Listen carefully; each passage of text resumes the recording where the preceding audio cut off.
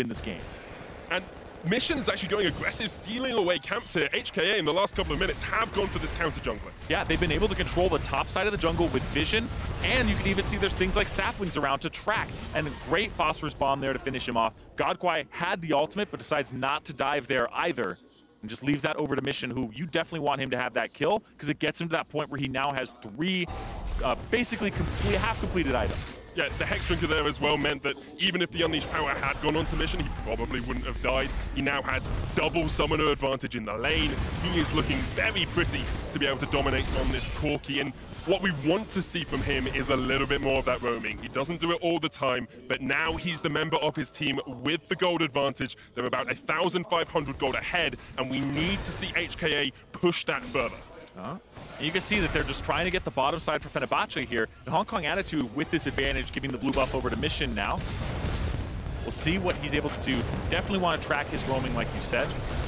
But as he goes for that, it's just a bottom lane play here with Japone having all of his summoners and his quickness back up. Looks like they're just calling it off. So these small windows of opportunities.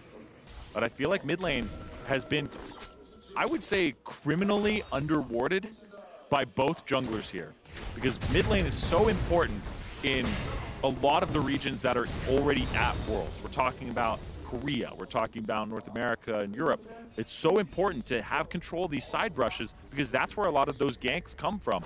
Even just having a pixel brush with a control ward is so important, and right now I feel like both teams have been playing blind when they don't have to.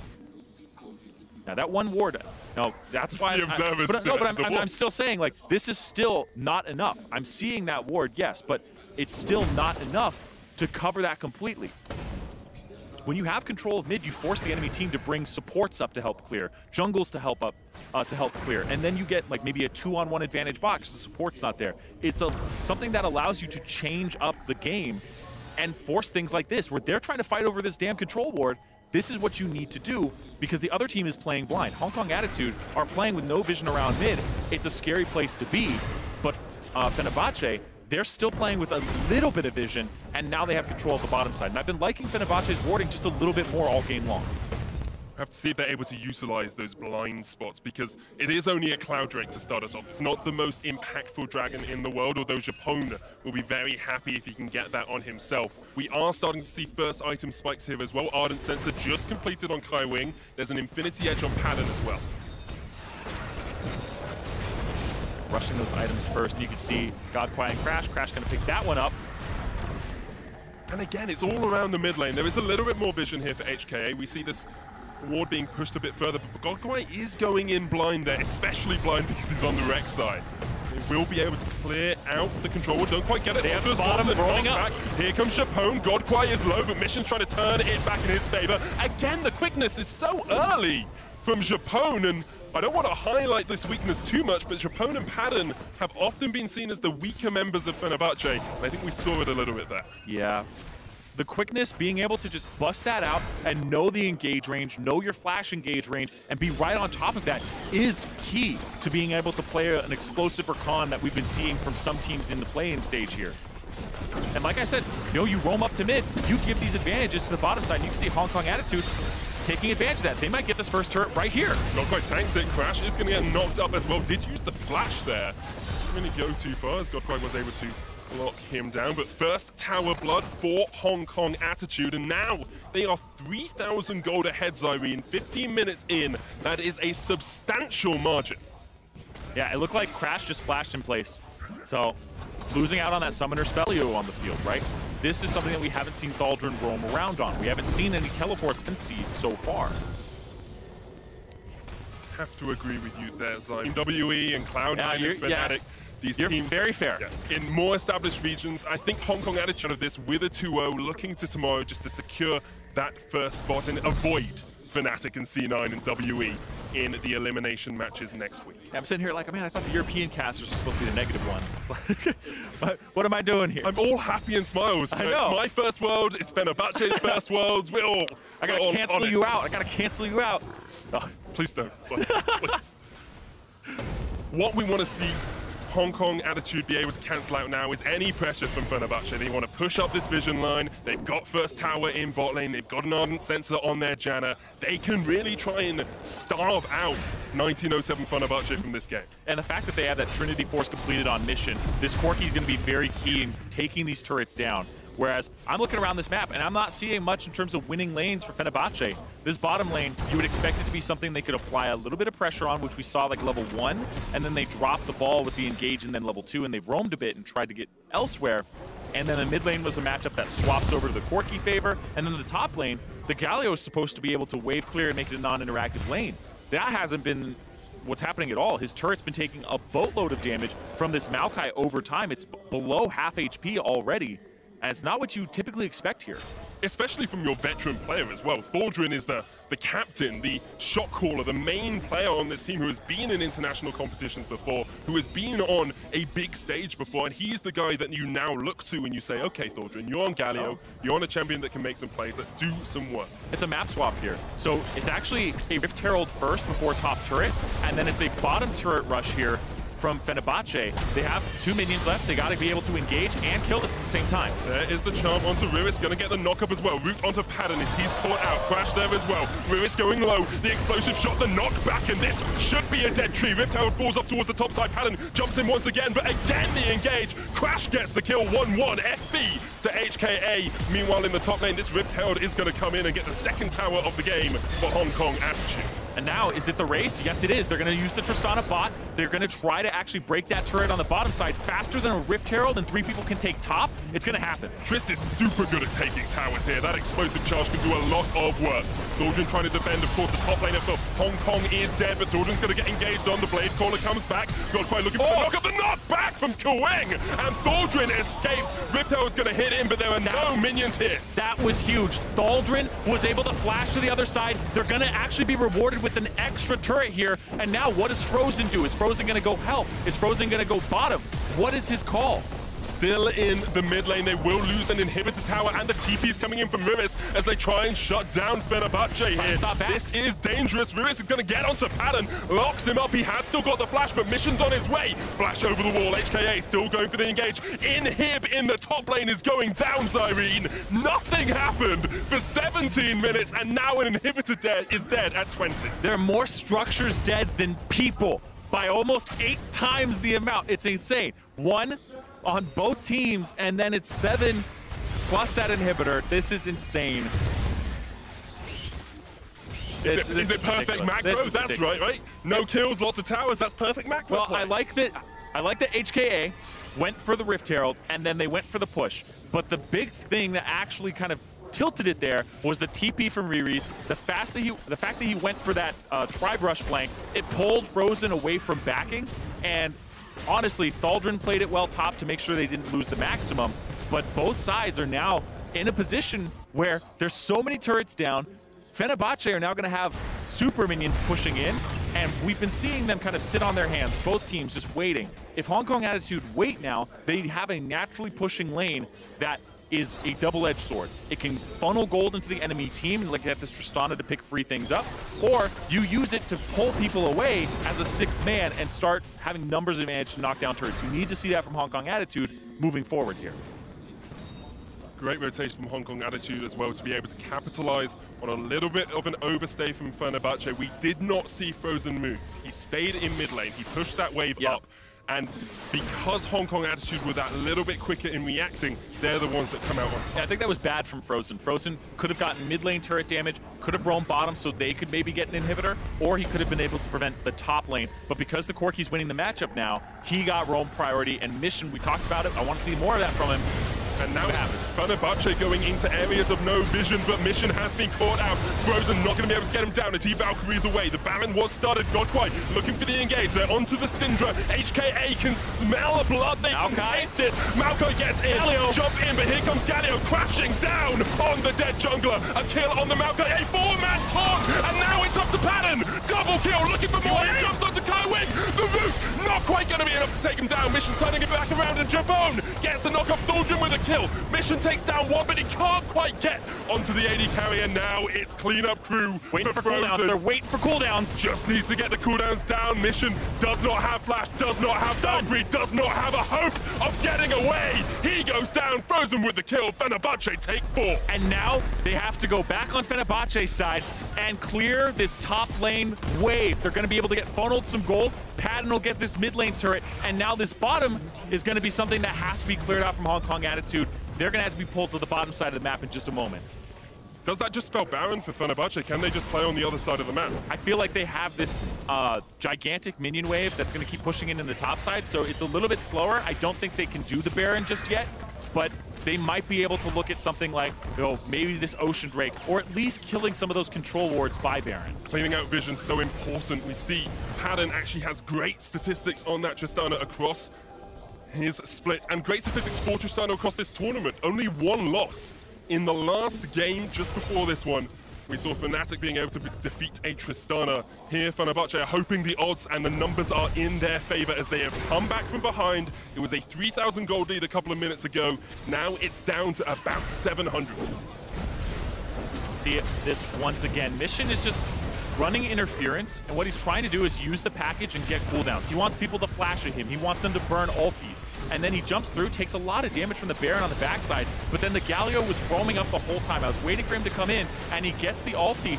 But even though Crash dies, it delivers him to a perfect position, and now Fenerbahce, like you said, might set up the Baron here. Unified is all the way down at the Ocean Drake as well. 5,000 HP on that Baron. Fenerbahce are going to disengage. I don't think they knew it. Can't quite get where they want to be. Maybe there's no vision for them down there, so they didn't know that the Xayah was not with her team. Yeah, I don't think they knew that he was there, and then he shows mid, and they have mid priority. So they'll take this turret as kind of the reward for the macro there, and Fenerbahce kind of called on that bluff of actually the Baron.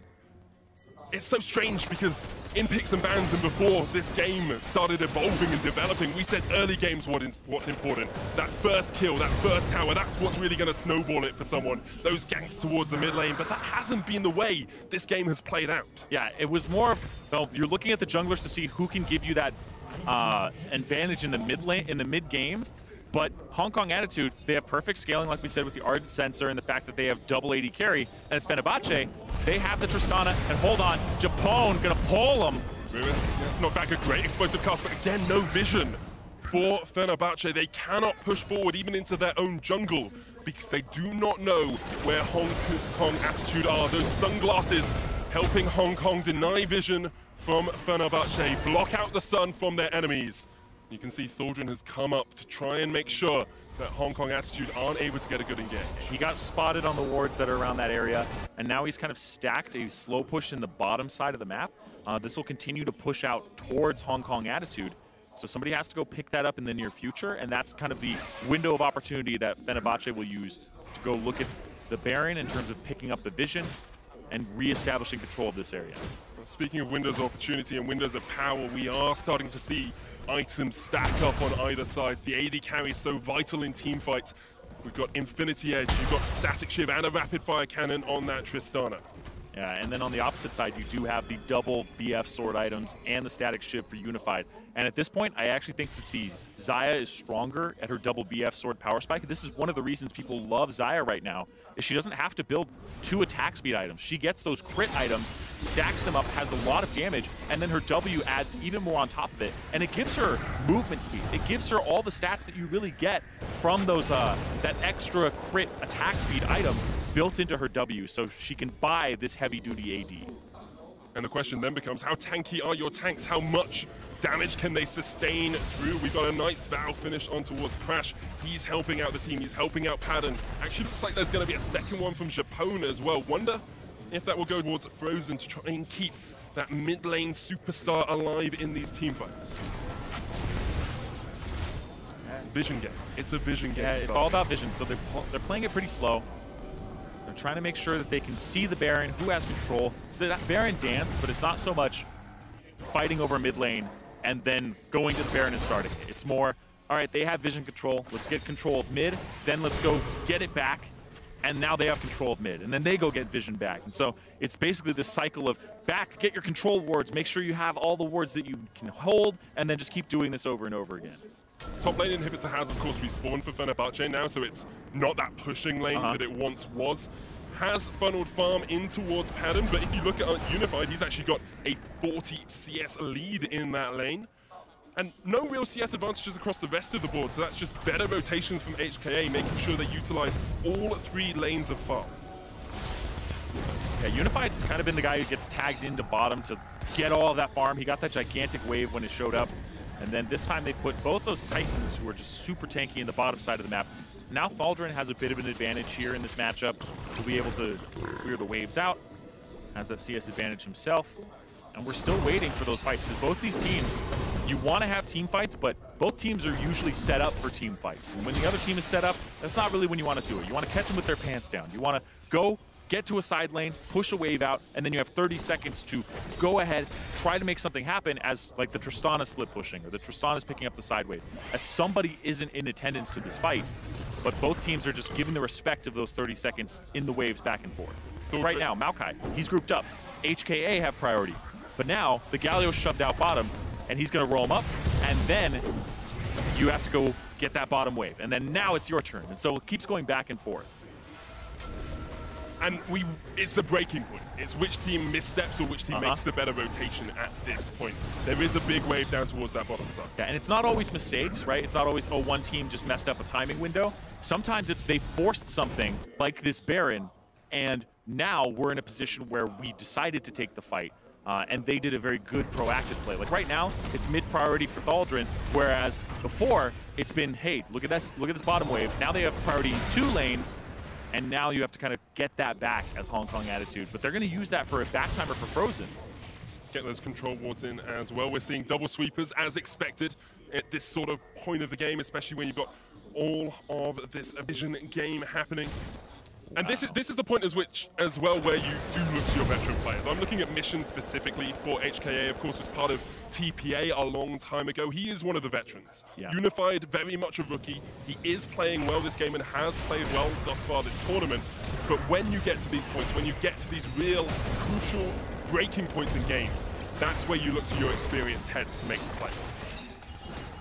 See if Mission's able to pull something out, but he's kind of that backline Corki. I don't know if he's going to be packaging straight in. We're looking for things like Riri's to get in there. And Hong Kong Attitude, if you keep pulling this Maokai to the bottom lane and then give him like a 30-second window to engage, he doesn't get much time, because you look at the rest of the Hong Kong Attitude squad, they're really waiting for you to pull the trigger. The Corki doesn't want to engage, the Xayah can't really, and she's most effective when kiting backwards, and the Janna's the disengage.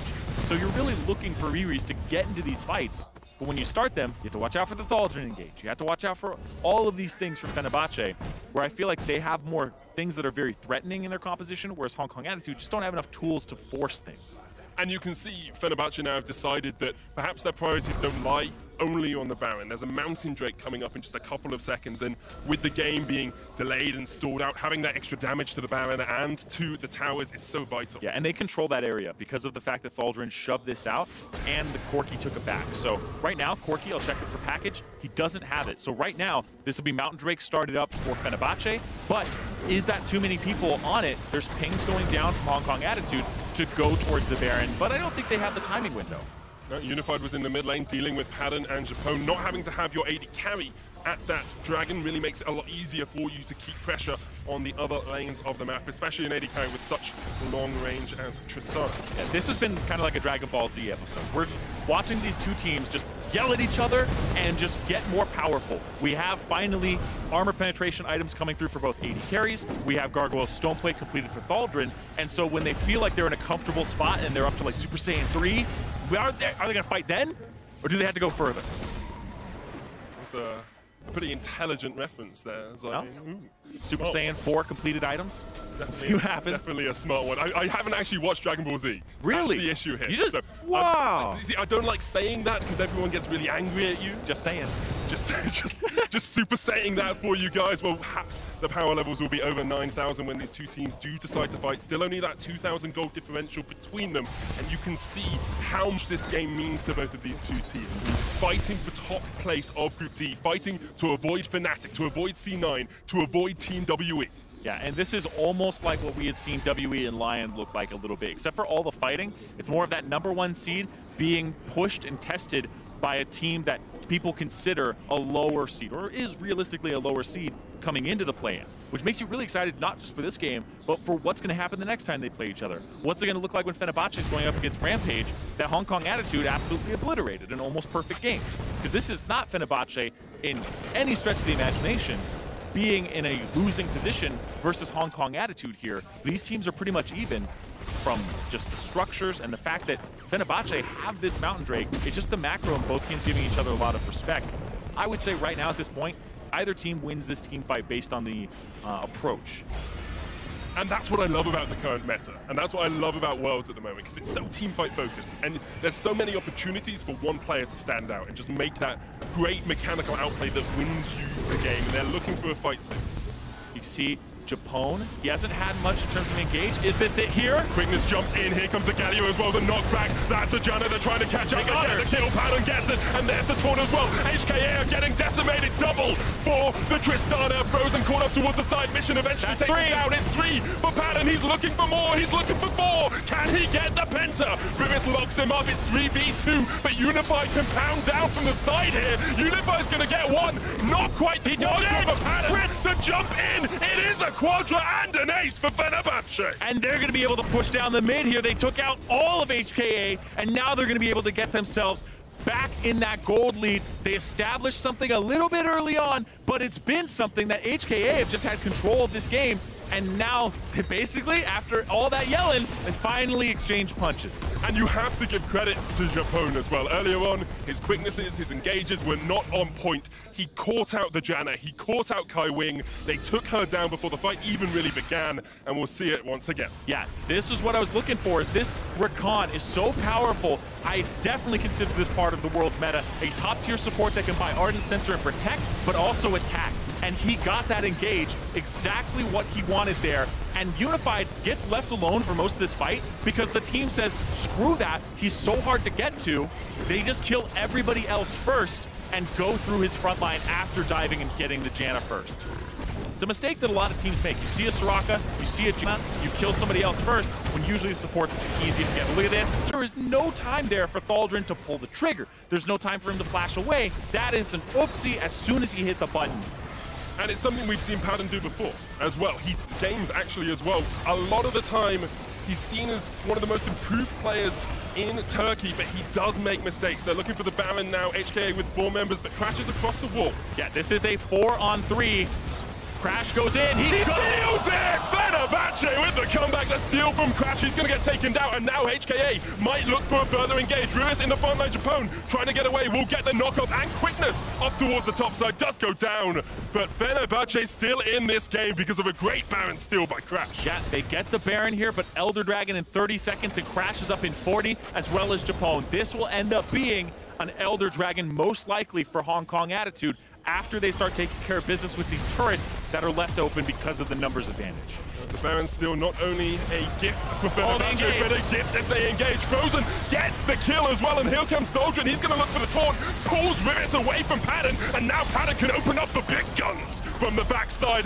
Thaldrin's going to jump in once again, a great blade caller back as Unified tries to get some damage down of his own. Pattern, don't jump in. We've seen you do it. There's the Featherstorm. He jumps away. Pulls him back. He pulls Rivis. He knocks him away as well with a buster shot. Pattern can still do work. Thaldrin can't quite get the taunt off. Unified will survive. And Fenerbahce are able to defend that tower. They're going to make a liar out of me because that Elder Dragon is now up in the air. God Kwai low, Mission dead, Riris dead, and it's just Frozen gone for the side of Fenerbahce. Let's quickly look at Summoners because there's going to be another fight soon, and it's so important what flashes are up. Unified does not have his, nor does Pattern. Frozen's is up soon. Japone, though. Japone is the one I'm looking at here because his engage from before, he's been how Fenerbahce has been getting into the lead of this game, and now they find themselves in a deficit once more. Is it another steal? No, it's not going to go. God Kwai's not going to do it. God Kwai does not have the Longzhu experience. Doesn't know, he's not Crash. He doesn't want to go for it. It's really just a one buff anyway, but right here, it's just trading 1 for 1. High Wing, little late on that, but also at the same time, was it going to be enough to save anyway? You have Mission going way too far forward. This is the carries with, mind you, ample frontliners just going way too ham My heart was in my hands at that moment as Paladin jumped back. Yeah, and he actually got just barely out of the range of Unified's Q there, I believe, which was following up in damage. And now you have some members of Fenerbahce with Elder Dragon and the Baron buff, and now they find themselves with an 800 gold lead and pressure on the map. You've got top lane towers still up for them as well, and a massive wave in the bottom lane. Does mean that Mission will deal with it, but just having the ability to pull Hong Kong attitude around the map is so vital for Fenerbahce. It looked perhaps dead and gone for them at that Baron, but they are straight back in this game. You can feel the tension. I know. You can cut it with a knife here, Zyrene. I'm just waiting. If I were going to cut it with a knife, I'd put that butter on some crumpets. As an Englishman, perhaps Fenerbahce would be looking to get some delicious desserts as they start to take down these towers one by one. A 2,000 gold lead for them now. You can see HKA do not want to fight while that Elder Drake and the Baron are still remaining. And that just allows Fenerbahce to take whatever they want on the map. So far, it's just been outer turrets. And remember, they have that naked inhibitor on the bottom side of the map for HKA. When Baron isn't alive for a very long time, this is a point that you could siege and just push down and force Fenerbahce, or force Hong Kong Attitude to answer. And it hasn't been a point that Fenerbahce even want to go towards. They just keep putting Thaldrin in the side lane, and he never really has reached that inhibitor. Both AD carries at 5 items. In fact, Padden has sold his boots to get that 6th item. Phantom Dancer completed. Bloodthirster there as well. It's been pretty bloodthirsty already this game. I'm not sure he needs any help at all. Knight's Vow from Crash aiding him. Japone hasn't actually used his Knight's Vow on anyone as far as I can see. Would like to see that going over to Frozen just to help out a little bit more. You can see not the biggest advantage taken off that Baron by Fenerbahce, but 3,000 gold is nothing to be sniffed at. Yeah, sometimes people actually get their Knight's Vow overwritten. If your Knight's Vow giver dies, the other one can put it on that person. So it could have been that type of situation, or Japone just hasn't used it, and that's an oversight. So Unified was just stunned up. He's used the Mercurial Scimitar now. He needs to be very careful as to how he approaches this lane. Thaldrin's up towards the top side of the map, of course, has that ultimate to join up. Miris is up there as well, and Fenerbahce want to join the fight. Looks like we do just have a pause coming out.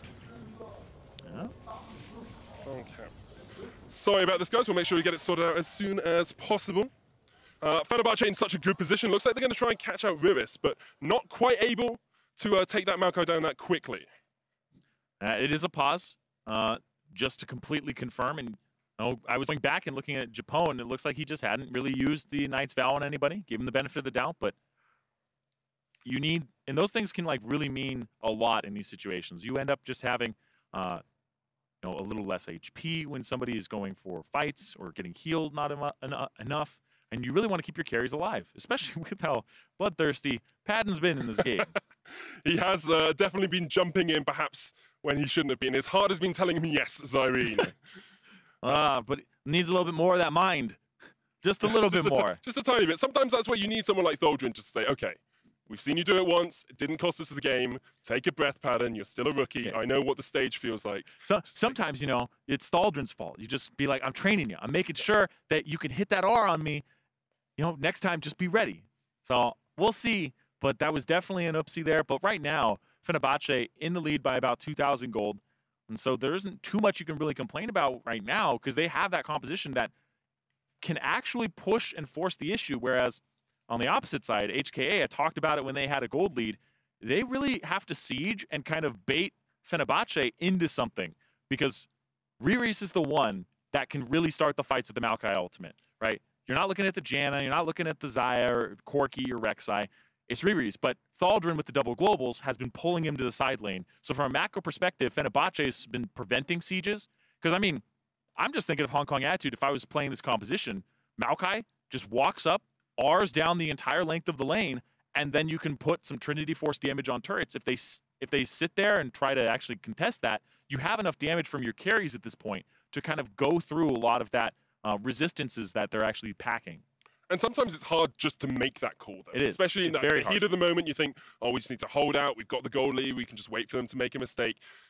It very much relies on a captain to take the stand and say, this is what we need to do. This is exactly how we have to play it. And perhaps Hong Kong Attitude coming in, representing the 3rd seed from the LMS, just don't quite have that level of experience, don't quite have those level heads that you need when you get into a compositional mismatch, as this one is. Fenerbahce, on the other hand, have been able to come back from behind. A lot of credit to Crash for that Baron seal, yes, and for them to be able to actually fight around it as well. Padden, after that one mistake, has positioned very well in fights. It's funny because Padden is 9-1-4, and everybody's just going to remember that time he jumped in. Like, it sucks to think about because you're like, man, that's what really leaves a lasting impression in your head. But he got the quadra kill before that, right? Or after that. Really, this guy has been doing a fantastic job in this game on this Tristana, and is a big reason as to why they're at this point, because he's been playing the team fights a little bit better. It's just that one mistake, but it's the one that's glaring. But it's super exciting to see Padden being able to step up as well, because he was one of the members of this Fenerbahce lineup that was looked at as a weaker member. Their bot lane specifically has been eyed up by analysts and said this is where you take the advantage against them. And to be fair, they haven't had an advantage during the early game. They went for like a level 1 and a wave push, and then engaged before they were level 2, even though they were going to hit level 2 first. And so everything kind of got reversed on them. They had kind of had to take the loss in the bottom lane, but then Japone went for a lot of engages that were questionable, and then he finally got 2 to 3 in a row that you're like, okay, erase that early game, and now you find yourself in a state of the game where they're in a lead because of a lot of what he was doing to get them back in and to be an aggressive player. Like, you look at the composition for HKA, man, wouldn't you just love to have a Rakan? This composition would love having that Rakan here. But the draft where they take it away after seeing the Xayah, this is put at wrench in that plan. And it's something we're going to see throughout the entirety. Absolutely. Rakan is so impactful, makes plays, and can build Ardent Sensor. It's all you really want from a support in the current meta, Zyrene. I want to just think about what Rampage are thinking at the moment as well, because they play Fenerbahce in our final game of today. They really struggled against HKA. Do you think they'll see opportunities against Fenerbahce that they might be able to crack into, to break into?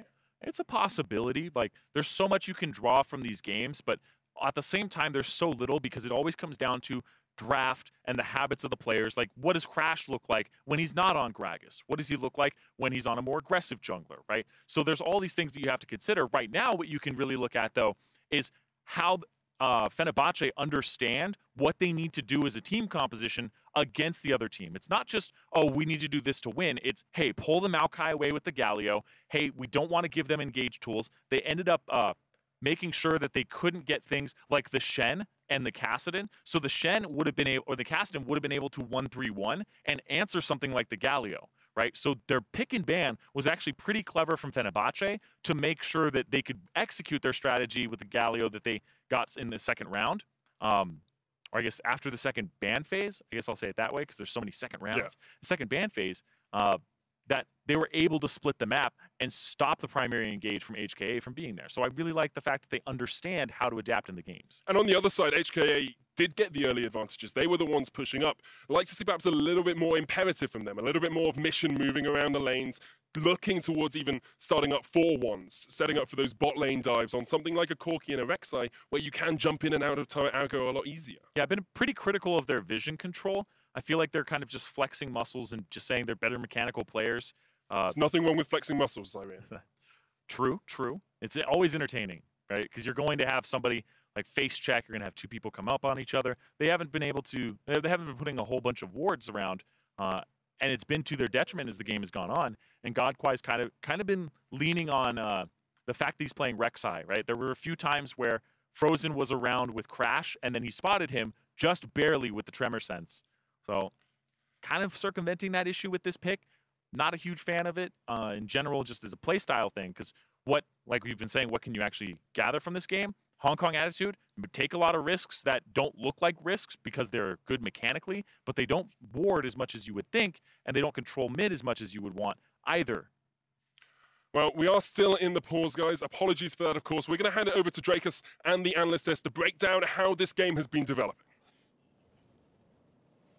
Thank you very much, Medic. Of course, we're not always your favorite people to see in the middle of the game, but luckily I have some analysts with some interesting insight. Maybe we can take a chance to break down the early game, look at exactly what is happening here between these two teams. Right, I think a lot of what we were saying about HKA is kind of coming true in this game. We were saying that the bot lane was a potential point of weakness for the side of 1907 Fenerbahce. That's also one of the potential strengths for HKA, so it's no surprise that, you know, kind of 2v2, that goes in their favor. They break that turret early on. That's where they kind of started getting the game rolling for themselves. Yeah, things were looking pretty positive for HK in the early game. They also had the rec side. They had a lot of options available to them. Just looking across some of the other options as well. Running a Janna after quite a few of the supports were banned away was a little interesting because the fact that we're seeing slightly less of a priority on this Alistair as an answer to Rakan is something that I just noticed as a slight shift. But it felt like that they wanted to go for more of this Peel style. They also had the Maokai as an alternative form of engage. But in terms of the early game, everything was looking pretty good for HK. Ultimately, it felt like once we got out of the early game, though, things really started to slow down. It did not feel like HKA were quite as comfortable as they were against Rampage to just snowball any kind of lead.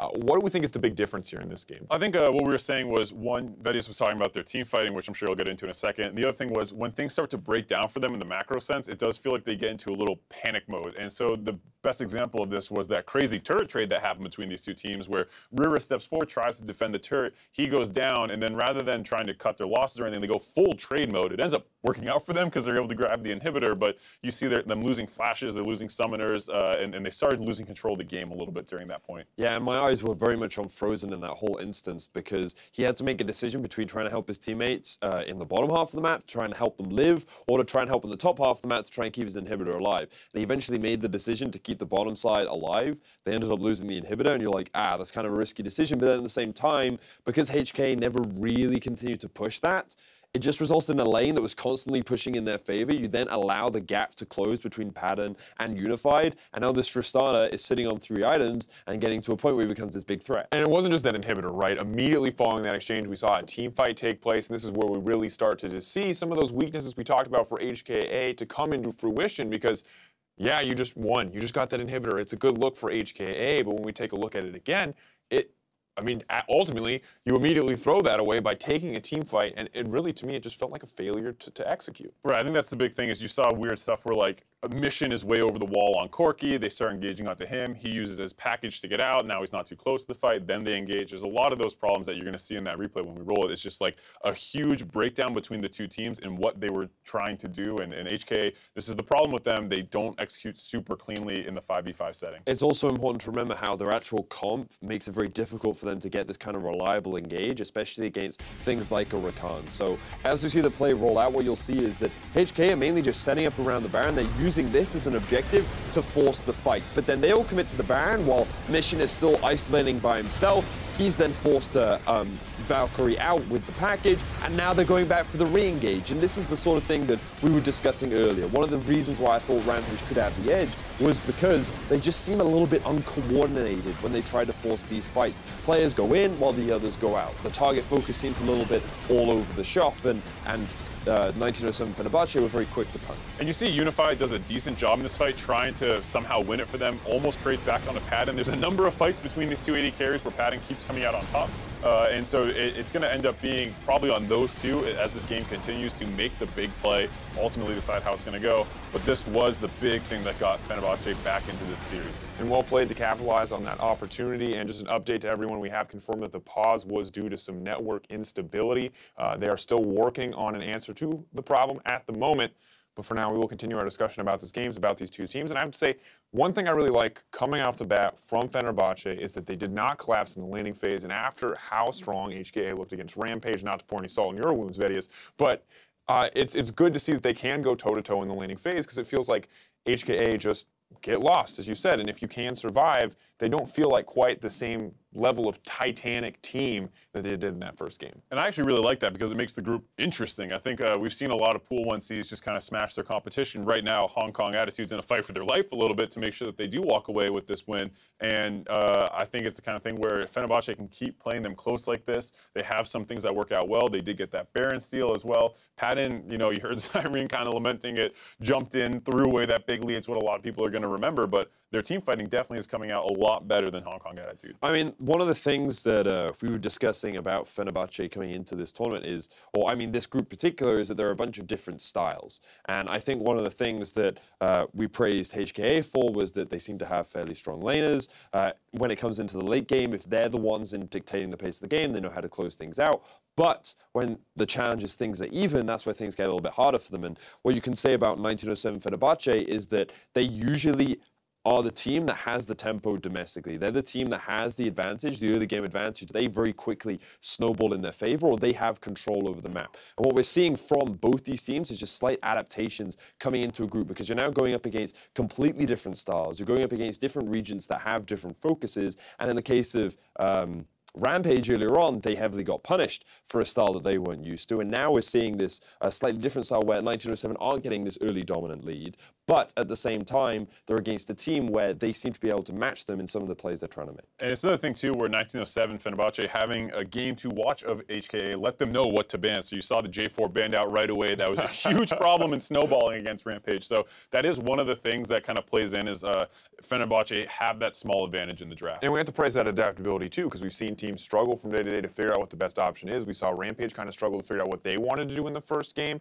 but seeing Fenerbahce take the information from that game, use it into their next game. And the other person we have to praise is Crash. He's coming into this team. There's a communication barrier here. There's a lot of struggles. But when you have those single moments where Tristana leaps in a little bit too aggressively, he was there to back the team up. He was there to steal that Baron away. And ultimately, he is keeping them in the game right now. So regardless of anything else, he has been a positive factor, at least in the context of this game. And I was curious as to how he would perform coming into this game, because expectations were, from what I've heard, is that he's all about the early game. He's all about snowballing. He's trying to get these lanes ahead. He drafts himself to Gragas. You still have the ability to do that, but he doesn't try and force anything too hard. He seems to be going back to the style that Move was known for within 1907 Fenerbahce, and I think that right now he's synergizing pretty well with the team, which is great, considering that I imagine they don't have a huge amount of practice with him, and you're playing at Worlds for the first time. I think that's a huge point, just because he is not the problem, which is the big scary thing coming in with a new player. It's more that in the early game, Japone was missing a lot of those engages. He was really kind of feeling the nerfs a little bit on the recon changes, on the hitbox, on the quickness. So I felt some of those things can get cleaned up. Padden is also team fighting. Just don't throw the game away right there. Those are things that, assuming Crash continues to play decently well, the rest of the team can step up with him. Which is good, because I think ultimately when we look at the pressure on his shoulders, right, when you look at the impact that he's expected to have, you ultimately expect him to be a deterrent. Him performing well is a good start. And you have to think for the team, they're terrified. For Move, he's terrified. His team is up there playing without him because he can't get in. He doesn't have that visa. And you have to wonder if everything just falls apart here, if this, unfortunate circumstance takes everything down. But the fact that the team is still performing, I think, once again, just remains a huge positive point for Fenerbahce, that they aren't horribly affected by this unfortunate circumstance that causes that emergency substitute. And I think now we're at a point in the game where I believe 1907 Fenerbahce are the ones applying pressure to the opposition. The last thing I remember is a Syndra stun in the midst of about to hit a Maokai. So, to me, it felt like the game state was still very even between the two teams because of a few risky plays being made by the side of 1907 Fenerbahce. Yeah, both teams having some risky plays. The Baron Seal going over, that leads into that Elder Dragon that they have. So there is a moment of power here, but the gold lead's super, super close. And that's why it does feel like, with both Unified and Padden being the main damage dealers right now in their team compared to the rest of everyone, it's going to come down to which of them doesn't die in a team fight, because both Maokai and Galio can lock down a member if they find their target. So from with what we've seen so far, who do you think is the safer bet when it comes to deciding a team to come out on top in this game? I feel like Hong Kong Attitude have been on the back foot a few times, but also Padden has been a little unpredictable, been a little bit too forward a few times. Can you reliably, do you feel like this is a reliable prediction to make? Is it really okay to ask me to make predictions? Hey man, we're forgive and forget, You're welcome to say whatever you want now. But to be fair, I mean, you completely gave up on Rampage at the first sign of struggle, so yes. I'm wondering now, Given the current game state and how the majority of fights have been going, I would hedge my bets on 1907 Fenerbahce.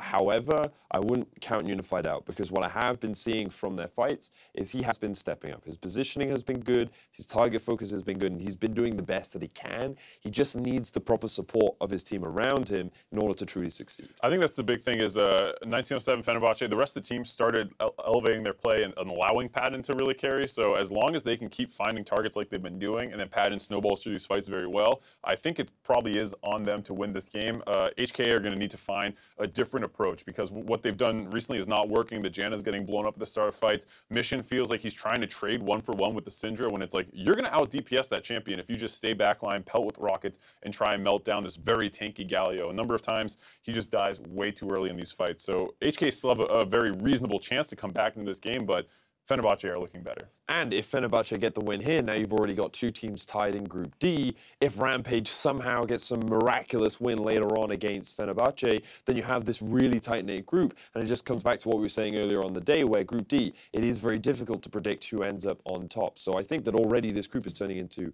quite an exciting one. All right, well, unfortunately, I do have an update for you. It's vaguely positive in the end, although unfortunately, due to the connectivity issues, a few players did end up dying. The League Ops team is now attempting to chrono break the game. For chrono break, hopefully we will be able to get back to a game state pre-connectivity issues and get back into game shortly. But drawing back into the conversation at hand, I think the interesting thing to me is we talked a lot about this tournament. I think everyone did about Ardent Sensor and the impact that it would have in the game. And Janna, I think the quintessential Ardent Sensor support, I feel like we are starting to see some of the weaknesses in tunneling on the power of these champions. I think it's partly tunneling a little bit too much, because yes, there is a lot of engage on 1907 Fenerbahce's side, but also just not playing it very well, getting isolated out at the start of the fight, and then flashing into the rest of the enemy team as opposed to flashing out. He's died a couple times early on, when it feels like if the Rakan doesn't instantly blow up the fight, the Janna should be more effective as time goes on. So there's been a small issue there for me.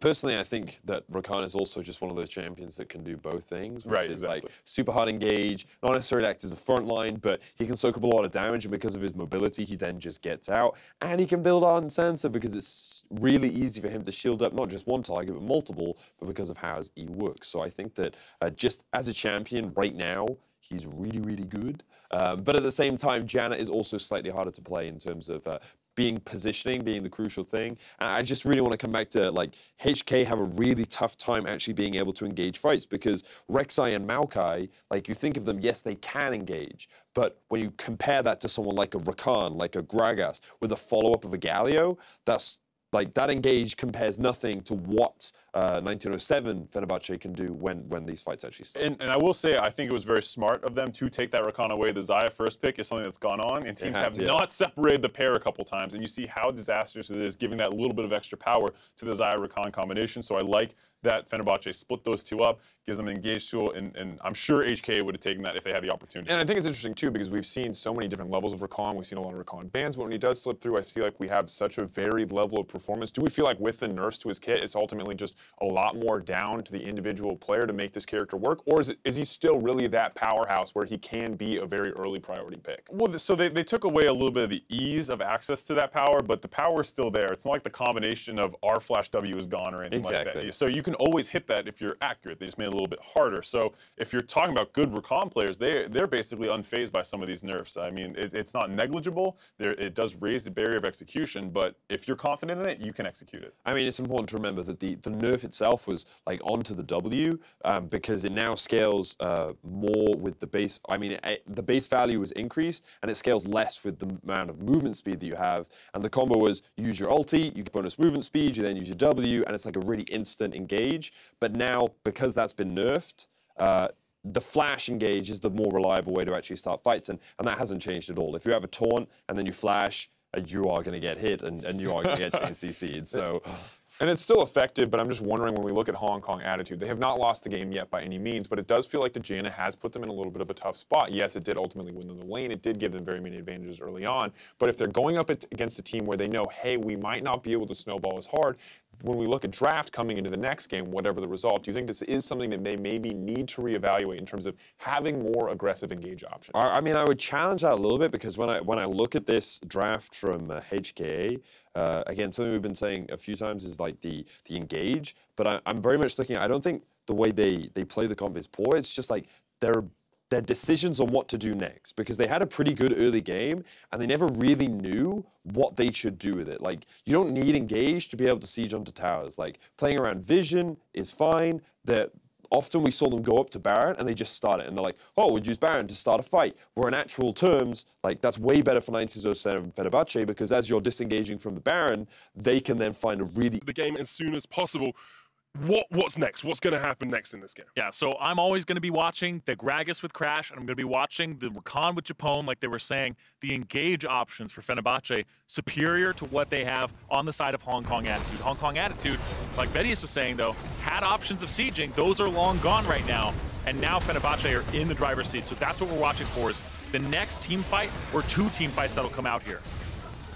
So Baron has just expired as well on Fenerbahce, so they don't have that advantage. No Elder Drake for them left as well. Somebody should be going bottom. There's this gigantic wave. There is no inhibitor turret. I'm just saying, this bottom lane has been open for a very long time. We're talking minute 20.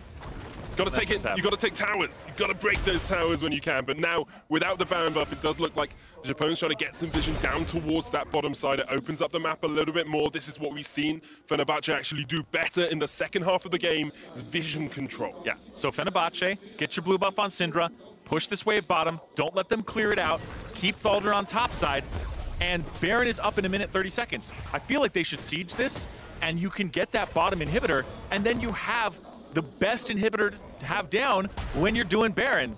What are you backing for, Pat? I don't know what he's backing for. He's full lineup. There's nothing to back for. I guess you can get some wards on that Eye of Oasis. Japone Yeah. duoing, and he needs someone to hold his hand. He's going to go red buff. As he goes back. Yeah. Going to go towards red buff. Baron is up in a minute here. This is where we really see these teams come into their own. Basically, the next fight wins the game, especially if Fenerbahce get it. If Fenerbahce get it, you push bot, you take the inhibitor, you take the game. If Hong Kong Attitude are able to win the next fight, they push top, they take the inhibitor, they win the game. We are in the final moments, the final minutes probably, of this matchup. And this is where it gets incredibly tense. It's just everything that's led up to these moments. It's all about what you do with them. What advantages you have, pretty much negated now. People are sitting at those 6-item spikes. Wave manipulation, prep, and how you play the fight is what matters here. And you've got 4 games to prove yourselves here in Plains. Or maybe 5 as you go. Not a lot. Not a lot at all. This is 25% of your wins if you take the victory. Crash, caught out slightly, take some damage. He'll be able to back away. Can get some regen up, of course, with that happy hour passive. Gives him some of his health back, clears out the way. Bot lane pushed up by Thaldr now. Fenerbahce have pushing lanes in the top, in the bot. Baron up in only 12 seconds here, Zyrene. They could try and just get in from the backside, jump across that wall. Tristana has such great range as well. Takes the Baron incredibly quickly. But still, Hong Kong Attitude are not giving this game up. They want their second win. They want to be undefeated in Group D. They want to avoid Fnatic and Cloud9 and Team WE.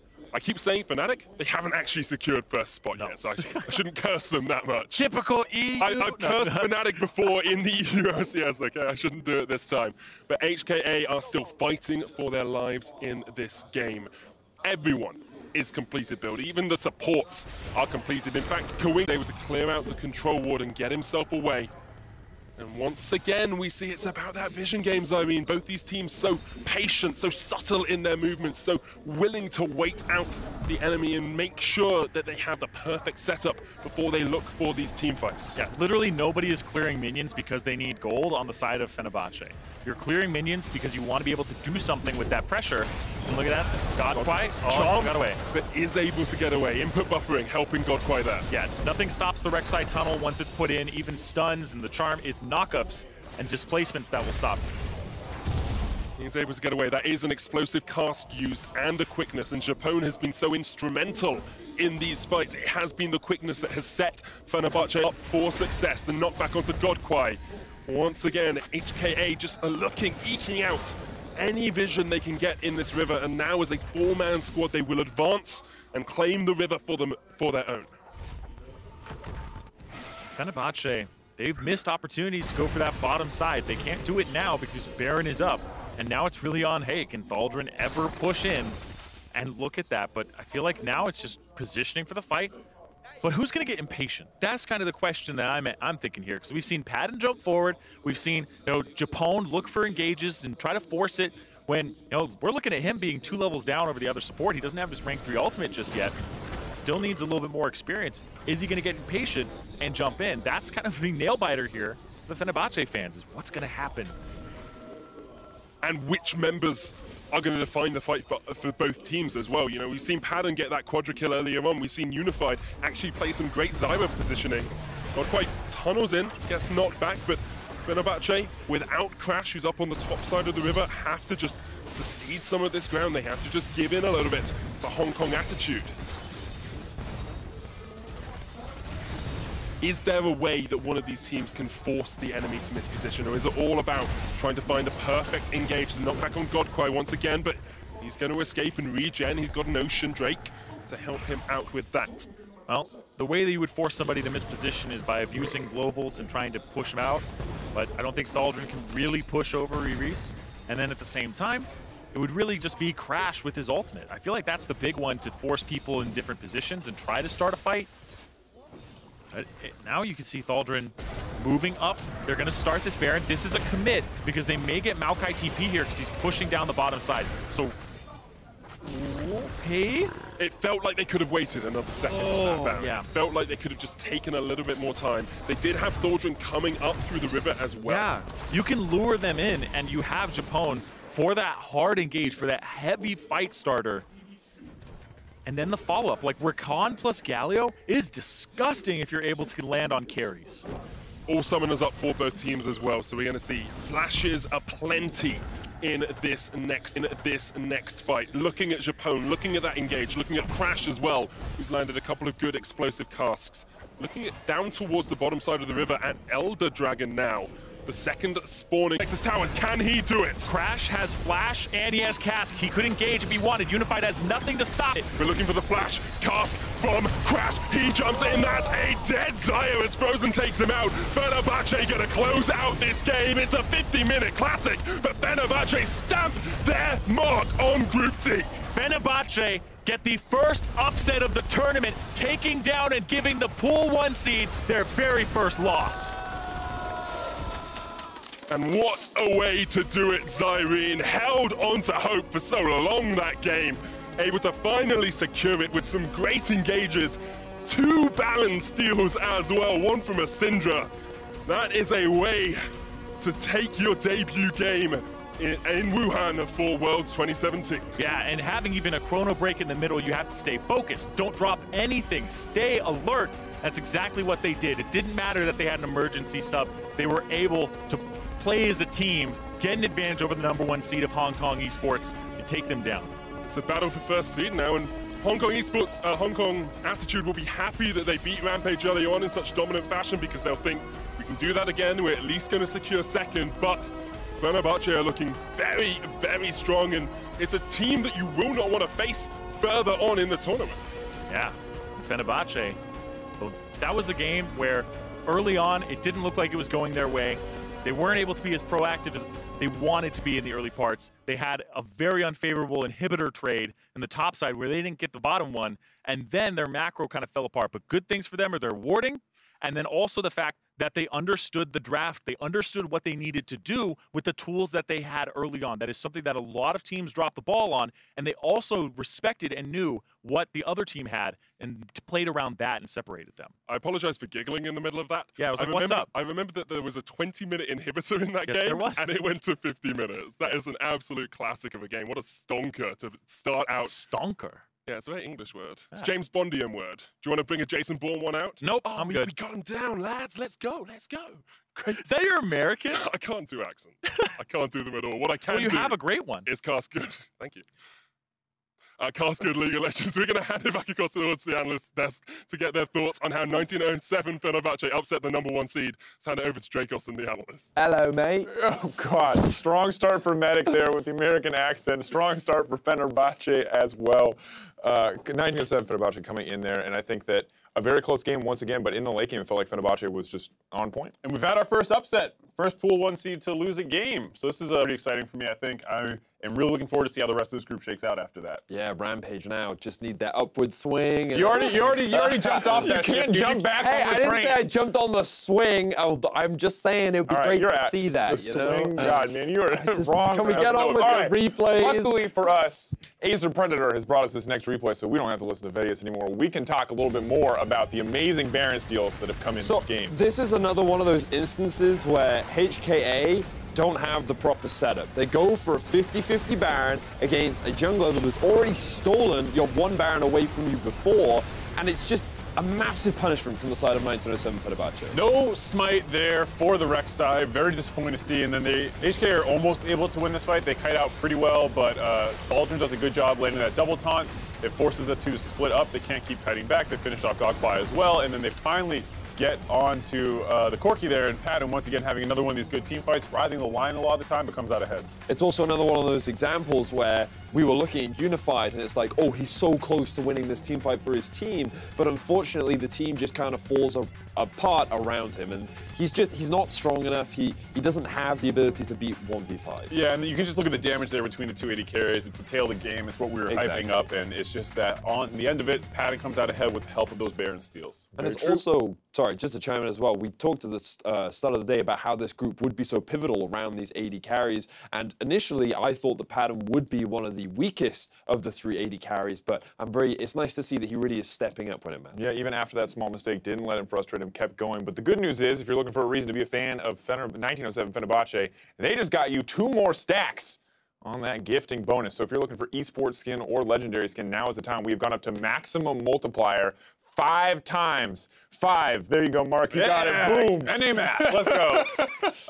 Yeah, I mean, that's probably some players' favorite team now after that. And overall, I think it's just really exciting that they were finally able to win. And it was such an exciting game overall as well. The pause, trying to take it down a little bit, but the rest of the game was great. I think the cool thing is, too, is when we look at this group once again, now it's poised for anybody to take it. As you said, the first seed getting taken down. Crash really making an impact in this team, looking like an asset in a few of those later game team fights, is a part of the Baron steal, even though Syndra got it in the end. And overall, it does just look like this team is coming together much stronger than any of the other emerging regions so far. And for such a young organization to get such a big win, their first performance here at the World Championship, I think they can be pretty excited with how their day started off. And before anyone tries to harp on me about this, I am not selling my stock on HKA just yet. A couple bad Baron steals, yes, but if they were able to clean those up just a little bit, I'm still fine with them having some mediocre team fighting. Just get the Baron, and I'm all confident that they will still end the group number 1. Mark Z doubling down. Well, up next, Young Generation try to end the day on a win as they face Fnatic. But before we get Game 5 going, Fish took some time to interview the victorious top laner. Hey guys, I'm here with Thaldrin after an impressive performance there. That game went forever, but before we break it down, I want to get your thoughts on going into the match. You went up against the Pool 1 seed Hong Kong Attitude. What were your thoughts going into the game? Actually, our expectation was winning the game because we want to compete at the first place in this group. So we want to make sure that we will advance to the next stage. So we want to complete at the first place. So we wanted to win. Well, you guys did pick up a victory there today, and that was after Hong Kong Attitude were able to pick up a near-perfect game against Rampage. Let's get straight into that match. It was long, it was neck and neck, and there was a pause in the middle in the dire situations of the game as well, right before it ended. What was going through your mind during that pause, and how did you guys, fight through that mental fortitude to get yourselves back in the mindset of the game? Actually, I can say that everyone was focused on winning the game, so the pause didn't cause any issues with us, but we were just trying to figure out how we can close the game. Should we wait for the Nash, or we should dive them in team fight? We were trying to figure out what we should do, and once we figured it out, we just applied the plan and get the victory. Well, you guys were able to pick up that victory finally after taking down arguably the favorites coming into this group. How confident are you going into day 2? I can tell that we are pretty confident, and even before coming here, even before playing with HKA, we were pretty confident. That was the group that we wanted to face to complete the group stage at the first place. So, we just want to win all the games and advance to the next stage. Well, hopefully you're able to do just that. Best of luck. You still have one more match later on against Rampage. We're going to go into a very quick break. We're back with more action shortly. Frozen too aggressive. Good flash away from Frozen, but Godquai's going to follow him up, and here comes Mission. They're looking for the first blood, the heal. Frozen dodging around. Unleash power, the phosphorus bomb to the face. Rivis locks him up. It's 3v2, but Unify can pound down from the side here. Unify's going to get one. Not quite the dodge from a Patton. Crits to jump in. It is a quadra and an ace for Fenerbahce. Baron was started, Mission knocked in. Patton is a godlike. Godquai chase up towards the side as well. The no, Patton! What are you doing? That's not where you want to be. Agora, com quem fica, vai tentar entrar por ali. Double crash! And it's the backline that are dishing out for DPS. Pattern jumps in. A double Fortress Starter, and Pattern is on an absolute tear this game. But Fenerbahce stamp their mark on Group D.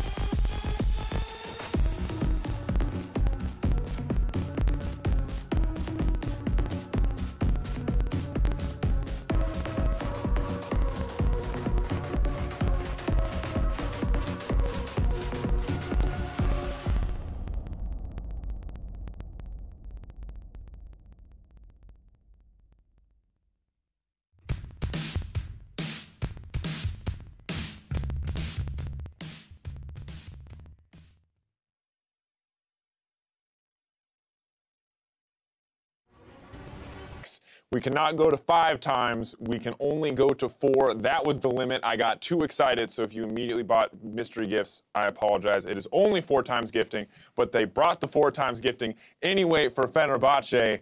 Now, however, back into the game, comparing performances so far from what we've seen against Chaos Land Gamers, young generation are definitely going to need to step it up here if they want to take a win off of Fnatic. Yeah, I mean, they had a good early game in a sense where they were able to build a lead based off those 2 picks. And then the problem was that it fell apart. The Syndra wasn't able to snowball, missing a lot of skill shots. The Renekton, Build Blade of the Rune King, wasn't actually able to convert that into anything as he was getting solo killed by the Cho'Gath. So I think they can potentially try and go fast again, but they need to execute better.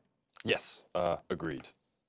Thank you. thank you, Vedius. So I think the other thing about Fnatic that is very concerning, right, is that one of the biggest weaknesses we noted for Fnatic, which was Broxah not playing aggressive enough in the early game. You were saying, what are the concerns for Fnatic? I'm like, they had a very convincing I game was saying, earlier. coming into the tournament, Got it. was That's fair, Broxah that's not fair. being an aggressive force. Yes. He was much more aggressive, maybe sometimes too aggressive, but do you feel like it is a positive change for him overall that he is playing more kind of an in-your-face style? For sure. I think Rek'Sai is almost the perfect champion for him too, because he's that hybrid between being an early game active jungler that can transition into a late game tank. I still have question marks around how this team will perform in the later stages, but right now, the best thing for Fnatic and Fnatic fans is that these guys are looking dominant so far in this group, and against Young Generation, you'd hope that they would continue that level of dominance and repeat a similar level as Cloud9 and W8. Another champion that I would love to see if Brox is actually going to be able to play is that Nidalee. KLG banded out against him, and while this champion that plays very, very aggressively, it doesn't have to necessarily gank a ton to do it. It can play in the enemy's face, and then transitions into a more of a team role later. So I wouldn't mind seeing if Brox actually picked that one up, or if that was just a kind of fear ban out of KLG. Also wouldn't mind taking Reckless and Jez's off a Zyra Khan lane. Yes. I think earlier on in the day, we have seen the power of this duo, and I think that you kind of want to stop giving those duos away. We may have noticed a trend. Like Xayah and Rakan turn out they're a really good bot lane. Turns out they give you a lot of what you want. But it's also just a matter of teams not giving the proper answer to it too. Like if you give it, that's fine. But just make sure that you have some response. Like we've seen Tristana Alistar be really effective. Some people like Thresh. Some people like Morgana. Like there are a bunch of different champions you can go for, but like Soraka, Janna, not really the optimal answer. You've learned that the hard way. I have. Right, I mean, like, if they're first rotationing Xayah and you take something other than Rakan in your first rotation on red side, that's fine, but very importantly, like Vedius is saying, make sure that you're grabbing something that's going to give you some pressure in that lane, as opposed to just, all right, well, the Rakan gets a free lane with the Xayah, they probably push us in, and then late game, they're both monsters. Exactly. And the thing about Young Generations, we did see them go with a very, very powerful draft. They know what they want to play around, so I don't know if they're going to get the same opportunities, Fnatic at least, in draft this time around, but the question is, what are Young Generation willing to give up if they want to go for more of those early game style picks?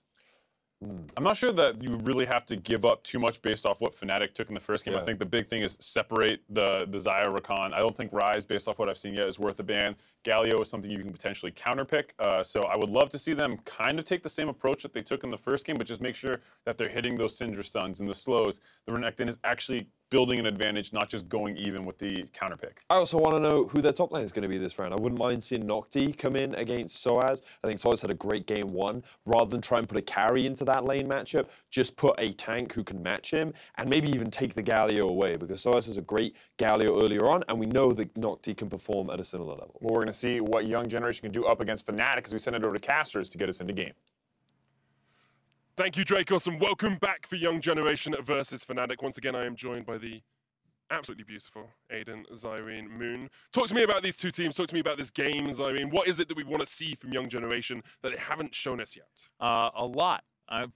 Basically, they played against Chaos Latin Gamers, and it was not convincing in the slightest. They ended up losing that game, and right now, Young Generation are not looking like, people were saying, oh, they play a lot against the Gigabyte Marines. They're from the same region as the Gigabyte Marines. It is a very far cry from what the Gigabyte Marines style is. They seem very passive. They didn't seem to be incredibly active at all. Even when they had things like a Renekton in the top lane, they were getting destroyed by things like a Cho'Gath.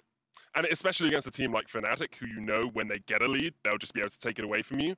You need to be perhaps a little bit more aggressive. I mean, GAM pressured an EU top seed before. They pressured G2. They were able to take games off them. That's what we want to see from Young Generation here. Yeah, you want to see them punching up instead of, missing and flailing around, because that's kind of what it looked like against KLS or KLG and Chaos Latin Gamers. But Fnatic, like you said, they look like a different beast coming in, the #1 seed from the European LCS, kind of looking on par with those other #1 seeds besides Hong Kong Attitude, and really just trying to take care of business here. And that's the scary thing about Fnatic is after their loss to Misfits in the semifinals, they said, all right, we're looking one game at a time, one match at a time. Who's our opponent across the rift? And if they're able to dismantle Chaos Latin Gamers, they'll be able to go into tomorrow topping this group and in a prime position to play a #2 seed in the elimination round. And they'll have just seen the Group 1 seed from Group D actually struggle. And lose a game. They won't want that to be a repeat performance. They look very good against Chaos Latin Gamers. In fact, I think only Broxer died in that game. He had 2 deaths,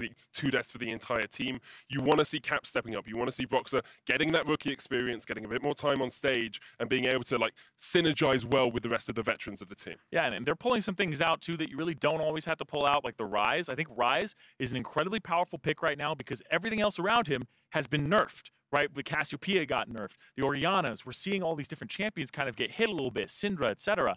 And so Ryze jumped up because he got a little bit of a buff, but even in spite of that buff, people just kind of augmented the skill order to 3 points in Q, 5 points in E immediately afterwards, and then going from there for the wave clear and building things like Abyssal Mask. So he is defensive and he can be that machine gun mage. So you didn't have to show that, but now you're seeing young generation already being like, no, we don't want to play against that, and that's something Fnatic could have kept a secret for a while, but I definitely feel like it's part of the world's meta and how it's going to develop. Yeah, we have seen it a couple of times over the last few days, so it's not too surprising a pick, especially since Caps loves Ryze. Like, he's always loved to play Ryze, no matter how ineffective it can be sometimes in his hands.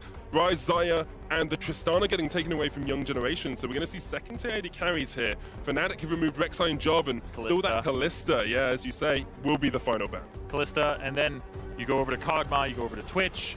There's a few other things. We haven't seen much Twitch here. AD Cannon. AD Cannon. Reckless has not played AD Cannon since Rift Rivals, where it was a resounding failure, in all honesty. Young generation not going for the Rakan, which we've seen so powerful, instead going for the Thresh as their support lock-in. Yeah, considered a counter to the Rakan because Rakan's W is a back-loaded cast time, so you move and then you go, and you can interrupt it very easily with the Flay and stop that from happening. But the Sejuani making it through for Broxah here, this is a champion that constantly is banned away, and with Fnatic banning away 2 other top-tier junglers, it kind of leaves Venus to go towards the Gragas, which he already played and wasn't that convincing on. It's going to be the Rakan for Jez's as well, something he's played a lot throughout the split, very comfortable on that as well. I really want to see how this next step develops, because my question is, do AD carries get left for past ban phase 2, or are you looking to lock them in here? It depends on how high your priority is on certain champions. Like, do you think Cho'Gath right now is something that you'd pick as young generation in the top lane because you don't feel like there would be so much to counter it? But I do feel like AD carry, if you're wanting to take it here, like a Varus, etc., then this is where you do it. That's an AD carry. That is an AD carry. Get your grading scales ready, boys. Oh, baby. I love that, because Big Koro is like this player who is known. He's like, yeah, I'm the aggressive AD carry. I'm the big man here. And he says, you know what, Reckless? I can take you on. You know what, best AD carry in Europe? I can take you down. I'm going to pick Draven. This has been something Fnatic have played against before, because of course Misfits have cracked out the Draven a couple of times throughout the split. It is going to be the Varus, as you said, for Reckless.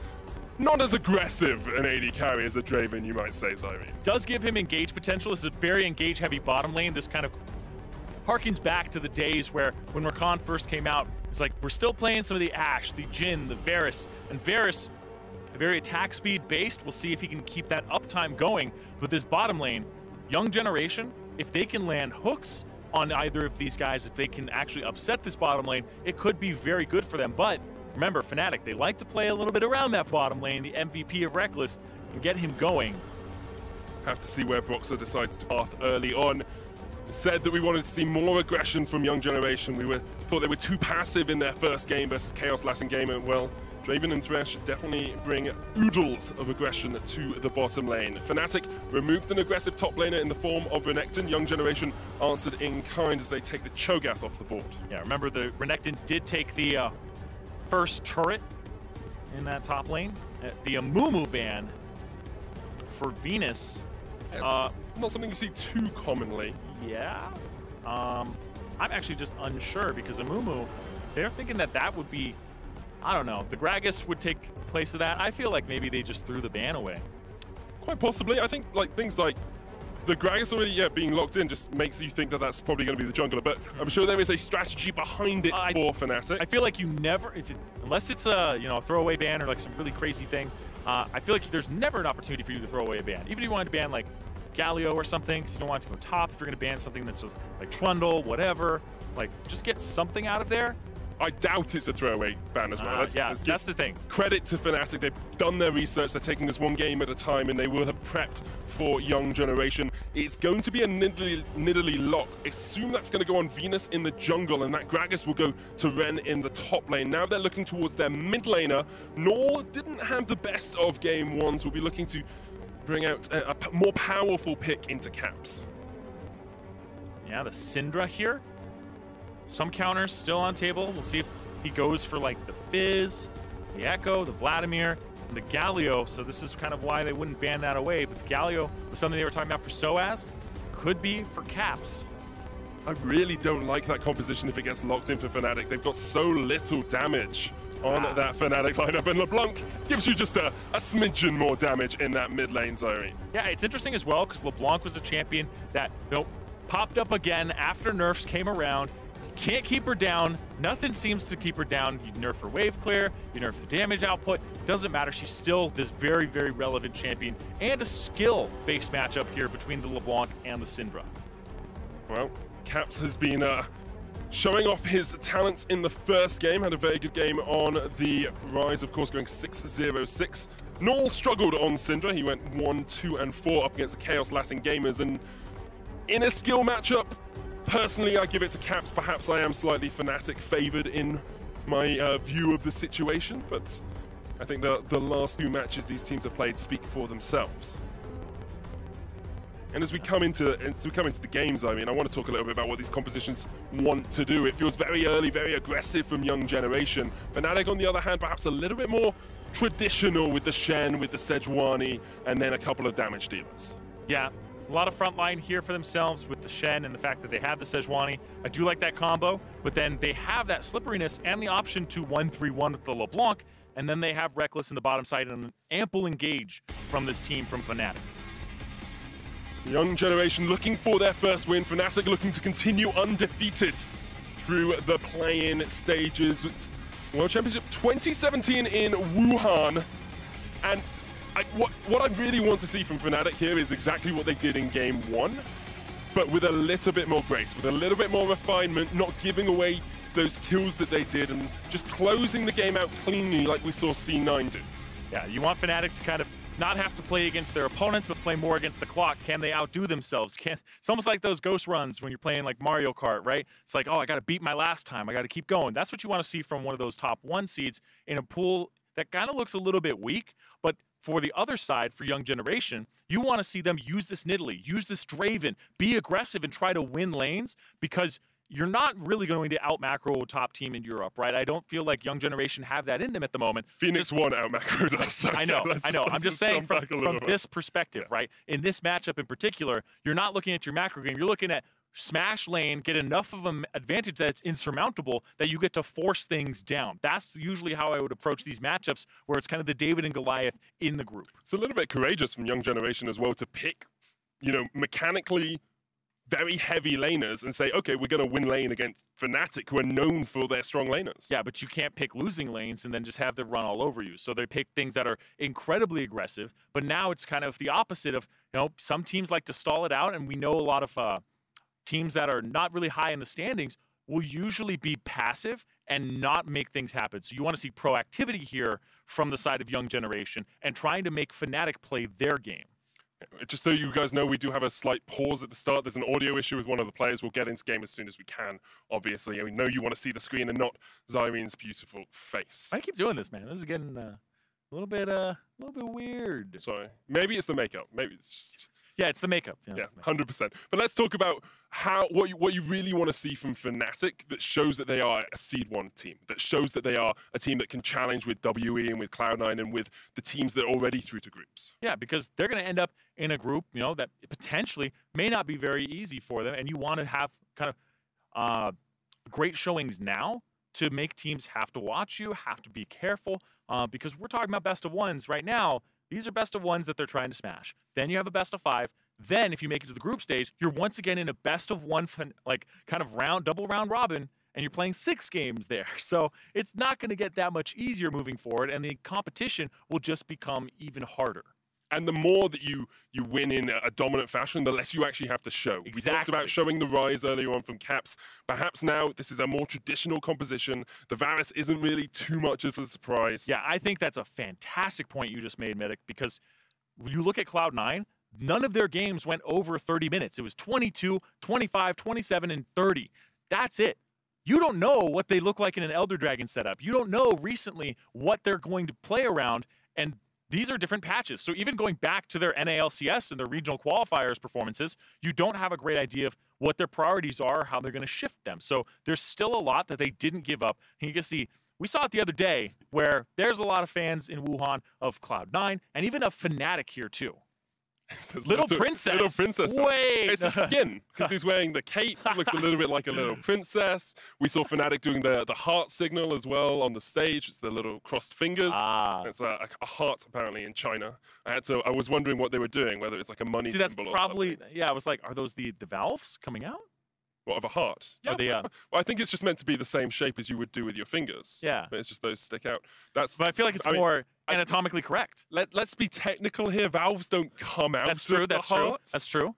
There's 4 chambers, and That's you've got true. 4 valves, and then I like you've got it. the I like pulmonary getting things- arteries and the aorta that come out. I and love getting veins. things intentionally incorrect. Intentionally Yes. incorrect. Yeah. Well, yeah. That's what I do when I'm casting as well. Just need more people to comment on it. Well, I like doing that around you because you'll correct me with all your medicine. It triggers me, in all honesty. Yeah, I triggers love me. it. And you know what else sometimes triggers me? What? Audio issues. Okay. They can be frustrating. Well, they're very frustrating. It depends on the issue as well.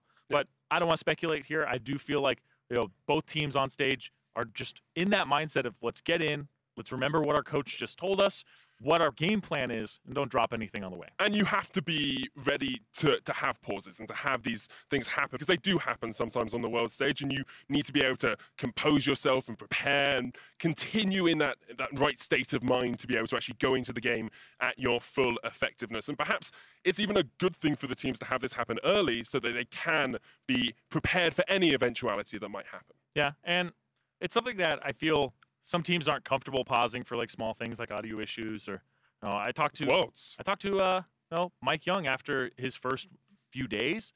He was like, my screen settings were wrong, my mouse settings were wrong, but I thought it was all in my head and I was just nervous, and he didn't want to pause because he didn't want to throw his team off their groove, right? So having a team and having a mentality of I need to make sure that I'm good first so I can help me so that I can help you and be in the game instead of having to worry about individual things is good, because it puts you in that right place to be a team player. And that's what we want to see from both these two teams as well. Coordination.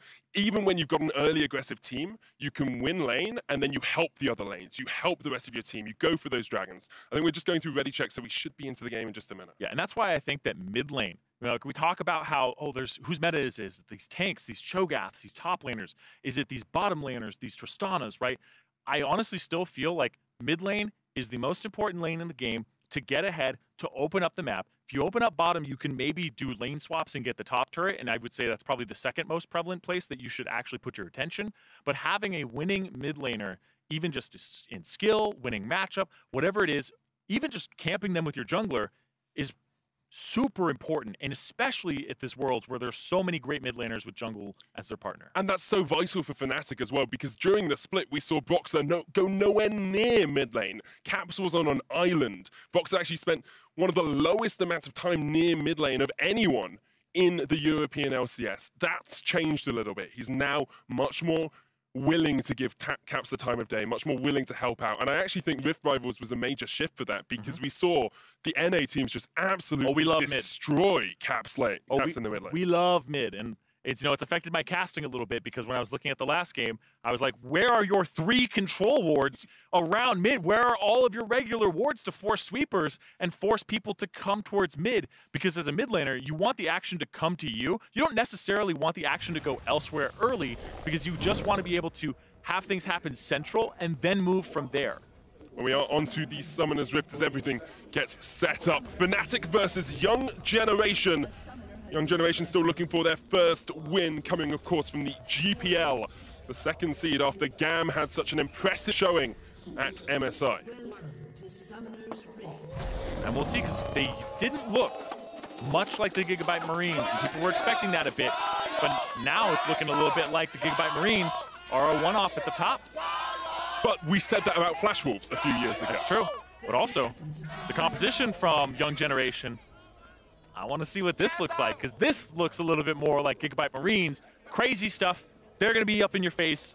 Venus isn't known to be that jungler who's kind of like taken after Levi, but this Nidalee gives him an opportunity.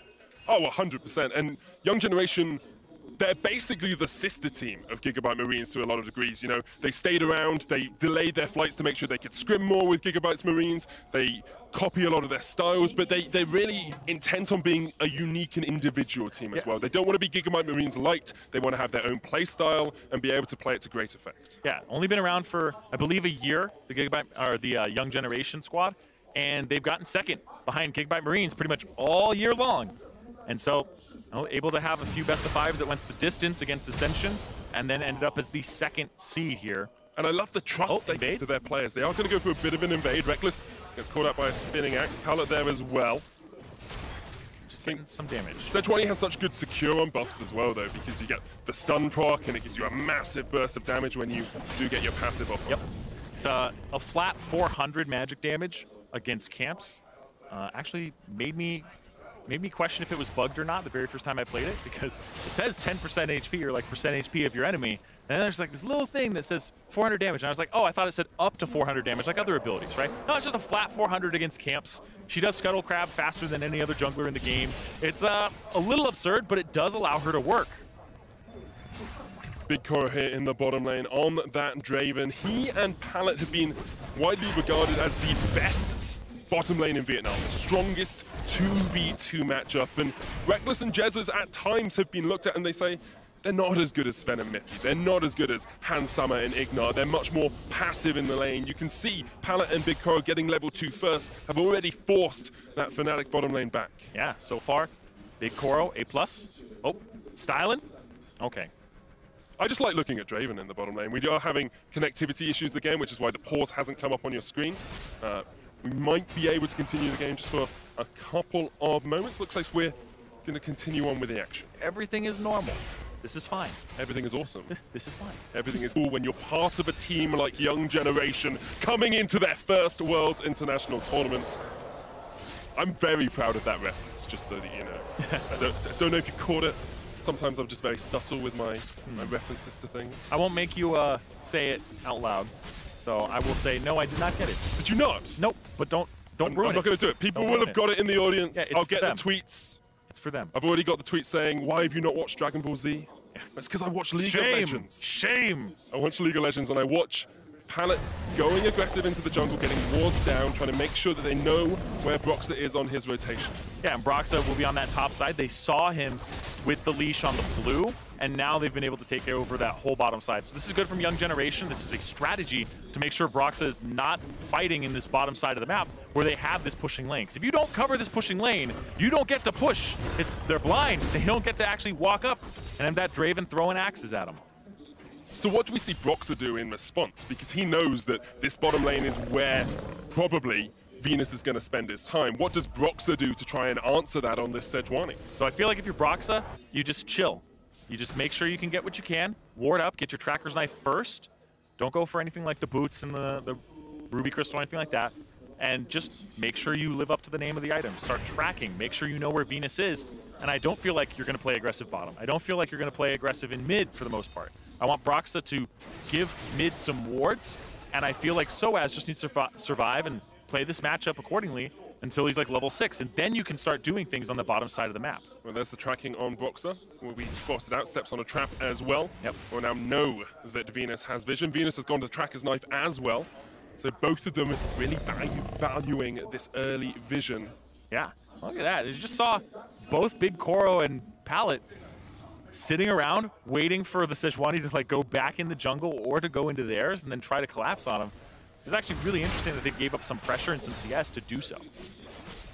1 CS or 2 CS ahead in the lane now. Reckless will be able to try and answer that, but is there a point at which Big Koro and Pallet can take over the lane, or is it just continued sustained pressure on towards Reckless and Jesus? So when you're playing Draven, there's 2 things you can do here. One, you let the wave freeze and push towards you. You have to set up the freeze though and understand wave manipulation. And the second thing you can do is you can just keep them under turret, get turret damage as much as you want, and then pull jungler down, try to 3-man the turret, and just do it that way. But it looks like he's not getting too much off here except on Jez. And I don't know if this is set. This is actually set up to freeze if he wanted it to, but he's not playing that way. He's going to keep going for thinning the wave and pushing and trading. So if you let it slow push, you give the enemy the advantage of trading because there's more minions that'll attack you. But if you just keep it underneath their turret and you keep this minion wave thin, then you get more opportunities to trade and have a favorable minion wave.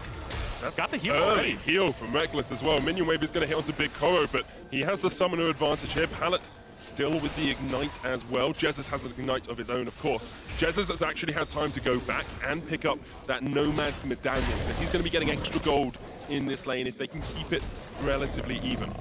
And I feel like that's where some of this advantage is coming from, is the fact that he's able to stay even in that lane. And a little bit of that is top lane, actually. Looking at Soaz with that Tiamat already purchased, and he's winning this lane by a decent amount here with the CS and just the better mechanics and the better basics on last hitting. Two veterans fighting against each other.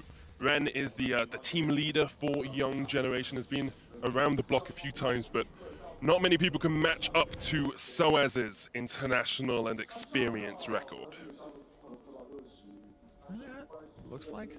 No. Nope, not going all the way around. That's the thing, like, at the moment it's so tentative, and it's trying to work out exactly how the teams want to play these matchups and want to play the Vision game, because both teams are really heavily invested in wards early on. Yeah, and right now it's Moby Boots for Pallet, first item, and now he's roaming towards the mid side. Maybe clearing the Vision, helping find these control wards, but looking first and foremost for a gank. Flash hook can, of course, catch out LeBlanc, but Cap still has a flash of his own and the distortion to be able to jump his way away. Norl is going to be given across the blue buff as Young Generation, with an aggressive early composition, have had a slow-ish start. Yeah. They've had a few signs of brilliance. They burnt Reckless's heal, remember, in that bottom lane, but they haven't quite been able to capitalize on it yet, Zyrene. Yeah, I feel like Fnatic, like I said, they're playing safe enough. They're just playing safe. That's all they have to do right now. Their composition is a little bit better in that mid-late game, especially if the Draven doesn't get anything early. Or the Nidalee, right? And Brox is keeping pace with the Nidalee. Right now, though, Soaz gonna flash the spear. He's gonna be okay, still with that CS advantage. Spear does a lot of damage, Soaz respecting the fact that that Nidalee could burst him down. Here's the unleashed power onto Caps. Jumps away, the flash in by Null. Caps is clapped in the mid lane by Null. Solo kill by Null, and he also had to go flash for no flash there. Outplayed him strictly in that 1v1. Holy moly, that is absolutely incredible play by Null. Didn't have the best performance on Syndra in game one, but showing up big early on. And Venus gets the red buff off of that, and now he's towards where Brox is. If Broxa goes in on this, okay. Just being a little bit hesitant there, and that's right, because Caps TP's back to lane to pick some of it up, but dying like that early, I talked about how mid lane is so important. Now Null has an opportunity to start snowballing the game. Amplifying Tome, a little bit of magic resist, some boots as well to get yourself back into the lane, and this is a pure 1v1 from Null. And right now, Soaz is focusing on last hitting the wave, so he's not looking really at Caps' HP or the burst that could come through, and he's just trying to stop the back, so no Shen ultimate there, Null just 1v1s. It's a bit of greed from Caps as well, because he had flash, and the Dark Sphere came in, he tried to dodge it, didn't flash. It was interesting. Because I think he was looking to just see the visual indicator of the force of will, because Syndra's holding the W. You're not expecting her to Q, you're expecting her to throw the W, and that's what you're going to flash, but she just throws down a Q, and he doesn't get the reaction. But now Caps has flash advantage, and I like that Young Generation, their warding, we can compare it to the way that mid lane was warded last game. It's just a little bit more important for them to know what Caps is doing and keep this mid lane pressure. It's very topside focused. If you look down towards the bottom side, that's where Fnatic have their vision advantage. There is a Mountain Drake on the cards. They've got Shen. Fnatic have been known to go for these 4-man dives down towards the bottom lane. Would not be surprised if Broxah starts pathing down here and Caps perhaps even looks for the roam. Yeah, Caps would be the one that I would expect to start roaming down here, as well as Soaz. Just have 4-mans bottom. That's really what I think about when I think of Fnatic and them finding success. And we're talking about they should be able to play through Caps, but when I think about what they do, it's usually 4 people bottom, 5 people bottom, going down and making sure that they can get an advantage on that star AD carry. Let's have a look at how Big Koro is doing in that lane. He's pretty even with the Varus. Reckless has his heal back up, but Koro will be getting those stacks of adoration building up, and if he can get a kill, that is a big gold investment that jumps straight into Young Generation's favor. They are actually ahead in gold now as well, after falling slightly behind early on. I do feel like Young Generation, though, in this bottom lane, are in a position now where they don't have ward coverage. Brox is now coming down to the bottom side. Shen ultimate is something they have to worry about. So going aggressive, I think they may have missed the window where they were just trying to push and not do a lot of turret damage. But I feel like they missed the window for Draven to really just keep autoing, keep getting damage, and push it in. So I think a little bit of a failure there in terms of the aggressive play that we were looking to see. There's the chain of corruption, there's the charm, there's the quickness, there's the jump in. Broxer joins the fray as well. And there's a very dead Draven. 4-man bottom, didn't need it, but we still see Soaz coming in with the ultimate, and that was just the chain CC. They lost control of the bottom side of the map, and that's exactly what you want to see from Fnatic. And they just shut down those adoration stacks, like you were saying. There was that Draven nerf where he loses even more. He does. It might even be first tower blood down towards that bottom side as well. But now we see 3 people mid as a potential counter from Young Generation. They're going to try to go for the second clap. The ward there actually spots them as they come around. Caps knocked back, flash hook, Pallet. That's another kill onto Caps. Pallet will secure it. TP coming in from Soaz to try and save the tower. Meanwhile, bottom lane tower does fall. Fnatic with 1,000 gold ahead. And it looks like Young Generation are not able to completely capitalize in the mid lane. They are pathing up towards top though. Gragas is on that tower. Yeah, Gragas on that tower, and you can see even using the ultimate just to clear minion waves. Gonna bring the Thresh up as well. Nidalee will be here too. But Fnatic have that gold advantage off of that one turret that they got.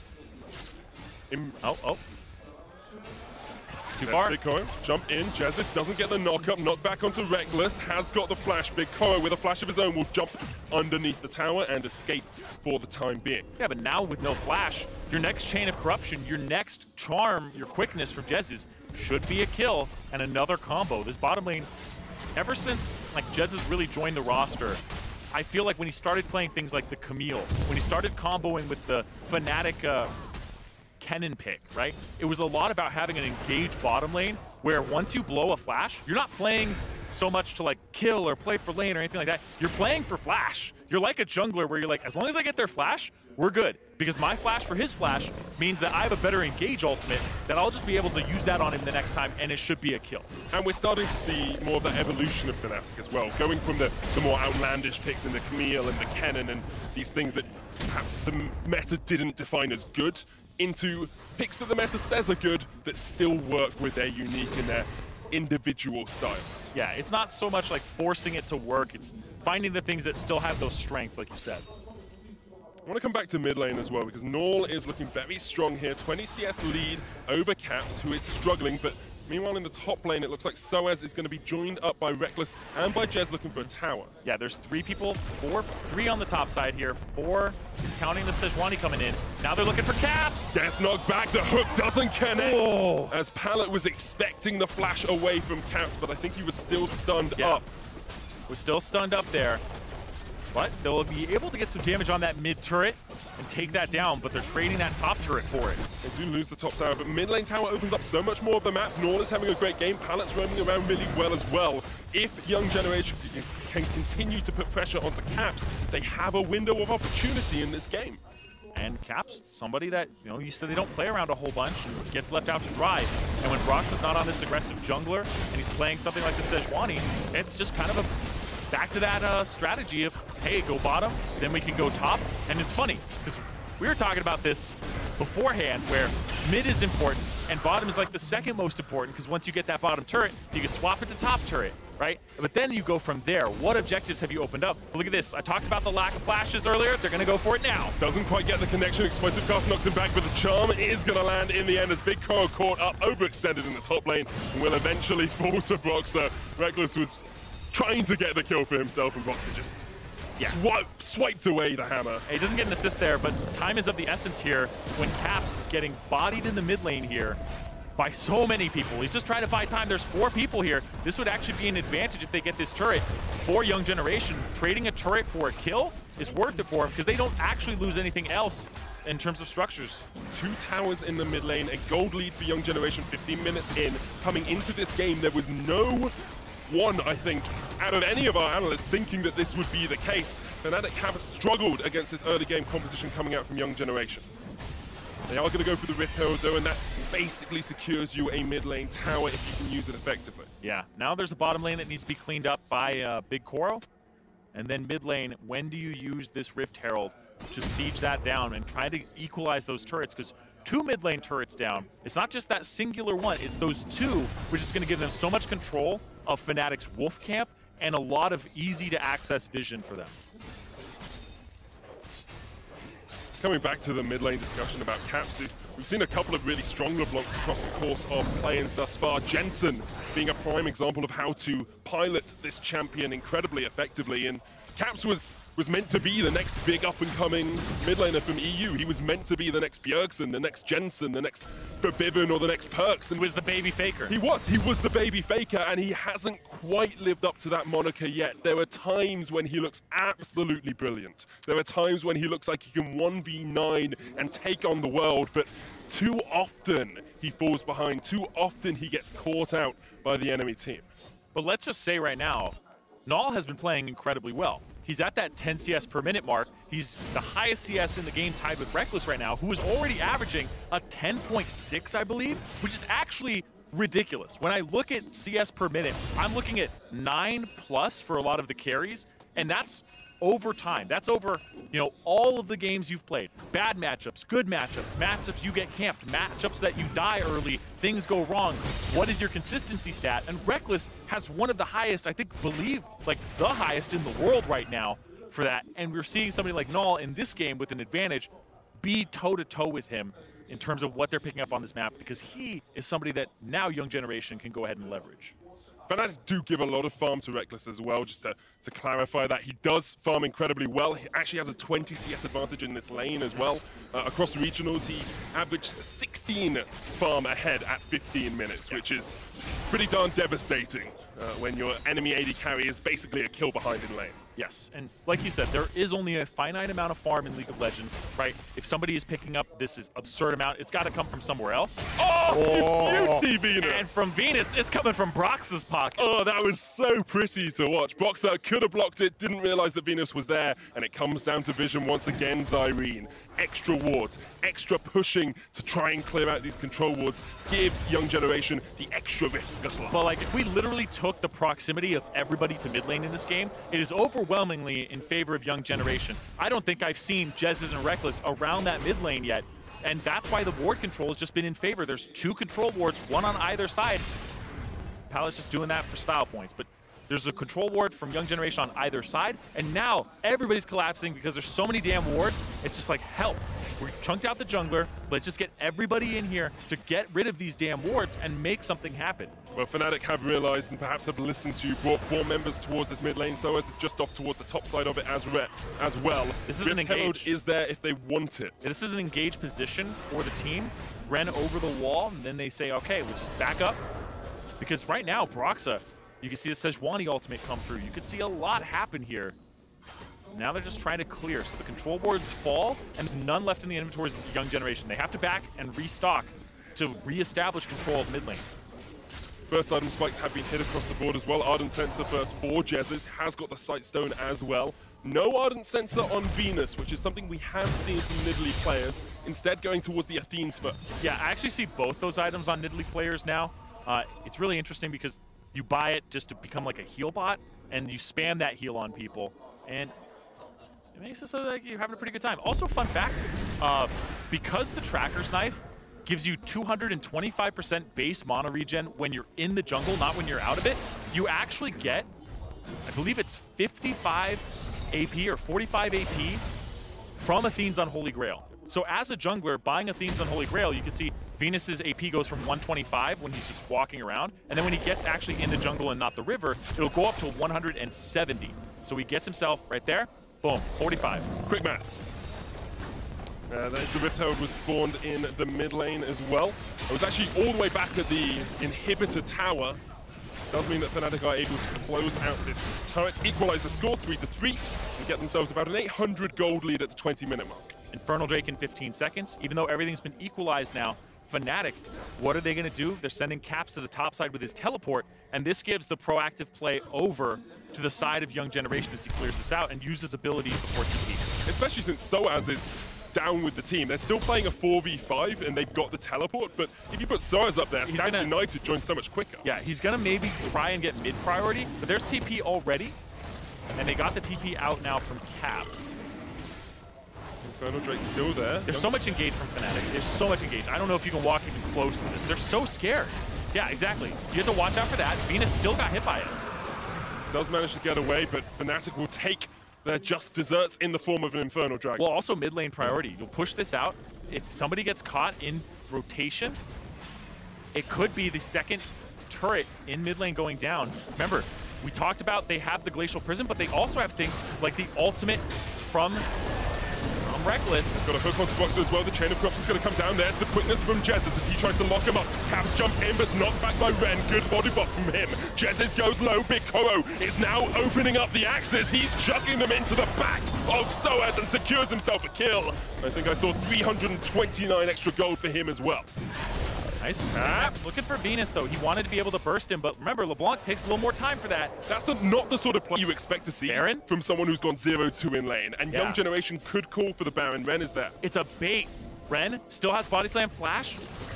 Oh, Pallet! Flash from Pallet. Broxer gets body bopped up. Null's going to get the scat of the week as well, and that is a very dead Sejuani. They killed the jungler. They killed the top laner.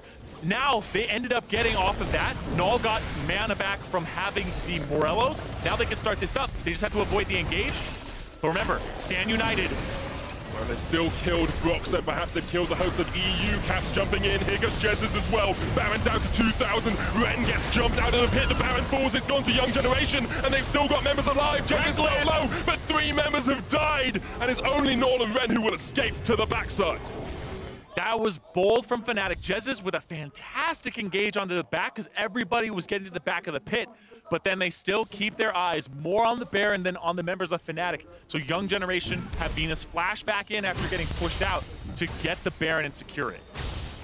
Zyrene, if you said to me before this game at 23 minutes, Fnatic would be equal on kills, equal on towers, and equal on golds with Young Generation, I would have laughed in your face. Young Generation have stepped up so well in this game. They played their composition really well as well. It's actually just completely equal on both sides. 3 turrets apiece, 1 Drake apiece, and then they also have 5 kills apiece. It's this Baron now that makes the difference. And Broxer got hooked trying to get out of there. Pallet, this man has been doing work. Loving this right here, where Soaz ends up going in, and then they try to keep him there as long as possible. Pallet with a great play backwards, and Ren with the slow, just in case the flash comes out. 389 gold. Nice. It's not as much as you would want, but extra long still gold. I'll take an extra long sword if I can get one. Let's look at this Baron fight again. Jez is in the back, and then Soaz gets to taunt across 2. Venus now has to go away, and when you're behind the Baron, there's more AoE damage. He's doing back spikes. Hold on, though. Engage onto Ren. There's the chain as well. Here comes Broxer looking for the stun. Can't quite get it. Ren once again escapes. Perhaps an overcommit there from Fnatic into the Young Generation. Broxer's 100% in Sejuani range there. If he has Q up, QR, 100% you can hit him there. But decides it's better to save that in case. Is this a base race? Oh, it'd be beautiful if it was. It looks like Fnatic are just going to get 1 turret, but they might lose their inhibitor tower here. Caps is backing. Baron is going to help them push in. Big Koro, Pallet, and Null going to be able to break the inhibitor line, and Venus is doing a great job of keeping Fnatic alive. Fnatic actually going to chase back onto Venus, but this is an inhibitor gone. For Fnatic, they will get a kill onto the Nidalee, but how much have they lost for this? Venus is still escaping. Eventually, he's going to get away. Not quite enough. They kill him. What more can Fnatic get from this? Because they lost an inhib in mid. They'd have to siege bottom, but I feel like these 3 members will recall, and then it's just wave clear. Because they don't have Baron, remember. They lost it to Young Generation, and Young Generation are rewarded with the mid lane turret and that inhibitor. All that work that Null did in the early game got them those 2 turrets, and now it's got them that inhibitor after they've been able to revisit. As we're coming into this game, we talked about compositions. We said, Soaz might get caught in the top lane. Pallet comes in, but here is the damage from the unleashed power. Soaz flashes the ball, but you cannot flash away from the biggest Koro on Young Generation. Now, the only big Koro as well. You didn't have to do that. You just could have just left it. It's true. There's an asterisk next to it. Yep. But he is the biggest damn Koro on this team. It's true, it's true. I was going to say as well, coming into this, we said Young Generation have an early game composition. They want to get this pressure down. They've done that, but the gold is still pretty even with Fnatic. Can Fnatic now start to scale up into the late? I just think it's Fnatic's basics on CS is just what's keeping them in this game. And then they've had really good fights. And right now, we're seeing Caps try to get something here. That still hit. And no vision in the bush though, and here comes the TP from Ren. Young Generation might take this because it's a split Fnatic. They have to back away in all different directions. And eventually they will be able to escape. Young Generation do get away as 5. That is some really good patience there from Young Generation. They know that Soaz could have Stand United and teleport to join. Ren uses his TP because it could be an all-out fight and wants to be there immediately. And now they get to back, reset, have this inhibitor wave pushing in the mid, and the Cloud Drake is the thing that's next on the table here in 30 seconds, 34 seconds between these two teams. But there's so much control for Fnatic of that area. Young Generation will try and regain control of it, and they have these big power spikes as well. You've got Banshees, Morello, Voidstaff on Null. He is looking absolutely devastating on this Syndra. Such a change for him from game 1 to this game. Yeah, it's a very big change for them. But one thing that I'm looking at is I'm looking at that mid lane. No, like you said, this guy, I don't know what's going on. He's just playing like a man possessed up against Caps. He got some attention, but that was a solo kill to start it off. It was such a good solo kill as well. Something like Syndra is good at getting solo kills, but he just outplayed Caps across the course of a couple of minutes, really, to get that solo kill. Yeah, he got the solo kill, and then from your Tracker's Knife or even just the Hunter's Medallion, you end up getting, what was it, 45 more? It was 45 more than 125. You get 45 more there on top of it. So when he purchased this Athene's Unholy Grail, it was 50, but this is actually a 95 AP item that he purchased. And it's typically for supports, but this is why Jungle Nidalee is buying these items. You go, oh, it's a supportive item. But then you go ahead and buy yourself the Ardent Censer. That has 50 base mana regen on it. So then that makes the Athene's Unholy Grail like a 105 AP item, right? So it just keeps stacking when you have those extra ones on top of it. And this Nidalee is honestly not hurting at all for any extra for damage. Alongside that, you've got the buff that you give to Draven with the Ardent Censer and the heal, which of course gives you extra attack speed on it, so it's just so strong on that Draven. Big Koro is sitting at 2, 3, and 0, has completed the Infinity Edge and the Static Shiv, is looking pretty strong, and probably has a little bit of gold to spend as well, sitting on 1,300 at the moment. So I want to see that next item completed before we get into this next fight. Right now, we're seeing just advantages mostly from that mid lane. It's about 1,700 up for Null. Then you see on the bottom side, Reckless is up about 700 himself, or I guess 900 himself.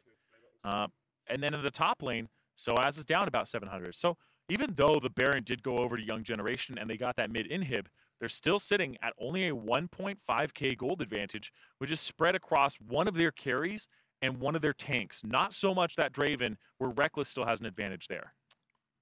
Obviously, we are very sorry about the pause, guys. It's due to a server issue. We're just waiting for everything to stabilize before we get back into the game, but hopefully we'll be right back on into the action as soon as possible. I want to talk about next steps here, Zyrene. What is it that Young Generation do next to really close out this game? Because they are still in a winning position, but to me, it feels like the later the game gets, the more it goes towards Fnatic's favor. So a lot of people will have that kind of gut feeling where you're like, oh, Fnatic are still fine, right? And it's not, I wouldn't say it's so much because you're like, oh, Fnatic are like this team that has this high pedigree. I feel like it's because when you look at the compositions, they just have so much in terms of engage that we saw it when the Infernal Drake went over. We're like, oh, Young Generation, they're in a great spot here to like siege. They're at the Infernal Drake first. Then they all pull off of it because they're like, no, we don't want to get Shen flash taunted. We don't want to have a chain land. We don't want to have the Chain of Corruption land. We don't want to have Jez's jump in with the Recombo. And you don't want to have like the Glacial Prison. There's so much long-range engage here from Fnatic, and that is key when you're playing against a team that wants to kind of be a little bit spread out and has good skirmishes, but they don't have high CC, right? So the Nidalee doesn't offer CC. The Draven barely offers any CC, right? So you're looking at this composition that if they are not 5-on-5 and the CC doesn't hit perfectly, then Young Generation have an uphill battle because they're facing damage against a lot of crowd control. When the crowd control hits, your damage drops to 0.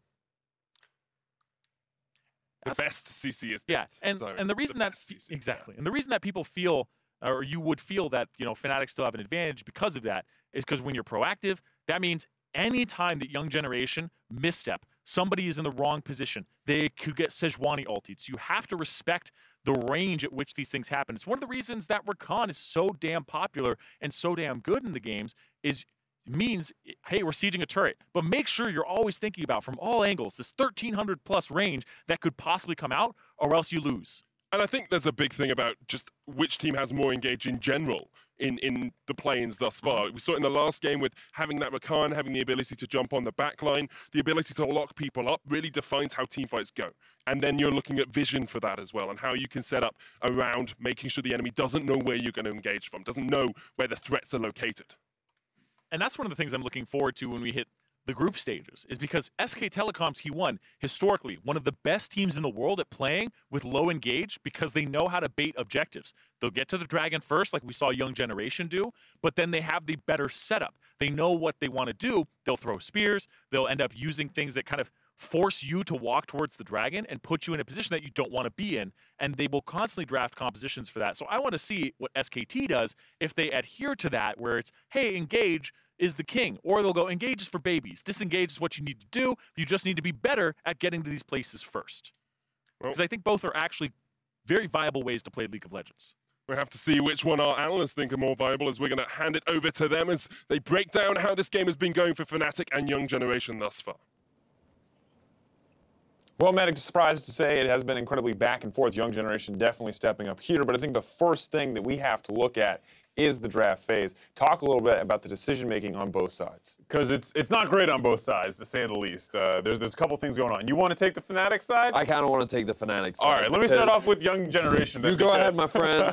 We've been talking all tournament long about attacking the enemy team's strength, and as opposed to just kind of maybe trying to work around it or something. Nothing attacks enemy AD carry more than saying, we're going to blind pick Thresh and Draven so that we can destroy your superstar AD carry. And that, of course, did not work out at all for them, and it has been one of the biggest problems for Young Generation in this game. Yeah, I think that the bottom lane right now for Fnatic is looking on point throughout this game so far. They've been the main carries, but someone who's been lagging behind a little bit has been in the middle lane, and that is Caps. And when you draft a LeBlanc in this composition, to me, it just raises a lot of question marks. Because number one, LeBlanc into Syndra, very commonly known as a skill matchup. But I feel like there are a lot of safer options that he could have gone for that make more sense from a compositional standpoint. If you want 1-3-1, Corki can fill that role. If you want wave clear, Corki can also fill that role. Who's also another good champion into Syndra? Like, just starting to get the idea that the LeBlanc pick, I feel, was an overconfident move. That, so here's my question. We talk about it as a skill matchup. If you look back at the first game that Null played, do you think it was unreasonable for Caps to take a skill matchup? Because we did see him struggle in a lot of mechanical scenarios. In that sense, I would say not really. It can make a little bit of sense. Also, a Nidalee pick is one that, like, it can get very scary if it gets out of control. But if the LeBlanc gets ahead, she has an extra squishy target to prioritize, because Nidalee is basically the squishiest jungle champion in the game right now, potentially with Elise. But I can see the idea that if you think you're going to smash this team, that you don't really respect them, the LeBlanc pick is a good pick to style on. That's a very valid point, Mark. But do you want to know why Fnatic is our Pool 3 team rather than our Pool 2 team? Because they had that same sort of mentality going up against Misfits, and then they ended up getting 3-1. I like you say Pool 2, like they were never, ever going to beat G2. We have to be realistic here, okay? You're not even giving the Pool 1 The credit. point is, that sort of perception is what landed them in this position in the first place. And I don't care how hard Young Generations lost earlier on in the day, their goal was to take every team seriously. And right now, I felt like Cap specifically really underestimated his opponent, and he ended up getting punished for it. And the thing is, we talk about the Draven being potentially an overconfident pick, the LeBlanc in a similar fashion, but one of those picks is working right now. One of those picks has had a decent amount of impact in team fights. The other one is having trouble doing damage to a Nidalee, which is, one of the squishiest junglers in the meta. Yeah. So things are looking a little rough for Fnatic right now. Yeah, I mean, Nidalee, if she gets ahead, she builds some MR. It's just that the LeBlanc shouldn't be behind. So that's the big problem. And like you're saying, the Draven, it's not like it took off and started doing better in the mid game. It did get some good auto attacks in, threw its ultimate out in one skirmish. That's great, but it really does feel like this came down to both the mid lane play out of Null stepping up hugely, as well as the fact that they, when pushed on making a decision, they were actually able to execute on that. So you have to give your credit to Young Generation for stepping up here. You also have to give like a lot of onus towards the confidence the young generation is going to feel right now, because a lot of people expected Fnatic to have the same sort of performance that Cloud9 and WE have had, but already in game 2 of their group stages, they're starting to struggle. They're starting to fall under the pressure. And young generation, based on the current game state, are on track to win out on this game. And I think the biggest concern is that we're seeing Fnatic, when the pressure is on, now default back to some of the same strategy we saw them use pre-Rift Rivals, which was splitting up the map, hoping that they can outthink their opponent in a lot of these high-tension scenarios, whereas they're coming up on the losing end of so many of the plays that they're initiating. Yeah, that's what feels like the weird part to me, where it's going beyond like, okay, maybe our draft was a little, greedy. Maybe they got, some good plays on us. It does feel like a bit of a breakdown with how much young generation is actually getting off some of these plays. It's not like, oh, we just lost the target. It's now like they're running around the map. They're taking our mid inhib. We're losing people left and right. That's where it feels a little bit more of a potential like synergy issue for me. I think overall, though, it's going to be interesting to see exactly what Fnatic can do to get back in this game, because we do see some small individual mistakes. Soaz most recently was just caught out. Now the concern is how do they actually come back into this? What is actually the next step for Fnatic in this team? Because let's be honest, Varus is not a late game scaling hyper carry. I mean, neither is Draven to a certain degree, but it doesn't feel like there's a clear, this one champion will inevitably be a game-winning win condition. I believe right now, YG, do they still have the Baron, or is the Baron just about It's about to time out, I believe. Yeah, so I believe it's just running out. So, because one of the first things I was going to is Fnatic just need to wait for the Baron to run out and stop trying to force things from happening and just accept your losses. Now, the one thing I will give credit to Fnatic for is I think that throughout this game, their vision has been stronger, and they just need to either try and find picks or punish a poor map movement from the side of young generations. But very much so, it's about trying to demonstrate that you can punish the small macro mistakes the young generation move in, just find pick after pick and get a few of those kills and gold onto the LeBlanc, because unless she can start dealing damage, this mid laner is not going to have any impact in these future fights. I think that's the big thing. You're talking about a Nidalee, a Syndra, and a Draven. Those are very immobile. You have a Rakan, you have good chain CC follow-up. If you're able to get the Shenton in there, the Varus ultimate, you can find these pickoffs pretty easily. And especially, like you're saying, wait for that Baron buff to come out, and then wait for the next neutral objective where they're going to pin themselves in a situation. Hopefully you can find a flank. Maybe LeBlanc is able to get the fight started off, or you're just actually able to land some CC with that Rakan on the back line. That's pretty immobile. All right, we're talking about these win conditions, but I want to know how likely do we think this is? Because last time we were in the midst of a game, I asked you to give predictions. We felt like it was pretty clear at that point in the game who would come out on top. Once again, we looked for routes out, but young generation, definitely not the favorites coming into this game. We're going to get right back into the casters. We'll see what they think about it. Thank you very much, Dracos. We are back on into the action. All pauses resolved, thankfully. Very even game here. So, I mean, 1,000 gold lead to Young Generation. Baron relatively soon will be back up. The Cloud Drake up in only 6 seconds as well. Perhaps not the most impactful dragon in the world, but I'm sure Young Generation will want to set up for it. Yep, but like Vedius was saying, there's better ward control right now for Fnatic. Pretty much across the board, they have 4 control wards down and just a litter of wards everywhere, and they're ready to replace all of them. So they definitely have an advantage in that department, especially with neutral objectives coming up on the horizon shortly. This Cloud Drake, don't know if it's exactly what they want to pick up. Young Generation just seemed like the setup is more important than actually starting it up. They've had a window here, and it looks like bottom turret is what they want. Bikoa will be able to secure that one for himself. Mid inhib is still down, of course, which is why Fnatic have to be much more on the back foot as Young Generation push forward. Looks like Fnatic are going for another base race here, trying to trade mid tower for this tier 2. Well, when you're base racing against super minions, I feel like that's not a race. Just better calls from Young Generation. They are playing the map better than Fnatic at the moment, and Fnatic are not reacting. And now what happens is you get the Cloud Drake for free after getting that tier 2 turret. Reckless has to back up because they might just be able to come straight through the river. And now this vision will get denied afterwards as they clear it up. Super good play from Young Generation, definitely stepping up as the second representatives from GPL. Jez is engaged, double charm, here comes Boxer from the flank as well, and we see Fnatic start to collapse. Stand United onto Reckless, but Big Koro is still free to pound away from the backside. Glacial Prism, that's Smithy channeling his inner kills off towards the side as Caps jumps in as well. But Young Generation able to disengage as Fnatic do not find the pick they want. Now you get to keep throwing spears, keep trying to poke, keep trying to land something here, and then force them out. And you can see right there, they have to back up. Caps, though, looking for damage on Null. Doesn't really have that much damage at the moment. Soaz is in such a strange position down towards the bottom side of this fight. Yeah, it would clear the minion wave, and it would force Young Generation to move towards him, which then he could go up, and the rest of his team could collapse down and pin surf. And that's exactly what you would want to have if you're Fnatic, because they have a superior front line with 2 frontliners to really the 1 on Young Generation. But yes, Baron up in 15 seconds. You want to get those backs in now if you can. Checking gold right now, 1,700 on the Draven, 1,200 on the Syndra, and 1,000 on Venus. Right now, there's more spent gold on Fnatic's side, and they are looking for the Fnatic brush. Let's see if they can set up around Young Generation. Here they go from the sidebox, jumped in, looking for Pallet. That Thresh still very tanky though as they knock Fnatic back. Young Generation perhaps want to re-engage now as Ren goes to the front line. A charm from Jez, a 5-man charm, the knockup. Big Cora still alive and he's going to pound away on Caps. Ren dead, 2 dead from Young Generation. Fnatic able to collapse, able to get the fight they wanted. And Null with a beautiful scatter of the week there, but it still wasn't enough, and Fnatic are now on the inside track to the Baron to give themselves an advantage. And this Baron will be exactly what Fnatic wanted, exactly what the Doctor ordered for them.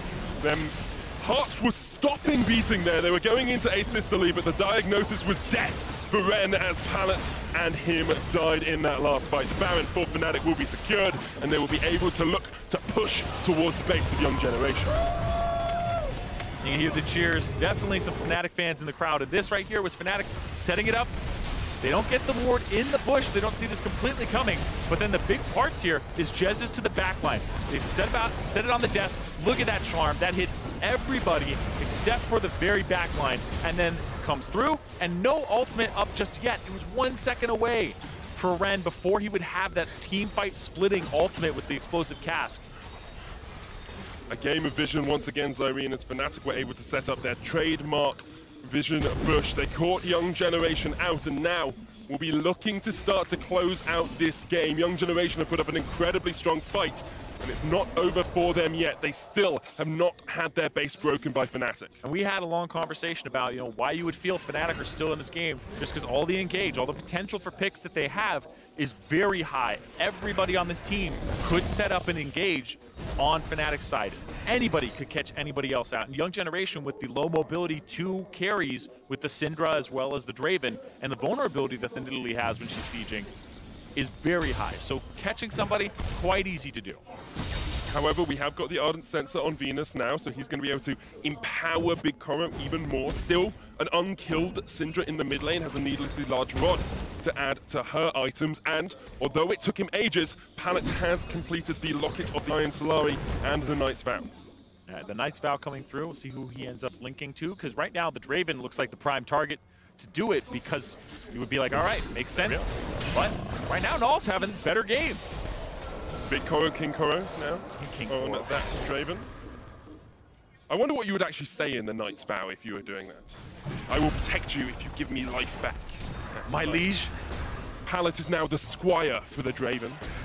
One of his many adoring fans. Caps trying to jump onto Null, pops the Banshees, and 1-3-1 has been established here by Fnatic. They look to push in with their Baron buff. Yeah, and using that Baron buff to its fullest effect. Caps. For someone who went 0-2 in lane and got absolutely destroyed by Null, Caps is being very brave with some of these. He's been brave since the pick, right? He's been very aggressive, and it's backfired on him, and now he's finally finding an opportunity to leverage a TP advantage. Because if he's able to chunk him out, it allows him to TP and make a play somewhere else. So he's just looking, testing, trying to make sure something could give and try to give his team that advantage. Because right now, this is just a Baron that allows the waves to push up and get fed to the enemy team. Yeah, Soaz looking for the flank here, and this will be a turret going down, as they have to respect it. Have to respect the ability to flank in the TP that could come in from Caps. Whoa, no! Unleash power! Blasted! There is a new fragrance on Summoner's Rift. It's bodied by Null in this game. Get one every Worlds. This time Null brings it down. I mean, Null could be just the person who's giving it out, because now he's got a ton of essence of Caps to give. Null the clone. As Young Generation once again get the pick, and it's something you do not want to see from your rookie mid laner. Over-aggressive plays, not respecting the enemy mid. Null is someone who wasn't really known that much before this tournament. Imagine if that was Faker. Imagine if that was Bjergsen or Jensen. Null is bodying him. How much more could anyone else? And Fnatic now looking down the barrel of defeat as they lose their mid laner once again. And that is just such a boon for Young Generation. Fnatic has been winning those side lanes, especially the bottom side, but it's that mid lane that got opened up. That's the inhibitor that's down. They get to revisit it. Null has been so key. We don't get player of the games at Worlds because no MVP points. But Null definitely be earning it this game because that is 2 solo kills in his lane against his opponent, smashing him. Fnatic will be able to set vision up around this Mountain Drake. Something they have done well, even being on the losing side, being able to get vision down. They will try and secure this one. And once again, it's Caps who's going, oh no, it's not, that's the Mimic. Yeah. I was caught out, perhaps Ren will be caught out by it as well. But the LeBlanc gives you vision of that area as she walks through. So I like that. It gives them an idea of, are they contesting it from the backside? The answer was no. And we're at an even game again. 2 Drakes to 2 Drakes. But that inhibitor in mid is the thing that I really pay attention to here. Young Generation just have more pressure naturally mid and don't have to answer all of Fnatic's pressure with equal amounts unless it's 5 people like they're doing right now, and Fnatic are just trying to push it. That is a weak power play with a Baron. 2,000 gold, they got a couple of towers out of it, but that was it. Whirling Death comes down, the knockup used by Jez as he has to flash away and uses the quickness. Oh. That is huge for Fnatic. That's one of their engage tools down. Yeah, that's a big engage tool for them. But remember, they have so many that they could actually potentially use. And there's this gigantic wave on the top side. So if you're Young Generation, push mid, push it down, go top with this gigantic wave, clear the jungle, ward it up on the way, and this is going to pay off in spades because once you get these wards down, Baron up in 1 minute and 45 seconds, these will last until you go and try to get that Baron. Caps went down towards bot to clear it out. He is backing now, so he will be with the team, but perhaps it's too little too late as Young Generation can push towards this tower. So as there, Broxah with the flank as well. You got to do something now. There's 20 seconds, though, on Jez's ultimate. Broxah.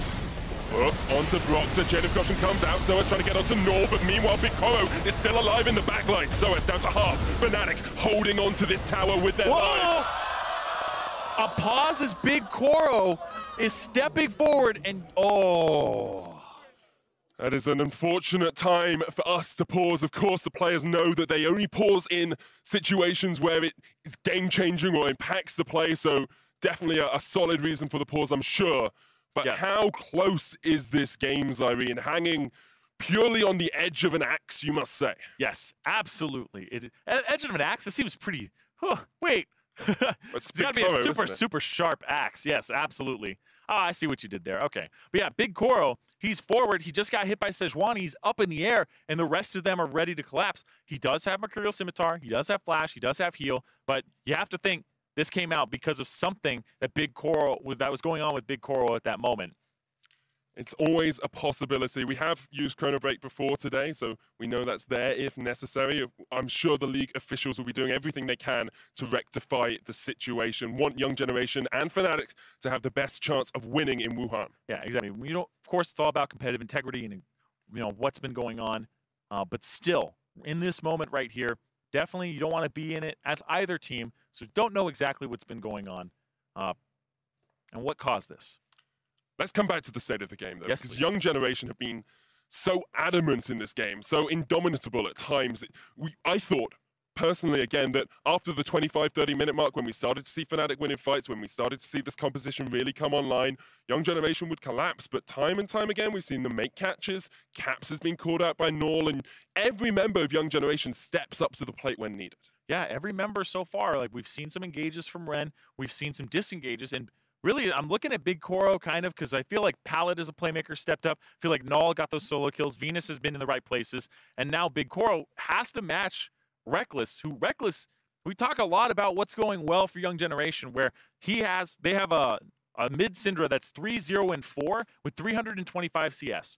Reckless is 3-0-4 with 398 CS. He is 2 away from 400 CS at 36 minutes, and he's almost full build. He just needs to complete his Mercurial Scimitar, and then he's there. So Reckless, that's why he's so reliable. The 10.6 CS per minute, the MVP award, all of that. A lot of that, you're just like, okay, KDA is a thing, but at the same time, consistency, reliability, knowing that no matter what happens in the early game, they will be able to accrue that gold And then when you get to that later point, you're in a very good spot.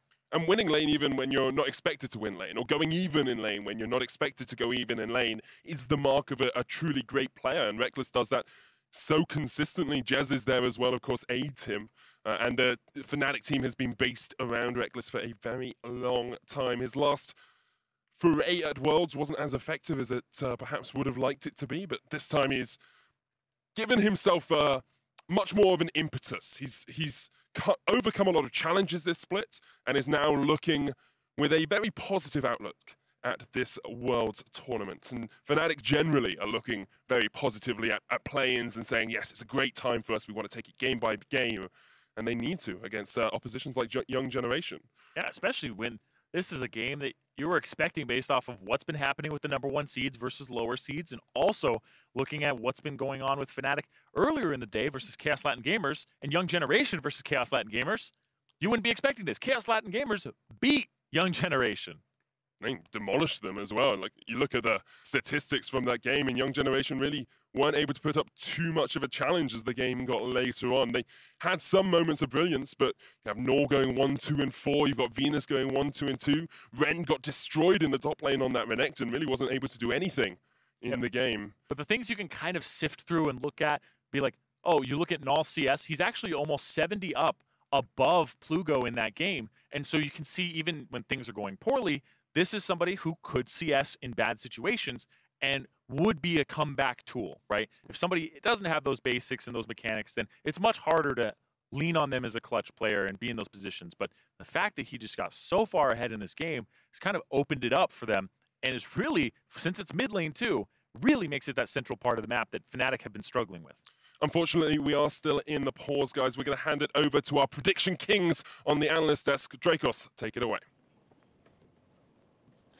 Thank you very much, Manic. Welcome back to the analyst desk, everybody. I'm sure they can't wait to see us again. They're actually just here for Vedius, Marksy. I really hate to break it. I can go. You know? Everyone's waiting for my interpretive dance of how Caps plays this game. I would like to see that. Just Can you playing show us? dead? Is Like, that where you yeah, you just well, down there. let's take a look at some of the early action coming in from Caps, because inevitably it has been a really rough game for this guy, and I think going into the specifics is going to be important to figure out exactly why Fnatic is struggling in this game. So when we get that First Blood replay up on your screen shortly, you can see kind of where this game really felt like it started to go wrong, and really for Fnatic, once again, we did not expect it to be individual mistakes. So just really quickly, you should never really go for a trade like this into a full minion wave that is not even in your favor. Like, it's just a really greedy move where he's trying to assert some kind of dominance, and it ends up backfiring in his face. Yeah, it was just poorly played. I mean, he had flash up, didn't flash the Syndra Q, didn't think it was going to connect on him. He gets picked off in the side lane there, and the big thing was for me was it was not only that he got that solo kill early on, but it was the CS difference too. It was 18 at 10. So Null was really playing well after we had thrown a fair amount of criticism at the first game of the day where he was missing a lot of combos on Syndra. And to be fair, 10 minutes is the easiest mark to track, but he had an even bigger CS lead coming into that 1v1. So he was dominating that lane even before Caps tried to go in for the all-in, which I think is a huge credence to him. And of course, that final replay,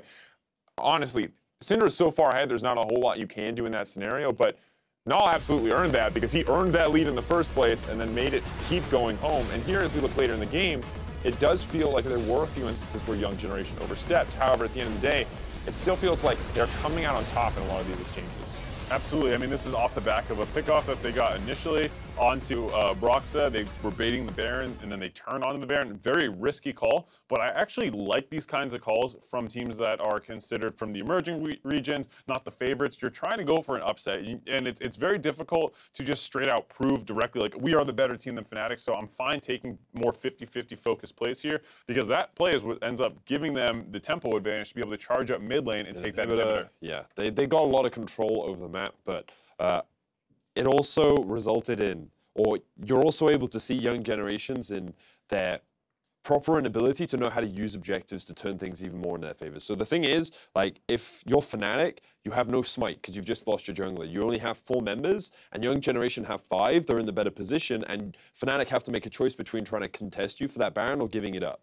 And Young Generation could have used that to turn and burn and suddenly turn that into a massive fight in their favor, but instead they go for the risk. It ends up falling apart, and while, again, it does turn overall as an advantage, it could have been an even better situation for them, but it's just that slight difference in experience between the two teams. Interestingly enough, before we came back from the previous break, we did say, hey, how do you win this game if you're Fnatic? We looks like they're behind. They are struggling. They don't have simple win conditions. This next fight shows a little bit about what we talked about in terms of you have a pick composition, try to find a pick. Except in this case, it wasn't a pick. It wasn't a pick. It was more like we're going to start this team fight in a perfect choke where we get to use all of the AoE. Well, even if you don't find quite the pickoff that you were hoping for, you still, like we said, have good engage. If you can land it onto the immobile backline here, and you see multiple members on the side of the young generation are going to step up, and that's right when Jesus sees his opportunity, goes in, gets the knock up onto 3 men, huge amount of CC, and allows the backline of Fnatic to keep putting out their damage. They're able to win this fight with 2 kills, which allows them to grab the Baron.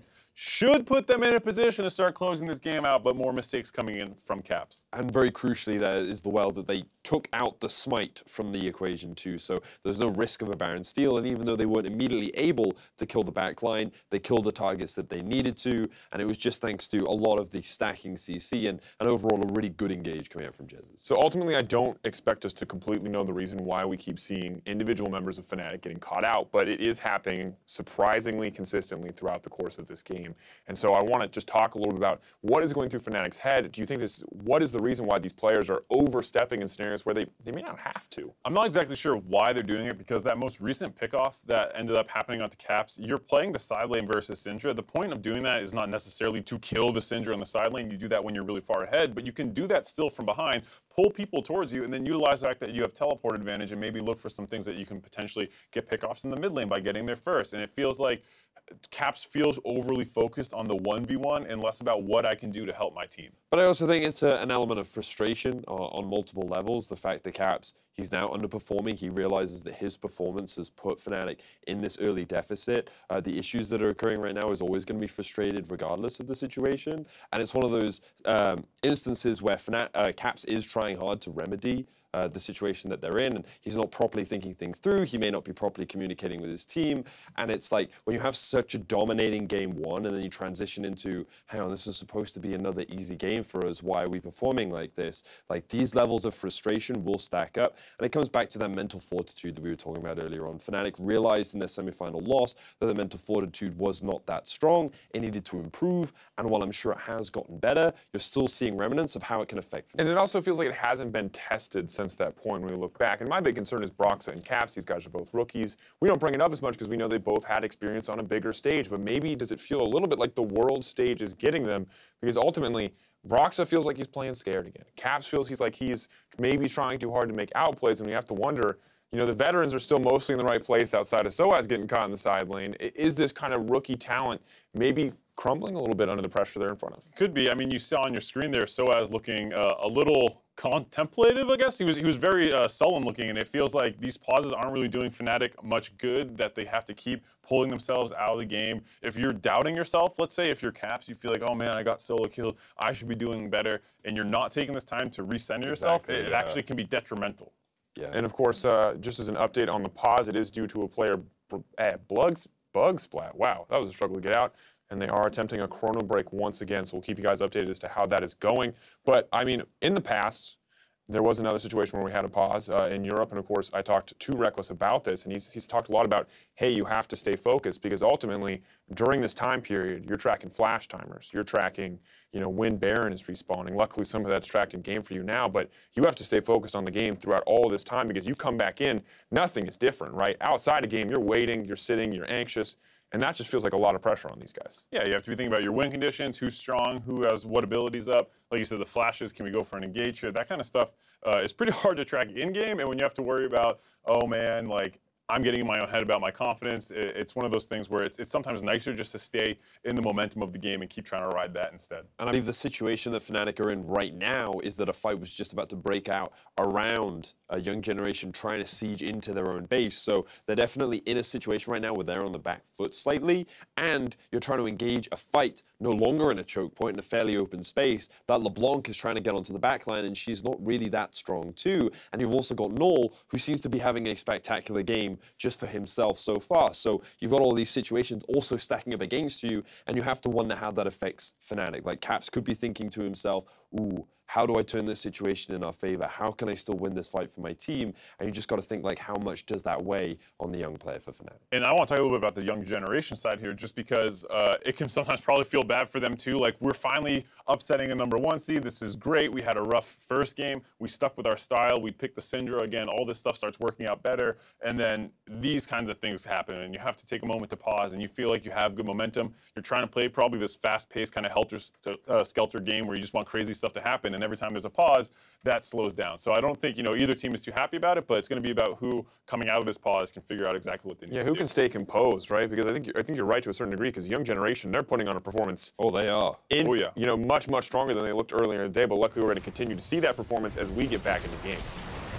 And immediately, Chain of Corruption's going to come out onto Pallet. There's the Glacial Prism as well. The fight is started, but a great stun with the Scatter of the Weak. The knock back as well. Unleashed power onto Reckless, Soas, and Roxit in the midst of the fray. Jess is there as well. Young generation on the front foot, trying to catch onto Caps, who has got the chains down. The hook lands as well. Now Young generation realize they cannot take any more of this action. And back away from Fnatic. Caps not done. Says hello to Big Koro. Welcome back, everyone. So, the game's still as intense as ever, and you can see Fnatic has so much time to be like, all right, this is how we're engaging, and Young Generation be like, all right, how are we disengaging this? And it pans out for both teams. Right now, 50 seconds on that Baron. Priority to Young Generation because the mid lane has been pushed up by super minions, and they've been able to establish vision on that top side jungle, and now they get to reset their wards. Do you like camping, Zyrene? I actually hate camping. My dad took me camping a whole bunch. It's mosquitoes, there's like bugs everywhere. I hate it. It's a shame because this game is intense as Young Generation will be looking up towards that Baron. 30 seconds on it. They want to get vision control. They've got a couple of deep wards from that push that they just had in the top lane. Mid inhib is still down for Fnatic as well, so they're going to have to deal with those supers alongside Young Generation looking for this Baron. Yeah, it makes it so it's much harder to push up, much slower to push up, as you can see, and that gives Young Generation inside track. They can put on control wards, get to look for picks with the Syndra. Reckless now gone Ginsu's and the Wit's End as well. Yep, full build. Something that we see very commonly on the Varus and on Kog'Maw.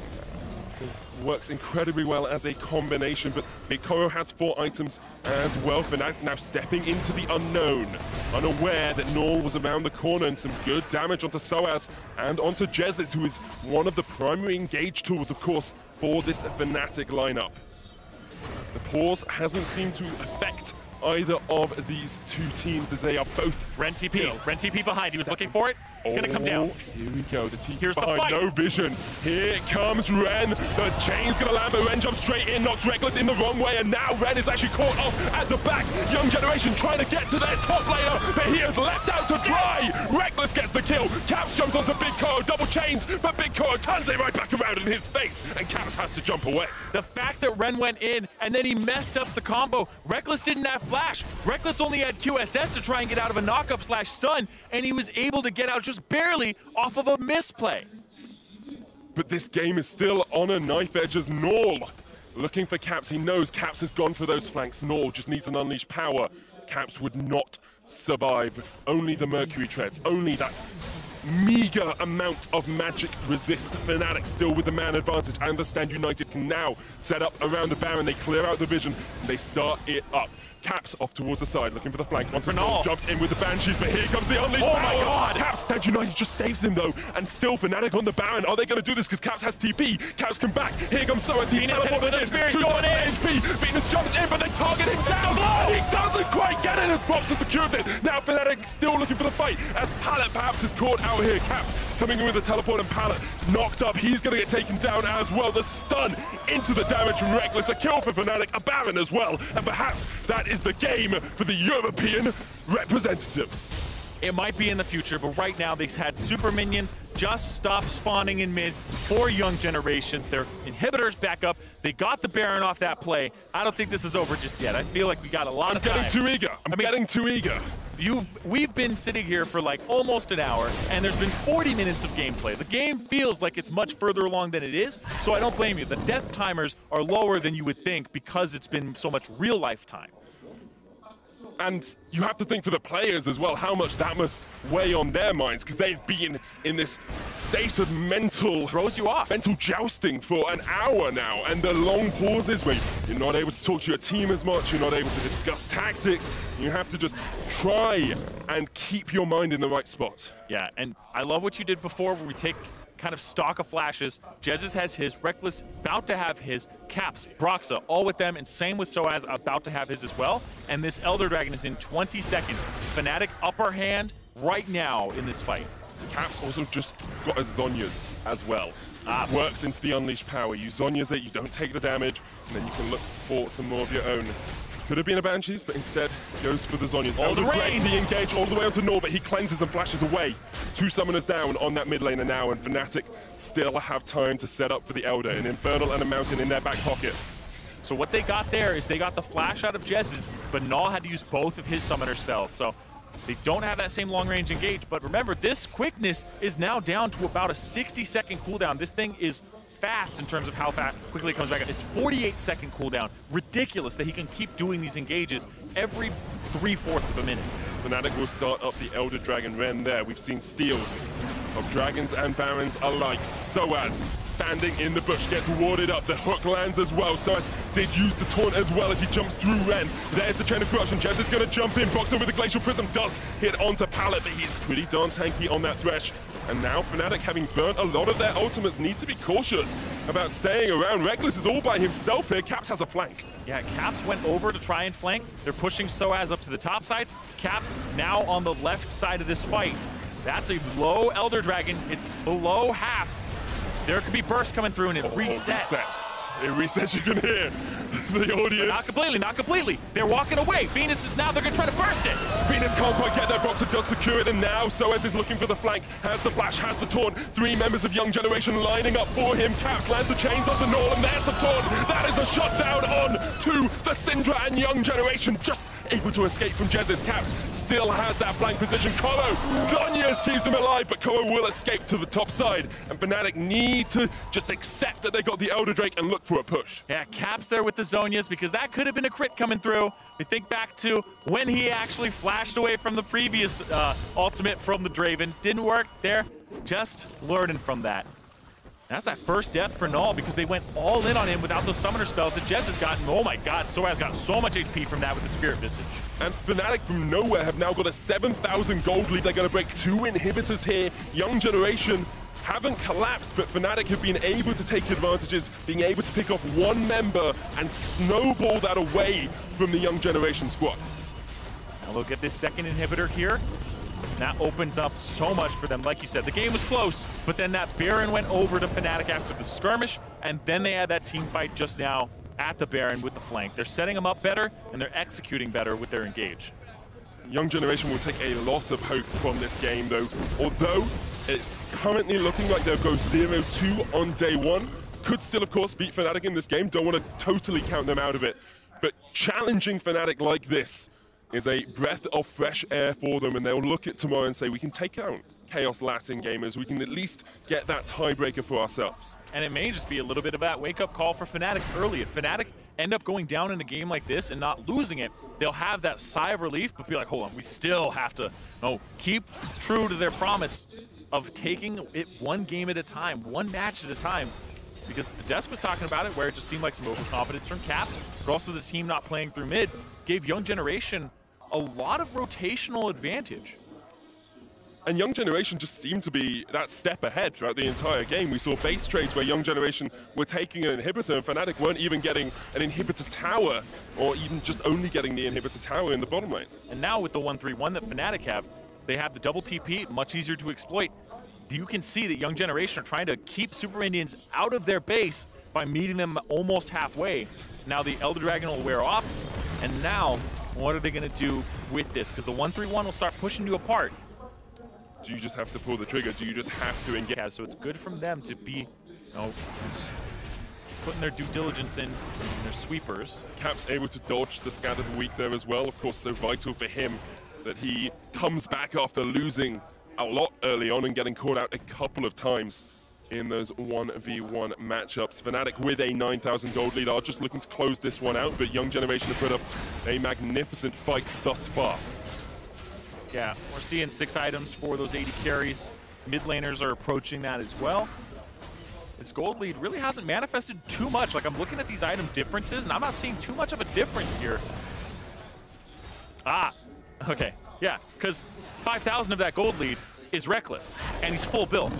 So Reckless isn't going to get any stronger. He's actually sitting on 5,000 gold in his inventory. And he's got 545 CS as well at the 45-minute mark. At some point, you just can get no stronger in League of Legends. Pallet looking for the hook on Soaz, can't quite connect with it. Still this inhibitor tower at full HP, but the super minions are pushing in to the base of Young Generation and will continue to force them back. Yep, 20 seconds on that Baron here. And that's why they have control of this top side. They're just sieging it, making sure that the super minions push bot and mid. And now, this has been unwarded because you've had control of this area for 3+ minutes. You know there's nothing here from Young Generation. It's completely dark, no flank wards, nothing. They're gonna have to face check, walk up, and it's super risky, but here's the teleport. Ren's teleporting in. Young Generation looking for a final foray into battle against Fnatic. Hook onto Boxer, not the target they wanted, but still, Fnatic have not TP started bot. the Drake. Soaz split. They saw him TP away, and there's a big wave there. And Soaz still has standing eye to get back in, so he's going to pull Ren here. But Ren can't actually just stay here because he would have to match the teleports. This is Fnatic trying to play the map. Yeah, this is exactly what they're doing. They're trying to pull them thin. The Syndra isn't there. There's the TP. TP from Caps. Venus is here, has landed a spear on the Baron, down to 6,000. He's looking for the steal. Jazzes there in the front line. That's going to be a Baron for Fnatic. Great play from them to pull apart Young Generation's defense. Yeah, it required Null to stay there. And because he wasn't up at Baron, they were able to take it pretty easily.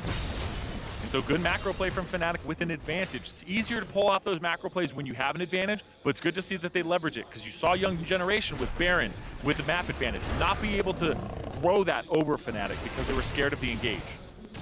It's good to think that they were still able to think about these plays considering how long that pause was and how much it must have weighed on their minds. Still in a position where they're not fatigued, they still have a lot more left in the tank in this game against Young Generation. Young Generation perhaps looking a little bit worse for wear as Fnatic now push in with the Baron towards this inhibitor tower in the top. Big Koro, Venus, Pallet, Null defend. Inhibitor's coming back up now, and you can see the 1-3-1 still in place for Fnatic, the slippery LeBlanc, and then the 3 members on the top side. Yep, just keep doing this. Inhib is down to half, Soaz joins it up as well. Still that inhibitor down in the bottom lane, so they can look for this 2-man stack. No minion wave there yet, but Caps takes a chunk of HP from Big Koro, who has foregone boots in his build, going for a GA instead. Caps on the bottom side now, and they're just rotating around. That top has been a little bit difficult for them to break, but they're just getting damage and chip damage on these inhibitors. Mid already falls, and now this bottom one is looking as well. Just League of Legends by numbers for Fnatic here. They are painting in the happy little trees, making sure they have the rocks in the right place. They want no happy accidents. They've had a few this game as they've been out of position from time to time. They just have that Baron buff, not empowering the minions in this wave, which means it would take them a little bit longer to get there. Looks like Reckless might be going back to sell his boots and buy a new item, but instead, just going to push up the next wave. Now, he values the boots very highly here in this matchup because of the fact he doesn't want to get hit by spears. He wants the movement speed to avoid. Could be the Phantom Dancer is what you would replace it with, but the boots still, I believe, give you a little bit more here. Ren caught out, dodge from Caps. Explosive cast was channeled as well as Ren now looking for the chase, but the jump away from Caps. And now we'll see Fnatic go for a fight on the other side. Chain of Corruption lands, there's a Glacial Prism as well, all onto Pallet. So it goes in, Jezus trying to connect. Blue Inhibitors dies in the bottom lane as Caps takes it down. Now he's going to join the fight. So it's a great format stun, but loose power kills Reckless, but Caps is just going for the Nexus towers here. Fnatic have been forced back. Caps looking to see if he can win this game. Yeah, they got to stop him on these Nexus turrets. They might lose one here with the damage from the creeps. Venus getting pulled in from Pallet, and he snaps back. He's trying to finish it, and Null! He gets it, can't quite take down Null though, and Ren doesn't land the body slam, but the stun does connect. Caps jumps in with the Zonyas, but Fnatic have lost their 2 carries now, and Young Generation have held onto this game. They lost their carries, but there are super minions pouring into the base. They have to kind of do their due diligence here, take these down, push the waves. They might be able to get that middle inhibitor, but there's 30 seconds on Reckless. They will be able to reach it just barely, and that might actually be the difference.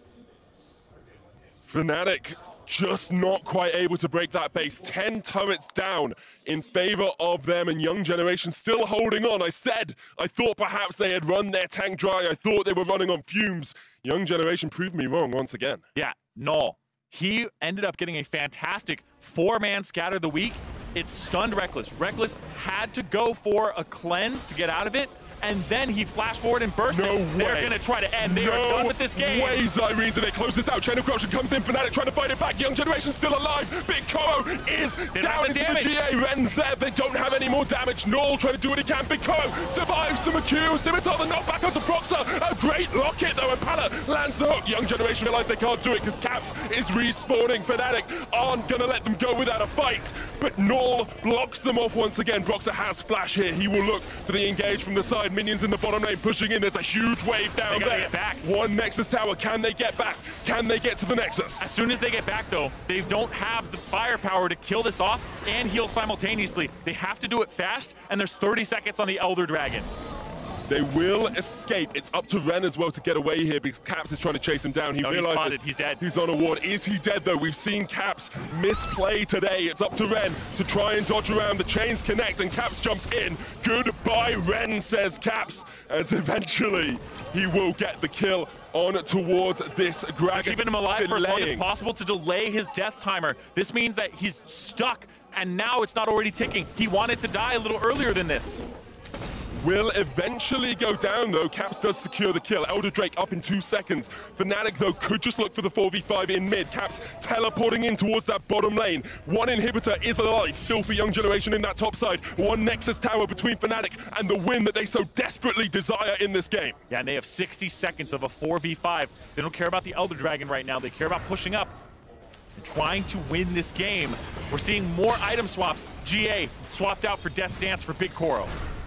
It's up to him, it's up to Norn, it's up to Venus, who has a death cap of his own. The knockback minion's not quite there. The stun, though, is going to land onto Venus. Big Koro chased off towards the side. There's the charm. The Cure Scimitar a little bit too early, but it's still Big Koro surviving. So as Reckless ending the game. Unleashed Tower. Reckless says, I don't care about your kills. I want a Nexus. The best 50 gold he secured this game. Reckless ends the game with the team pushing forward, and really the team play there from Fnatic to understand what to do once their enemy had misplayed. The fact that they tried to end the game, Young Generation got too greedy. They pushed up with an Elder Dragon spawning. They could have reset, and Fnatic said, we're gonna run you down mid. We're gonna set up, and they caught Ren. It may not be the victory screen for Young Generation, but they can take a huge amount of hope from that game as well, pushing Fnatic to 52 minutes in a game where they had a composition that seemed to fall off after the early game. They really did a number on Fnatic, forcing them all around the map, and it's a wake-up call for those EU LCS favorites in this game. And it makes this group incredibly interesting. It could have been all of them ending the day tied 1-1, but it leaves Young Generation at 0-2, Chaos Latin Gamers with the 1-1, and Fnatic at the top with the 2-0. But you look at the game between Chaos Latin Gamers and Young Generation earlier on, and you say, if Young Generation play like this, they should take Chaos Latin Gamers, assuming that Chaos Latin Gamers don't find something else in their tank. Yeah, and the fact that this was a lot of Null, I love the fact that he was one of the reasons that they got back into it. Reckless died one time, it was because Null blew him up in that fight. And really, I feel as though this mid laner, he had the CS 70 up at the end of the game against Chaos Latin Gamers. In this game, he was how they were in the game, and we can see a little bit of how that mid priority is working out for them with the aggressiveness of Venus in the jungle. It just didn't translate, because the comp did fall off. Like, we're looking at, like, I just want to take a little moment for this, because they had the Draven, they had the Thresh, they had the Nidalee. They had a lot of aggressive picks in lane, but those weren't what won them the early parts of the game. It was the Syndra in mid, a very standard pick. If they had picked standard around it, it may look a little bit different when you hit those mid-game, late-game points. Definitely. 100%. I totally agree with you. I think a lot of people will be surprised by how well Young Generation did in that game. We're going to get the thoughts on that win from Fnatic from the analyst desk. Let's send it over to you guys. Thank you very much, Medic. Of course, a final display coming in from Fnatic to close that one out. A nail-biter of a game, and it's so close. And I just want to immediately get into this first replay. The fight for Elder Drag felt like such a huge pivotal moment for me, and when we look at it, look, all I'm saying is, yes, Caps got destroyed in the early game, but if Meteos gets credit for 2 Lee Sin kicks in that Flash Wolves game from 2016, Caps definitely gets some credit here. Caps is by far the worst LeBlanc I have ever heard of. But at least you've heard of it. So, we want to keep track of what he does in this fight specifically. And the first thing you'll notice is that he helps his team secure the Elder Drake, and then he's going to get this beautiful flank down onto Null. And to Null's credit, he has been playing exceptionally well, but when your flash is down, when your cleanse is down, there is very little that you can do against LeBlanc that you just don't have vision of. And I say that he was able to get the ulti down onto Caps at the very end there, but a clutch Zhonya's prevented him from losing it. And I think the big thing to look at is Young Generation backed kind of unnecessarily far off that Elder Dragon, and once Fnatic realized how far away they were, it was a very easy call to burn the Elder Dragon and then take the fight, whereas before it was all about positioning, and if you get the Dragon down low, you might lose the smite, but Venus ended up so far away that wasn't a threat. And well, ultimately, I feel like Fnatic does deserve a little bit of praise for staying focused. We said, hey, Caps may be frustrated. He did kind of come back and show up when it mattered most. We also have to be a little critical for Young Generation, because ultimately, this felt like this game was in their hands. And I want to know what really went wrong here for this team. I mean, there were a couple macro calls that you can look at, like the decision to try and end the game. That clearly didn't work out that well. But there's no reason that call alone is why they lost. There were a bunch of mistakes out of Ren where if he played just a little bit better, I feel like that they probably could have been able to win this game. I mean, what you have to bear in mind, right, is that Young Generations are the 2nd seed coming in from the Vietnamese region. And the fact that they were able to push Fnatic this far back means that they definitely deserve a lot of credit for not only their individual talent, but for how effectively they were able to punish the poor plays demonstrated by Fnatic. But also, you just saw the slight difference in experience and understanding of how to play the game, positioning, setup, that Fnatic were able to consistently punish once you got into those really late game fights. And what I will say is it felt like if they did have a different top laner, they might have actually been able to fully punish Fnatic and win the game. I agree. And luckily for them, they do have another top laner on their team, Nocti, the guy that they brought in their finals to reverse sweep to get here. And I wouldn't mind seeing him potentially tomorrow because the rest of Young Generations feels like they're stepping up. And honestly, I don't want to put it all on Ren because, of course, there were mistakes across the board. But you are right that in both of their games, he has felt like sort of a weak point. And in the same way, once again, when we look at their final series that they had to play to get here, they lost 2 games with him. And then they brought in Nocti and everything turned around. And at this point, that is exactly the kind of turnaround they need if they want to lock in a 1st or 2nd seed. Yeah, especially given the fact that they're playing Gragas, which is something that's more in the wheelhouse of Nocti, someone who wants to play the Galio, these tankier things, and Ren was the more aggressive one, picking Gnar, J4, Renekton, these kinds of things. So it is a little surprising. I know you can't, put Nocti in once you realize you're taking the Gragas and putting it top, but it is something where it feels like this playstyle looked pretty good, and I wouldn't mind seeing it with a more tank-focused top laner. But now we get to be even more excited for the matchup between Young Generations and Chaos Landing Gamers tomorrow for that fateful potential rematch of that 2nd seed, because Young Generations already stepping up in their 2nd game of the day. You can only imagine that they're going to continue to get better, while Chaos Landing Gamers are going to review and evaluate to see how they can make sure that they stay on top. And on the same side, Fnatic, of course, starting off with the 2-0 does look good, but when we look at that final game, it doesn't feel quite as powerful as we look at the Cloud9, for example. And we have to wonder, what are Fnatic going to do coming in tomorrow? What are they going to evaluate? Because there's a very real possibility that in a rematch, Young Generation could take it, not just looking at Nocti or Ren, but across the board, Fnatic got pretty wrecked in the early laning phase. I think we have to remember WE on day 1 and how well they got challenged by Lion, and they were able to win out on a very long, drawn-out game. And I think it's one of those situations where these teams from emerging regions are effectively able to challenge some of our top teams in terms of individual skill, but also in team fight capacity. And I think that for a lot of our top pool seeds, they aren't fully respecting that, but after their first losses, they should be able to learn and identify and show a lot more respect to future opposition. And honestly, it's pretty hard not to respect them after a game like that. Well, we've got one more game before we close out the day. It's Rampage versus 1907 Fenerbahce. And as we prep for that matchup, we're going to send it over to Fish, who has an interview with the Fnatic top laner.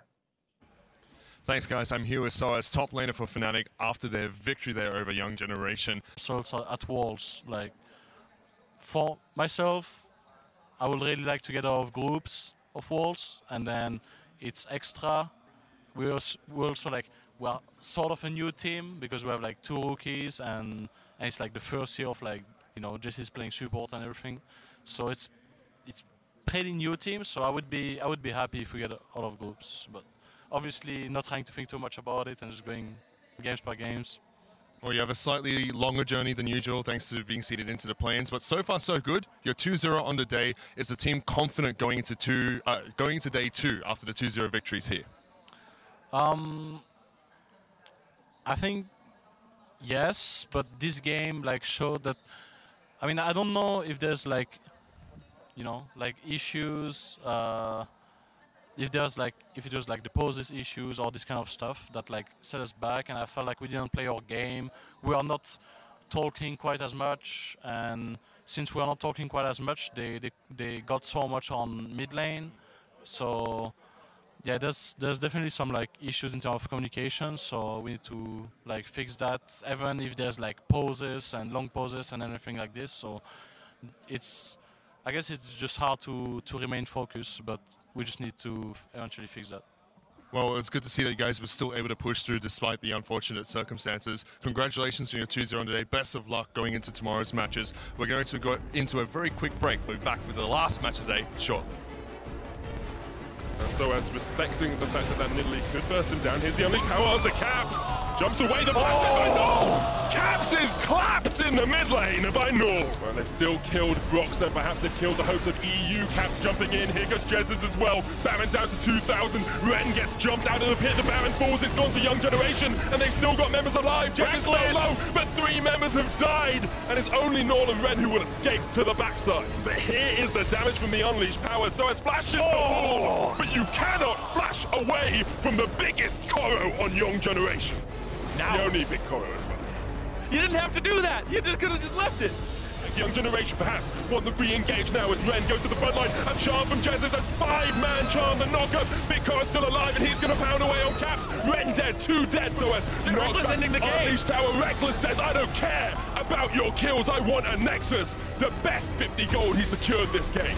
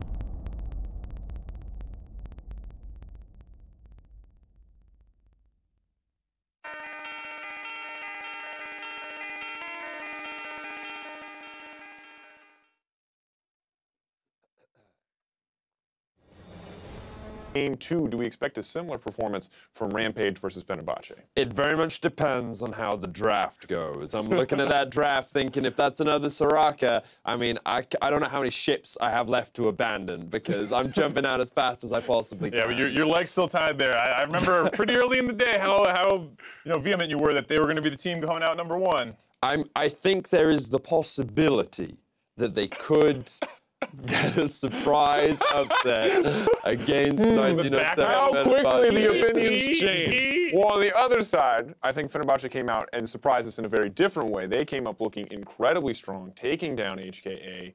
It was a good look for them overall, but how dominant did we really feel that win was? It was a little tough to say because it did come off the back of 2 Baron steals, and I think you can give them credit for team fighting better than HKA, and it might be the kind of thing where Rampage's early game last time did not look so good, and so if they move into the mid game even, Fenerbahce is very likely to win, but it is kind of contingent on that fact that, we haven't really seen Rampage with a reasonable draft. Yeah, all I want to see from Rampage is get out of the laning phase because domestically, they are very slow as a region. They're not about early game junglers. And I think that so far in this group, they've experienced one early game jungler and they're very likely going to experience another one in the form of Crash. So as long as they can control him and not put their laners into such a deficit by 1, drafting poorly, and the 2, allowing themselves to get camped extremely hard, then I'm hopeful when it comes to their ability to much more conservative language. Team fighting is what I think they're good at. All right. So, but the one thing I do want to bring up is that in that Fenerbahce game, it didn't feel like a very fast, very aggressive early laning phase from either side. Now, Crash, of course, has that reputation that he can play that early aggressive style, but I don't think that really came out in the previous game.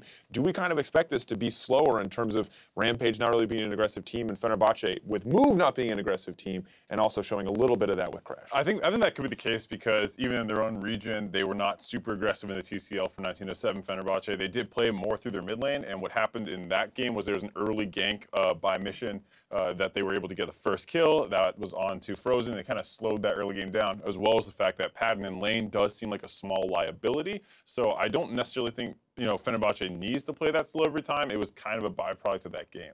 Yeah, and speaking of Padden during the laning phase, that's another lane with which I think you could look to try and take advantage of as well, especially given that his individual talent during the early laning phase does seem to be a weakness. I think that can be swapped around for the side of Frozen, because I do think that individually he is a very strong player that you really have to watch out for on the side of 1907. The last point that I kind of want to hit for Rampage is that we've seen this shift where Dara has been more present on the bottom side of the map, trying to help out Yutori Moyashi. Maybe that is a good matchup. Maybe that will work out for them. Did not work out with Soraka. But Vedius, what is your impression? Should he be looking to play more roaming, more playmaking champions and leaving Yutori Moyashi on his own? Or do you like the 2v2 lane style that they've been kind of shifting towards recently? Personally, I think that, excuse me, they looked better when Dara and Tussle were working together as a unit. But that doesn't necessarily mean that playing around your AD carry is the poor thing to do, because I think that right now with the bot-centric meta, Ardent Sensor, we saw how impactful carries have been throughout this day. It's never a wrong decision, especially when you look at Yutori Moyashi, who again, in team fights really can shine. It's just about getting him to that point, and you're not going to if you lock in things like a Soraka against a Zayat Rakan. So just please ban Rakan. Yeah, I was going to say, it does come down a lot, I think, to the support pool. For Yutori Moyashi, he's played Triss basically forever. All of his last games are on Triss, so he'll probably grab that again. Pretty independent champion that can play aggressive or kind of play more by itself while its support goes and roams around the map. The other side of this, too, is, of course, I'm wondering, are playmakers in general more valuable, or are we looking for more lane supports? Because we have seen a lot of, aggressive roams into the mid lane from supports over the last few days. It's not in every game, of course. It's not 100% prevalence, but I'm wondering, is there a better way to play bot lane right now? I personally prefer the more tanky, aggressive playmaker support. Give me the Alistairs, give me the Rakans, Braum, Thresh. Tom Kench, Thresh, any of these things. Janna, I think, works situationally. Well, we're going to find out what they opt to include. He found Rakan! As we go to the casters. Enough from you, Vedius. Thank you very much, Dracos. I am still joined by the man who wears a suit better than a deck of cards. It's Aiden, Zyrene, Moon. We're into picks and bans already. Talia, Rakan, and Cho'Gath taken away by Rampage on the blue side, and Fenerbahce have removed Jarvan and Kalista from the pool. I like the bans that have been coming through, except the Rakan. It means if you're going to first pick the Xayah for Yutori, then that's great. If you aren't, then it's probably Tristana. And I don't really, I don't really have too much beef with that. If you're taking Tristana and you think that's better for your AD carry than Xayah, then you don't want Fenerbahce to go Xayah Rakan as their 1 and 2 spots. And we did see Padden go off on that Tristana earlier on, went 10-1 in his game, I do believe. It's a Draven hover here for Padden would be a strong laning matchup into the Tristana, but instead it looks like Fenerbahce are going to lock in their support in the form of a Lulu. I actually like Lulu as one of those happy mediums where Polymorph is just such an annoying skill, and she's just so good at allowing the lane to be a winning lane for you and get the Ardent Sensor. So I do really like that support pickup here. It depends if they're going for something like a Kog'Maw or if it ends up being more along like a Xayah. Looks like it's once again going to be Gragas for Crash in the jungle, giving him something that's relatively safe, relatively easy to coordinate with the team. We did see him struggle a couple of times with explosive casts early on in their game against Hong Kong Attitude. Rampage now probably going to go towards their support and their jungler for these next 2 picks. Yeah, the jungler gets locked in. It's the Rek'Sai here with the Sejuani Jarvan banned away and the Gragas taken early on. So the Rek'Sai, not that great in the late game. We'll see if Tussle has a good effect in the early game, because Crash already played this matchup earlier today, and he was able to get the better of the Rek'Sai. Eventually, it was a very long, drawn-out process against God Quiet and the Hong Kong Attitude squad. I feel like when the Rek'Sai doesn't get to do much early game, and then it hits mid game, and she doesn't even have the flash multi-person knock-up anymore. She'll knock up the closest person to her center, and then everybody else gets pushed away. So I just feel like Rek'Sai, post 25 minutes, if it's not full AD and it hasn't been putting in work, it's a pretty bad champion to have on the roster compared to other junglers you could have, like the Gragas. And it feels like 1907 Fenerbahce are going completely against this idea that Crash is purely an early game jungler, because he's got the Gragas. They're playing a late game bottom lane in the form of Lulu and Kog'Maw as well, something that scales up really well, and not really going for these early priority picks that perhaps we expected them to. Yeah, the Lulu was interesting. Didn't think that was too much contested. I do like the Gragas, because Gragas is considered the #1 counter to Kog'Maw, where you can put him in a different place and separate his supports from him, and Kog'Maws will usually play a little bit further forward. So I do like those pickups for 1907 Fenerbahce right off the bat. The Galio ban, so they don't have more support here for that Kog'Maw. And Thaldrin had a good Galio game where he was able to separate the map. I feel like if you're banning the Galio, you're probably banning Shen as well. Would definitely make a lot of sense. You want less protection on that AD carry. Fenerbahce putting a lot of eggs in the Padden basket, whereas Rampage have a more rounded team composition for the time being. Really want to see Evie in that top lane, given something he can split push on, given something he can pressure on, because that is where he thrives as a player. Yeah, he is very popular in that Camille. 3 games on it in his summer season with a pretty good win rate, 2 and 3. There's the Shen ban, making sure they don't have that protection for the Kog'Maw, which once the Lulu was locked in, you can kind of see coming. Maokai does give you a lot of protection as well, a lot of zone control with that ultimate. Get the kittens out and make them chase down your opposition. Rampage looking towards mid and top for their final 2 picks. I'm going to see any interesting decisions out from them here. It really depends. You can go for something more aggressive like the Gnar and try to win that lane in the top side, especially with all these tanks banned away. I feel like that's what they're looking for here. And when you have that Corki, Fenerbahce can go for Syndra, LeBlanc. There's a lot that's left up here. If they wanted to really hard counter it too, you go Kassadin, but then your wave clear is awful. We'll see what Rampage pick in the top lane, because it's been so far the most important one. Looks like it might be the Gnar that you predicted. Gives Evie a lane that he can win as well, which is so vital for Rampage. A lot of their wins do come off the fact that Evie is strong in those 1v1 matchups on the top side of the Rift. Now I want to see wave clear from 1907 Fenerbahce. The Syndra is what I would think would come through. Beats the Corki early, loses a little bit later when Trinity Force Hex Shrinker are in. And there we go. You're on form, Zyrene. Great predictions throughout the end of that draft. Any predictions for me on how these compositions are going to match up against each other? Fenerbahce have a winning mid early, losing top, losing bot. Except for the Lulu, will be able to actually provide pressure. So this is one that flips later, but I do feel like the Kog'Maw and the Lulu should be able to push in the Tristana and the Alistar. But Rampage have the more aggressive jungler, so watch for what Tussle does early against Crash, and then Rampage just have superior split push come late game. Tussle hasn't always been an early game jungler as well. Very low proximity early on, with his team not great at utilizing these early junglers, but is good at being involved in kills when they do happen for the Rampage lineup. Rampage, of course, coming off a loss earlier on. Really want to step up their game. They were almost perfect game by Hong Kong Attitude. Only a fountain dive at the end, actually giving a kill across towards the Rampage lineup. And they haven't really tasted defeat at all this season. They only lost to Detonation's Focus Me in the LJL. That's true. It's always been the LJL back and forth at the top. Detonation, Focus Me, Rampage. Every single finals keeps coming down to those two teams, the ones that have imported, that have worked on their rosters. But remember, for Rampage, they were the representatives for the LJL for Japan at MSI. They fell short, and they already started off on the wrong foot here at the 2017 World Championship. They need to pick themselves up, take down Fenerbahce, and then you have Group D with 1-1 for every team coming into day 2. Three-way tiebreakers. I love a good draw. I am from EU after all. 1-on-1 scores are exactly my cup of tea.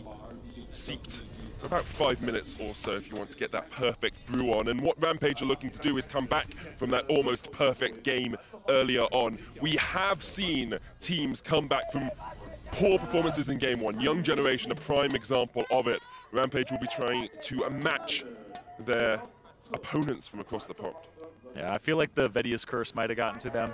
No. It's awful. It is dire. Fnatic suffered. Rampage has suffered. Who is next? There's something about that man that screams Welsh Wizard to me. You know, he's thin, he probably lives off moss. He has that makes all of these predictions. He's got dragon fire in his eyes. God, he's Daenerys Targaryen, eat your heart out. I was about to say, he's like Caius Ligarius from Julius Caesar. He's got that lean, hungry look to him. True, you are true. Rampage have a very hungry look to them, as well as they are hungry for their first victory in Wuhan and of Worlds 2017. 1907 Fenerbahce trying to secure their spot at the top of that group. A surprise to some, an expectation for many others. Lots of analysts were coming into this tournament saying Fenerbahce are the wildcard team to watch. Yes, especially from being from the Turkish region up against a team like Supermassive, and then having somebody like Thaldrin that people are very familiar with, and then bringing in imports like Frozen and Move. Overall, Fenerbahce were in a region that historically has a good reputation in international tournaments, getting in through the play-in parts, but now in the emerging regions, they seem to be one of those ones that are near the top. But remember, it was the 3rd seed from the LMS, the Hong Kong Attitude, and it wasn't something that was a completely convincing game. I think the biggest takeaways from that are that Fenerbahce ward pretty well. You know, still like to see more, but they ward pretty well, and that they also know what to do with their compositions and what to do against the enemy. So I want to see them handle the split push, and I want to see what they do with this Kog'Maw and the Lulu come late game. Something they do extremely well as well is when they have a gold lead, they hold on to it. They never give up. You're very unlikely to come back from behind against Fenerbahce. Well, remember, they were up against Hong Kong Attitude, and Hong Kong Attitude was in the lead about 1,000, 2,000 gold the whole time, and then at the very end, when Fenerbahce got a slight gold lead, they ran away with it and won the game. They did. Incredibly good at snowballing, and incredibly good at relying on their top laner as well. Thaldrin, a stalwart for this team, a veteran, and their captain as well. Has been around the block a few times in international competition. To see how he is able to match up into Evie, especially since you've got a jungler who... Crash is a very reliable jungler and a very good jungler, but you wonder how much synergy he's had time to develop with this Fenerbahce lineup, because when you're in a losing matchup in the bottom lane and in the top lane, your jungler really needs to be there to help relieve the pressure, help push out the lane. We'll have to see how Crash is able to do that in this early game. He's actually done the exact same route that he did in the first game, where he went through his jungle, went to the enemy jungle, was like, they didn't do Gromp, and then wards it up, and then looks towards that top side. Ward is placed at the right timing by Evie. So Rampage, aware of Crash's jungle pathing, he's going to go to Krugs now, get himself juicy 10 CS, as much as rock people can be juicy, of course. It's like getting blood from a stone. Taking Krugs takes you an age on those junglers. Where's your main point of focus in this early games, Irene? As an analyst, as someone who likes to break down the game, where are you looking and saying, this is what I want to see, this is what I'm interested in? I'm always watching junglers. As a jungler myself, I'm always watching junglers, especially the one that has the more aggressive champion, like Tussle. It's really just on this guy. What can he do? Is he able to walk around wards and be informed by his team? Because right now, Crash backs, gets himself Hunter's Potion, and also gets himself the upgrade for the trackers, and that's really just what he has to do. If you can protect this Kog'Maw Lulu and also keep your top lane safe, and I feel like you've done your job as the jungler that's in the less aggressive matchup. And as I was doing research on Tussle before, I actually found it very interesting to look at his early jungle stats and how he prioritizes his jungling and his laning, because actually he doesn't tend to spend that much time around his team. 34.2% of the early game is spent in proximity with his teammates. It's a very low number, and he doesn't get that many kills early on as well. Yeah. Kills and assists at 15 minutes is 1.31. That's the lowest of any play-in jungler. However, this time he's adapted. Frozen knocks him back, Crash around the corner. Tussle is going to get knocked up with the body slam and has to flash away to keep himself safe. I don't feel like he had to flash there with Frozen having no mana, but he just does it to be completely safe, and that's actually way more pressure for Crash, who can keep going in and invading and placing wards now without much fear. And once again, it's Crash coming mid. It's what we saw in game 1. 2 early ganks mid before that 6-minute mark. Here, 1 relatively early one, and again, just coming back round. It's against the Corki as well. Wasn't able to be too effective in game 1, but did give Frozen a little bit of a CS advantage here. Remember, it is a Corki now. Instead of with the cleanse, it's with the teleport. And Patton walks up. He's going to get jumped on. This will be a reset on the rocket jump too, I believe. That's the reset. It is. He's going to jump in again. Patton tries to jump away, gets the help pick shield. And that's Summoner's Burnt for Fenerbahce in the bottom lane. And that was Patton going too far forward. That's 3 Summoner spells, a chunked out health bar for a single Summoner spell on the side of Rampage. That is a huge win for the Tristana Alistar after going all in. Patton going too far forward? I'm pretty sure I've heard of that story before. Oh man, I like to get that one out of my head real quick and just reset, but he is a large part of this late game here with the Kog'Maw. They just need to keep him afloat, and that's probably where Crash is going to have to be pulled to, because this Summoner Spell advantage, you could flash, pulverize, and then headbutt this Kog'Maw into your team. You have to kind of hover around this area. And those Summoners are going to be down for so long. I mean, Ramune can get the package. You can see Tussle come down here, 4-man dive on a Kog'Maw and a Lulu before they hit level 6 is very effective. Crash has caught out Tussle, though he's going to try and jump away, and once again, Crash not quite in the exact right spot with that explosive cast. Yeah, that actually probably would have been a kill because the Cinder was coming down from the mid lane, and there's no flash on the Rex side from before, remember? And that's why Crash feels confident to walk into the jungle and ward this up.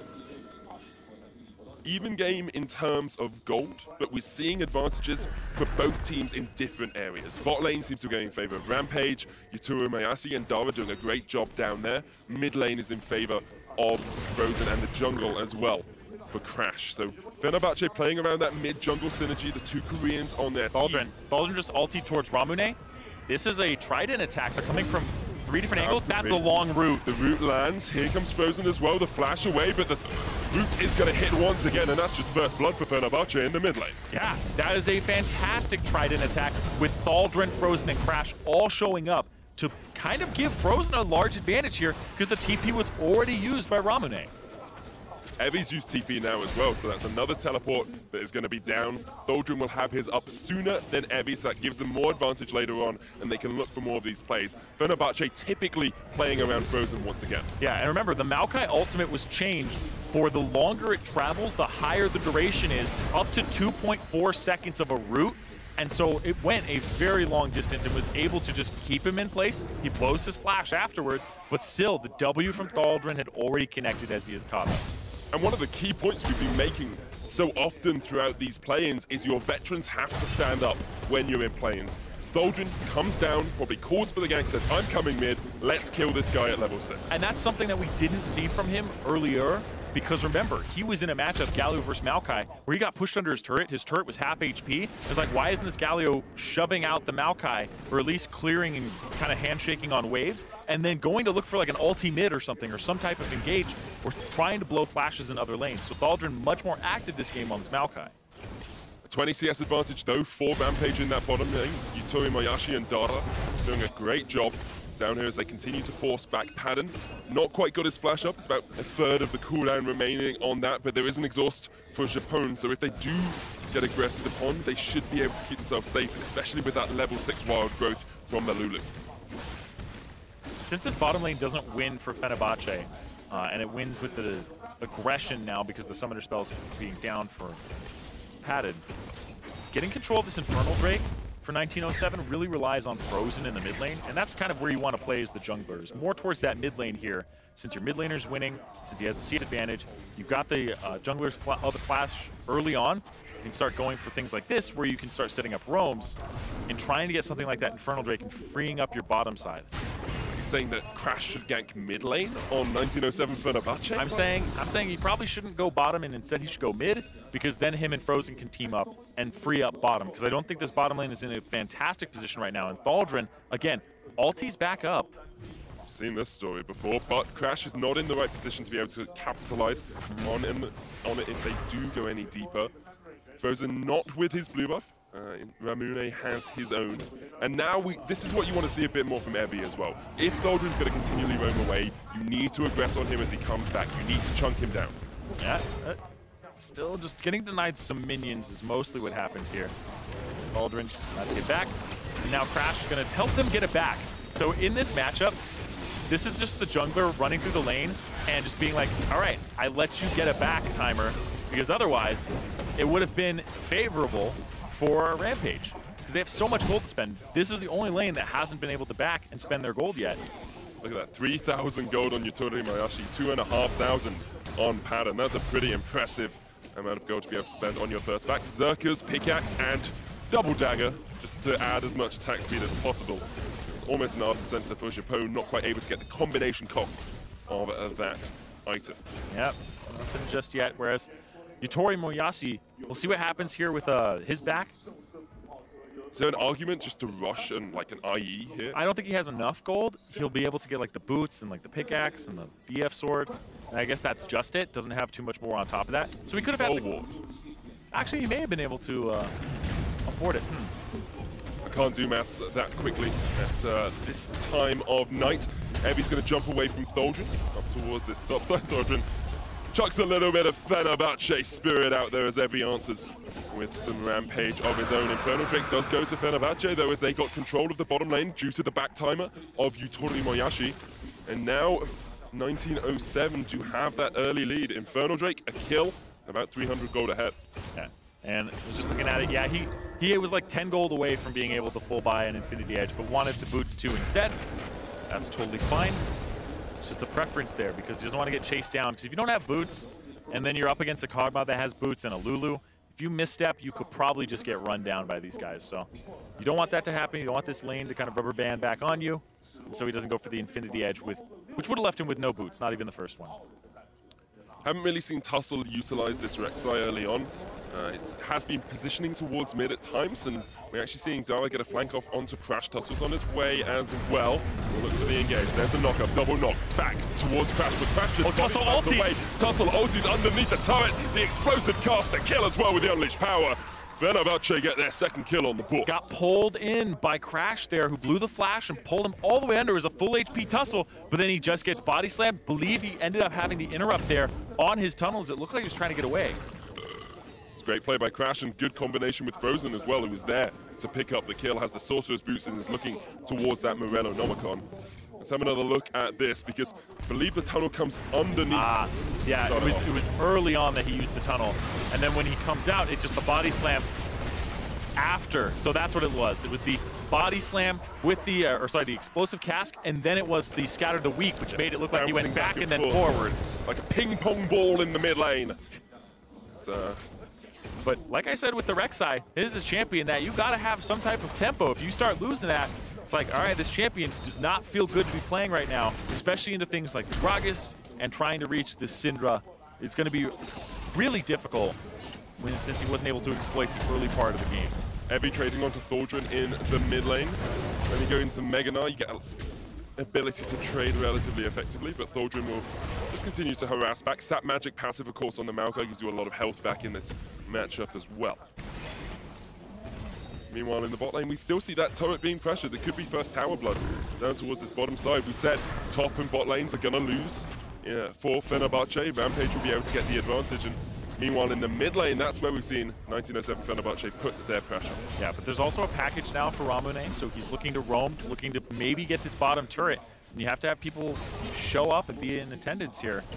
This Crash will hang around this area, and you can see Ramune cares more about his positioning here and the killing out those wards. They just use the package to get back into the lane to clear it out. I was expecting a roll call in the bottom lane. School was in session. Had to mark off the attendance, but Ramune was decided he wanted to bunk off school today, taking a little bit of a break, maybe going camping with your father. Nope. The Knox back. Just like, nope. Not gonna happen today. I don't know if this is set up for another joke. Nope. Just referencing. I've got to allude sometimes. Please stop. And elude. Evie as Tholdren is kept in the lane. Evie's almost up towards that back cleaver. Bottom side, 2 people roaming down. This could be a tower dive. You do have the Gragas with the body slam and the ultimate. Immediately, Yuturi, Mayashi, and Dara back away, but we're starting to see that pressure from Padden that does happen on the Cogmore. You pop that Bio-Arcane Barrage and you can put a lot of damage down very quickly, especially with the Lulu buffing you up. Yeah. He just walks forward with that extra movement speed. And then it really would become Dara. In order to stop that, he'd have to go in, headbutt, pulverize. And then at that point, you're putting yourself more at risk for that gank. So you just book it out of there, back, lose some CS to the turret. And Tholdren. Sat Magic, try and get some health back. Pops down the Nature's Grasp as well, but it's a good dive from Rampage. As Tussle gets his first assist on the board, and Rampage get their first kill of the game. And Crash is just looking to get to that turret so it doesn't drop. But there's enough of a forcing unit here. May have to pull Frozen up to the top side too. But Dara is just holding mid. If you're support in that situation, you're so happy. Because you know you're going to get all of those CS. Oh no, you're not, because they got into tower. Oh, you saw 200 gold just disappear before your eyes. Does that make very sad cow. He's morose now. Oh my god. You're worse than Freak. Just that's not a compliment, by the way. Well, yeah, worse usually isn't. Just the excitement of worlds. It's getting to me, Zoe. I gotcha. 1,000 gold lead for Fenerbahce as they continue to get this mid lane pressure. And they've got Ardent Sensor on the Lulu now as well, so Padden is going to be in a strong position. Only 20 CS down at the 17-minute mark after losing out that lane pretty early on. And now they're going to swap it. Because this turret on top side is really low and also the one on bottom, you got to find something that may crack a turret faster, and you may be able to get an advantage. No, actually, they're just going to swap it again, so it looked like some hesitation there. Maybe they thought that because Evie was pushing, I don't know. Because they saw Tristana and Alistar killing those Krugs with the ward that was placed earlier. So I guess they just answer here, and it might have been a call from Crash that, hey, I'll help you guys out, because he's on this side of the map. Down towards that bottom side is spotted out by a ward, but he will clear that. Rift Herald has been started by Tussle and Evie. As a dragon up, it's only a cloud. Infernal, of course, picked up earlier by Fenerbahce. 300 gold between the two teams, very even early on. The scaling advantage seems to be in favor of Fenerbahce with the Cogmore and the Lulu combo. Yeah, you always have to worry a little bit, though, about what happens with this Gnar in terms of split push and pressure, and then the Tristana, can you reach him? Because this may be a point where you really have to rely on Padden for a lot of that damage, but the front line, like you were saying, it's pretty good for Fenerbahce. I would definitely say it's easier to execute in the late game for Fenerbahce. And sometimes that's what these games come down to, is which team can pull off their composition easier. Like, is it just a composition where you run at the enemy? Yes, that can work. Yep. Now we're looking for a turret race. Tussle on top with Evie. They've already dove this guy once. They're trying to get that turret. And meanwhile, bottom, they're just trying to get that damage on it as well. The Tholdren flashed away there. Turret will go down in the top side first, so Rampage gets a little bit extra gold out of that. Still slightly behind, just CS advantages being picked up for Fenerbahce. Just some extra gold from somewhere. Yeah, more tempo, though, and with more members here on the bottom side. And now they have Syndra coming down, too. This will be a 4-on-2. There's so much damage coming out from Padden. 2.2 attack speed at Frozen. 18 minutes. Frozen's going to get onto Yuturi Mayashi, but doesn't have the damage. Stun. The knockback, the heal. He does get the kill. That's the reason he is the person to watch in this team. Frozen comes up big, gets them a tower in the bottom lane, and they're going to keep pushing. They're going to keep going, exactly. They're going to look for this turret, potentially an inhibitor on top of it, because Rek'Sai's in mid. not going to be able to push that turret. He's thinking about it. He wasn't back in there. He's throwing down Rift Herald. That's what it is. He's trying to get that turret back. And nope, they're going to back off after that because they need to go answer. I'm having flashbacks to the last game. 20 minutes, almost an inhibitor falling. Join us in 32 minutes as this game will conclude. Tussle is able to get the mid lane tower. Rampage trying to get something back, and that's what you see good teams do. If they know they're losing out on one side of the map, they try and get any advantage they can on the other. But Fenerbahce, with a great push in bot, secure themselves 3 turrets. Once again, came down to mid lane priority. Frozen had mid lane priority, came down to the bottom side, and then he was able to make that play happen and get those 2 kills. Whereas Thaldrin here, no flat for him. Tussle's on the chase, but he does manage to give away the sap magic, but there's the Gnar into the wall. Evie gets a kill for himself. It's 2 for Rampage overall, but Evie is just getting absolutely shredded by Padden. The engage from Crass. Rampage have to flash away. And Fenerbahce are in the driver's seat in this game. And now they have a little bit more pressure on this mid lane. Padden has been able to pick up a good amount of CS. He's only 10 down now. And with people are backing here, this might be another turret for Fenerbahce. 4 towers at the 20-minute mark. This is much quicker from them.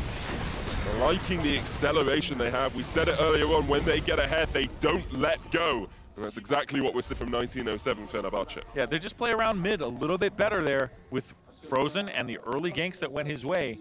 And the fact they were able to shut down Ramune allows him to play towards the bottom side and get this dive. You can see here, Crash, really aggressive. That was a great ulti there from Japone to knock up Dara as he was headbutting in. And then Frozen, really since the rocket jump was down, just gets a disgusting combo. Really well played by Frozen as well. That's the reason that he was a mid laner for Longzhu. It's the reason that they wanted to set up a team around him. Thaldrin does get caught out a little bit here, perhaps just pushed up a bit too far. But he lives long enough to pull them in, and then that's what ends up allowing Padden to get this kill back onto Evie, because Evie blows the flash forward after leaping previously, and now you get just run down. Padden with the Ginsu's now has a Runans on top of it. 21 minutes in, you've got an Ardent Sense of Runans, Ginsu's Cogmore. Yeah. That is pretty darn disgusting to face up against. Yeah, and we're talking about things that are disgusting to face up against. Frozen has gone from Morella Nomicon, Sword Shoes, Void Staff. This is typically like a 3rd purchase. You'll usually see like a Leandri's or something, but he's just saying, I want to be able to obliterate people. There's a little bit of MR that's been purchased with the boots and the Hex Drinker. We're just going to try to get in there and blow these guys up. So look at Frozen to try and snowball now that he's acquired this lead. Crash getting forced back by Tussle. Padden gets a little bit of chunk down onto the tower, but not going to be able to finish it yet. Yutori Moyashi on the other side does have an Infinity Edge. He's Frozen. Tussle goes down to half. Dama, another great wild growth. Japone is showing us exactly how to beat an Alistar on this Lulu. They do lose 1 though, and now we're going to see Rampage continue the chase. Voidooz comes out, slows them up. Rampage will not be able to get anything more out of this. Well, Rampage, no, there's no teleport on the Maokai from before, and this is a 3v5 for a bit until he runs up here. Starting up the Baron, that's questionable. Oh, wait, Frozen took a blast cone. Frozen got caught out. Ramune gets the kill, and now Rampage are right back in this game. 1,000 gold between the 2 teams, and this is where you start up the Baron. Padden and Japone still alive. Exhaust up on the support. Heal, flash on the Cogmore as well. And Evie's about to transform. This is exactly where you want to be with the Mega Gnar. I feel like if you can see this, whoa, he smited for HP. They're not actually doing it. They just want to fight. Can't quite get the wallop. Here's the Nature's Grasp as well from Thor. The room! Now Padden with a huge amount of deep, but there's the knockup. Padden still going through. It's a double, it's a triple. He's going to get the quadrant as well as the Alistar falls. He's having beef for dinner tonight. Ramune is there, trying to jump across the wall. Thaldrin with the chase. Padden can't quite get it. The knockdown onto Ramune. There's the root. There's the Pentacog. More for Fenerbahce. If you're going to remember anything about Padden, erase the brain. Put this in there. That pentakill, 3v5 in the Baron Pit. Thaldrin with the glorious Nature's Grasp. That is what you want to see from a team captain. Superb play by Fenerbahce. Japone as well, so instrumental on that Lulu pick. And this is why people tout them as the best in Group D. This is why they're looking to go 2-0 today. And they just have such a lead now after that. That was Frozen dropping the ball, getting caught after the blast cone. And even before that, the catch on Crash. So this was able to remedy all of that and put it back in Fenerbahce's favor when there were some misplays there. But this was disgusting. This was Frozen. Yeah, the blast cone, that's a mistake. They're able to pick him up. Crash is already dead. 3v5, you start this up, but Thaldrin had already started walking up. His teleport, I believe, was not up at this point.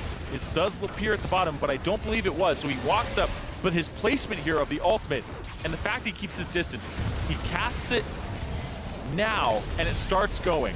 And then everybody says, all right, time to go up. But the range on it, as they turn the corner, as they're almost there at padded, he's kiting back perfectly. And when the headbutt pulverize from Dara comes in, the slam from Thaldrin stops it, and that ends up being a fantastic pentakill here from Padden. They give him Padden the stats. They japoned the enemy team there as they took that penta at the end. And personally, I doubted Padden and Japone. They're now pushing for this inhibitor in the mid lane. Look at the damage in that last fight. 6,500 on a Cogmore. That is dirty, dirty stuff from Fenerbahce as they look to close out this game. A 9,000 gold lead, 25 minutes in. This is more dominant than we saw Fnatic. This is more dominant than we saw Team WE. This is Fenerbahce. Something that we missed during the replay is Frozen was able to destroy Evie, and that's what allowed them to push up that mid lane without much contest. Just incredible stuff all around. Rampage wondering where their lead went, wondering where their early game went, wondering where their Tristana went.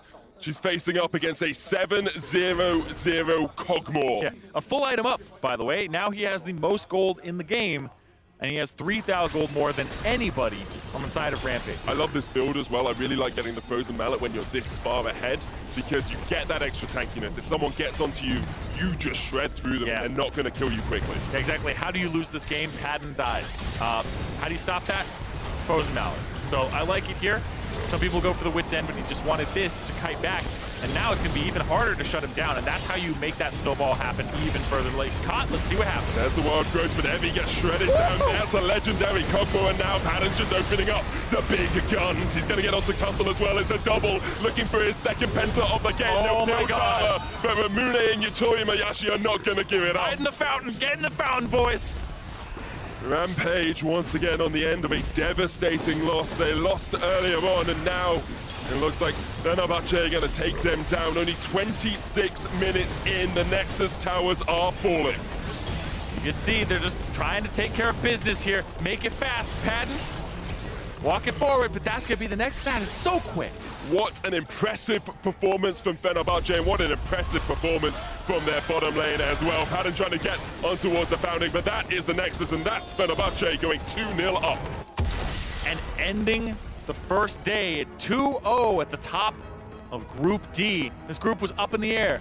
We had some people saying Rampage, some people saying HKA, and others, the whispers, 1907 Fenerbahce, are now shouts. They'll be screaming their name right now. Incredible performance by them. Of course, commiserations to Rampage, who are looking like they're going to be the third seed in their group. They're going to get placed last. They obviously still have 2 games to try and fight back, and if they do manage that, they can definitely challenge. Just haven't seen enough out of them to put them up with Fenerbahce and with Hong Kong attitude. And this is what you wanted to see from Fenerbahce, because their match against HKA, you could see the vision control, you could see how they were playing around mid, but there were still those issues of, okay, we don't see them being convincing versus HKA. It looked like a compositional difference where HKA didn't have enough engage, and then you see for Fenerbahce destroyed, so that you don't end up having this bottom lane be something that's an issue. And I really think that that is something that that kind of transcends whatever champion they're on. It's a play style thing, and if they're able to keep this bottom lane afloat and he gives performances like that in the late game, that becomes reliable. Yeah, Fenerbahce looking very strong to break down that game. Let's close out the day with the analysts. Over to you guys. Thank you very much, Matt. Of course, just want to start off by taking a look at the composition that has been assembled. This Vedius bows his head in remorse. Of course, a very rough day coming in for Rampage. Got to say, though, Fenerbahce looking stronger and stronger the more we see from them. Yep, and Rampage, I like what they did with their draft this time around. Just picked pretty standard overall, a lot of comfort stuff for them. And they were hanging in the game for a little bit. You saw that Yutori Marashi was able to build a very big CS lead over Padden, which seems to be kind of the story where he loses lane, but then once he's out of lane, looks like a totally different player. Yep. I'm really impressed with how Padden plays these team fights, especially one of those fights towards the very end. The fact they were 3v5 and they were still able to win it, just really demonstrating the teamwork that they have. But for the side of Rampage, like it's just kind of disappointment because they seem to have a lot of really strong compositions that they have a lot of options to play with, especially down the bottom lane. I was expecting them to try and set up roam plays, like there were loads of opportunities for them to gank, maybe get early towers. They have an R up in the top lane, like they had TP advantage multiple times, and they never take advantage of any of these windows, and they just play the early games so passively that it gives the freedom for team like 1907 Fenerbahce to be like, oh, so we can just do whatever we want. Perfect. Yeah, great example being that Maokai roam, early into the game where they just send 3 resources to Frozen. We're saying like this is kind of the play style you should expect out of 1907 Fenerbahce, and they didn't feel like they were really trying to stop it. The teleport came in super late from Evie, and they basically just watched their mid laner die and slowly give up advantages. Yeah, and the interesting thing is that Syndra felt like such a huge catalyst in the early game. Everyone was playing around the Syndra, but as we moved later and later, the Kog'Maw felt like it just increased in value. And honestly, Padden just went unnoticed for so long until we come to the mid game, until we come to that Baron, and we see what happens when you put a Kog'Maw in a 3v5 and his team is there to protect him. So we pull up this replay of that pentakill at Baron. Padden in lane, lull, but you get him out of the lane, he suddenly is a totally different player like we were saying.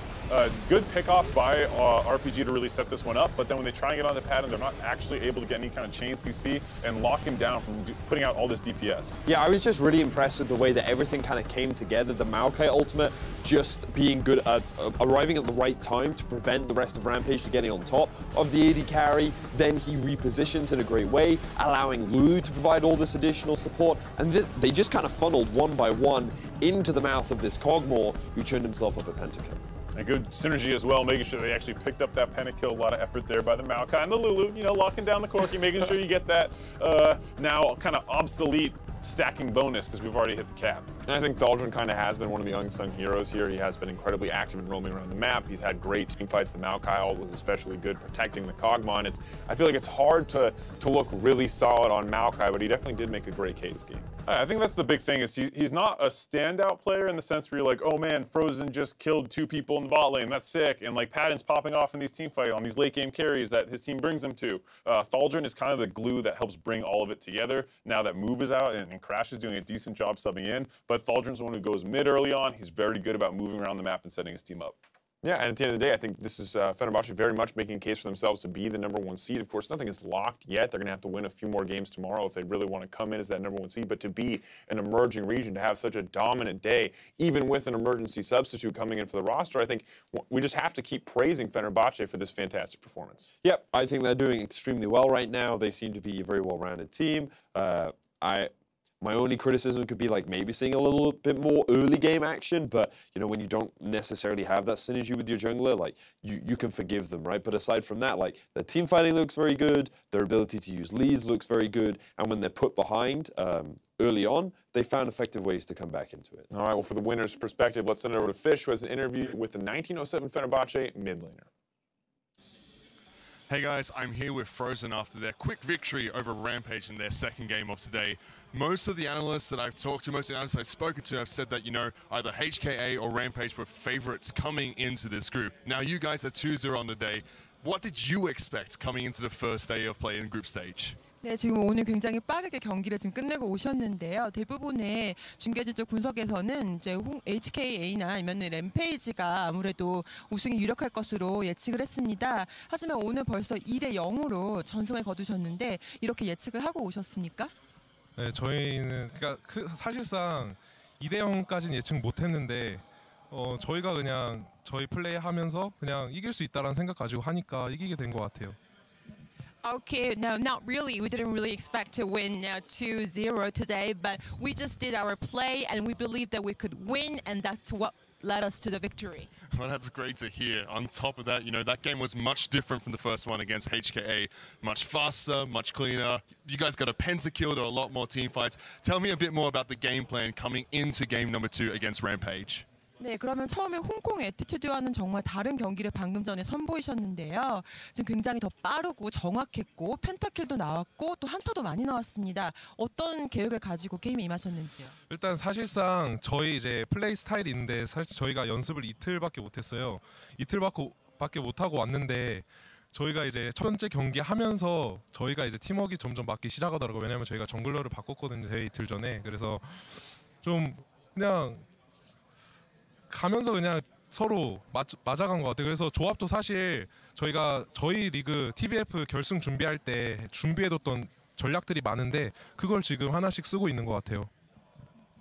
Well, actually, we have our play style, but we had to change our jungler just 2 days before the game. So we had only a couple of days to practice and create this new teamwork. So on the first game, we came up with some strategies and ways to better our teamwork. And actually, we had some strategies set up prior to coming to Worlds regarding our team composition. And we're actually actualizing that one by one.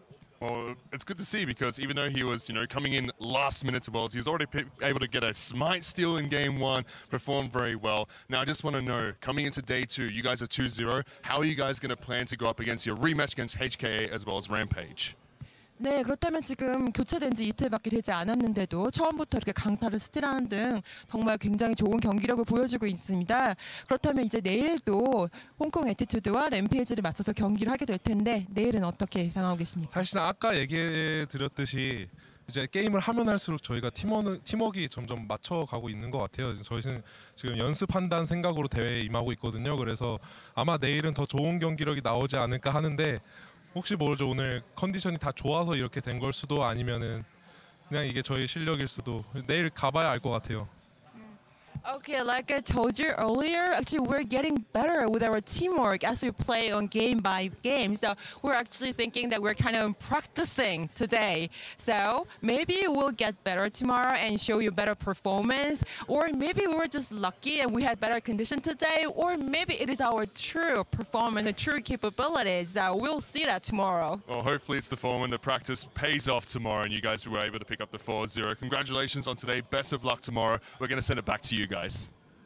I love that answer coming in from Frozen. That's a creative approach to answering a question. Maybe it's that. Hey, say one of everything. Look, it could be A, B, or C. I'll leave it up to you to decide what you think is the actual answer. But of course, once again, a well-earned victory. But as we close out the day, let's take a look at the standings. Of course, in Group C, Fnatic end the day in first place with Chaos Latin Gamers behind them at 1-1. And despite going toe-to-toe with Fnatic, Young Generation have yet to find a win. Over in Group D, 1907 Fenerbahce Esport made fans of the Turkish Champion League proud by going 2-0, followed by Hong Kong Attitude from the LMS, and then LJL's Rampage. Now we're going to see who can secure their spot in the play-in knockout stage with our games tomorrow. Things are going to start out with Hong Kong Attitude versus Rampage, followed by Young Generation trying to get their first win of the tournament against Chaos Latin Gamers, with the groups completing their second round robin and playing out any necessary tiebreakers at the end of the day. So, gentlemen, tomorrow, what matches are you most excited for? I mean, I think everyone's eye is going to go for the rematch between HKA and 1907 Fenerbahce Esports. It feels like one that was very, very close the first time around. And if HKA can take that and both teams continue to beat Rampage, we might be setting ourselves up for a tiebreaker. I think also Western fans are going to be looking at Fnatic versus Young Generation. I don't think they want another sort of risky sort of, oh, this could be dangerous. Yeah, exactly. I think they're looking for a little bit more confidence coming out from the Fnatics. Well, we'll see what they want to bring us tomorrow. For now, for myself, the casters, and the entire live broadcast crew, thanks for watching, and we'll see you tomorrow for the conclusion of the World's Play-In group stage. Good night, and we'll see you then. Now hug me, Mark. Hug me.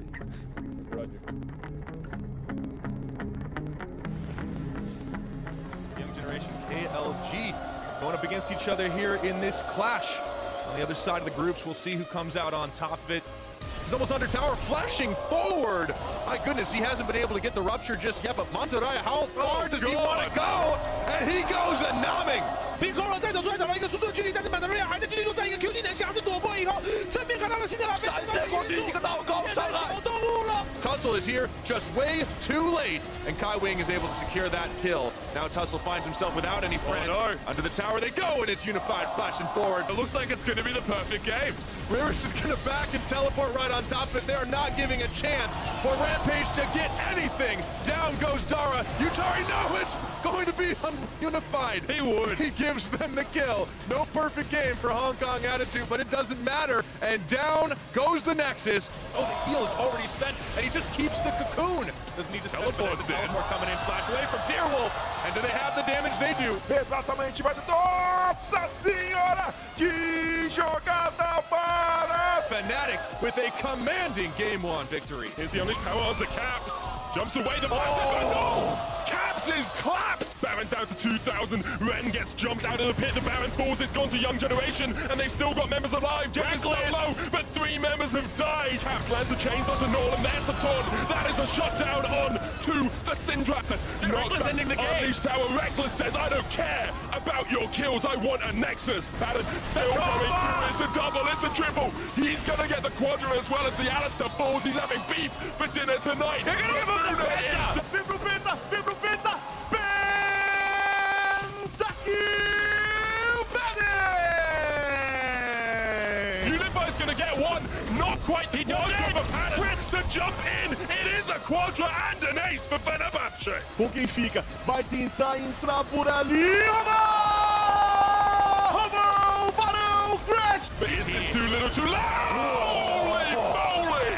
Frozen steals it away. Japon's going to jump in. Here's Thaldrin as well. Fenerbahce going to close out this game. It's a 50-minute classic. But Fenerbahce stamp their mark on Group D.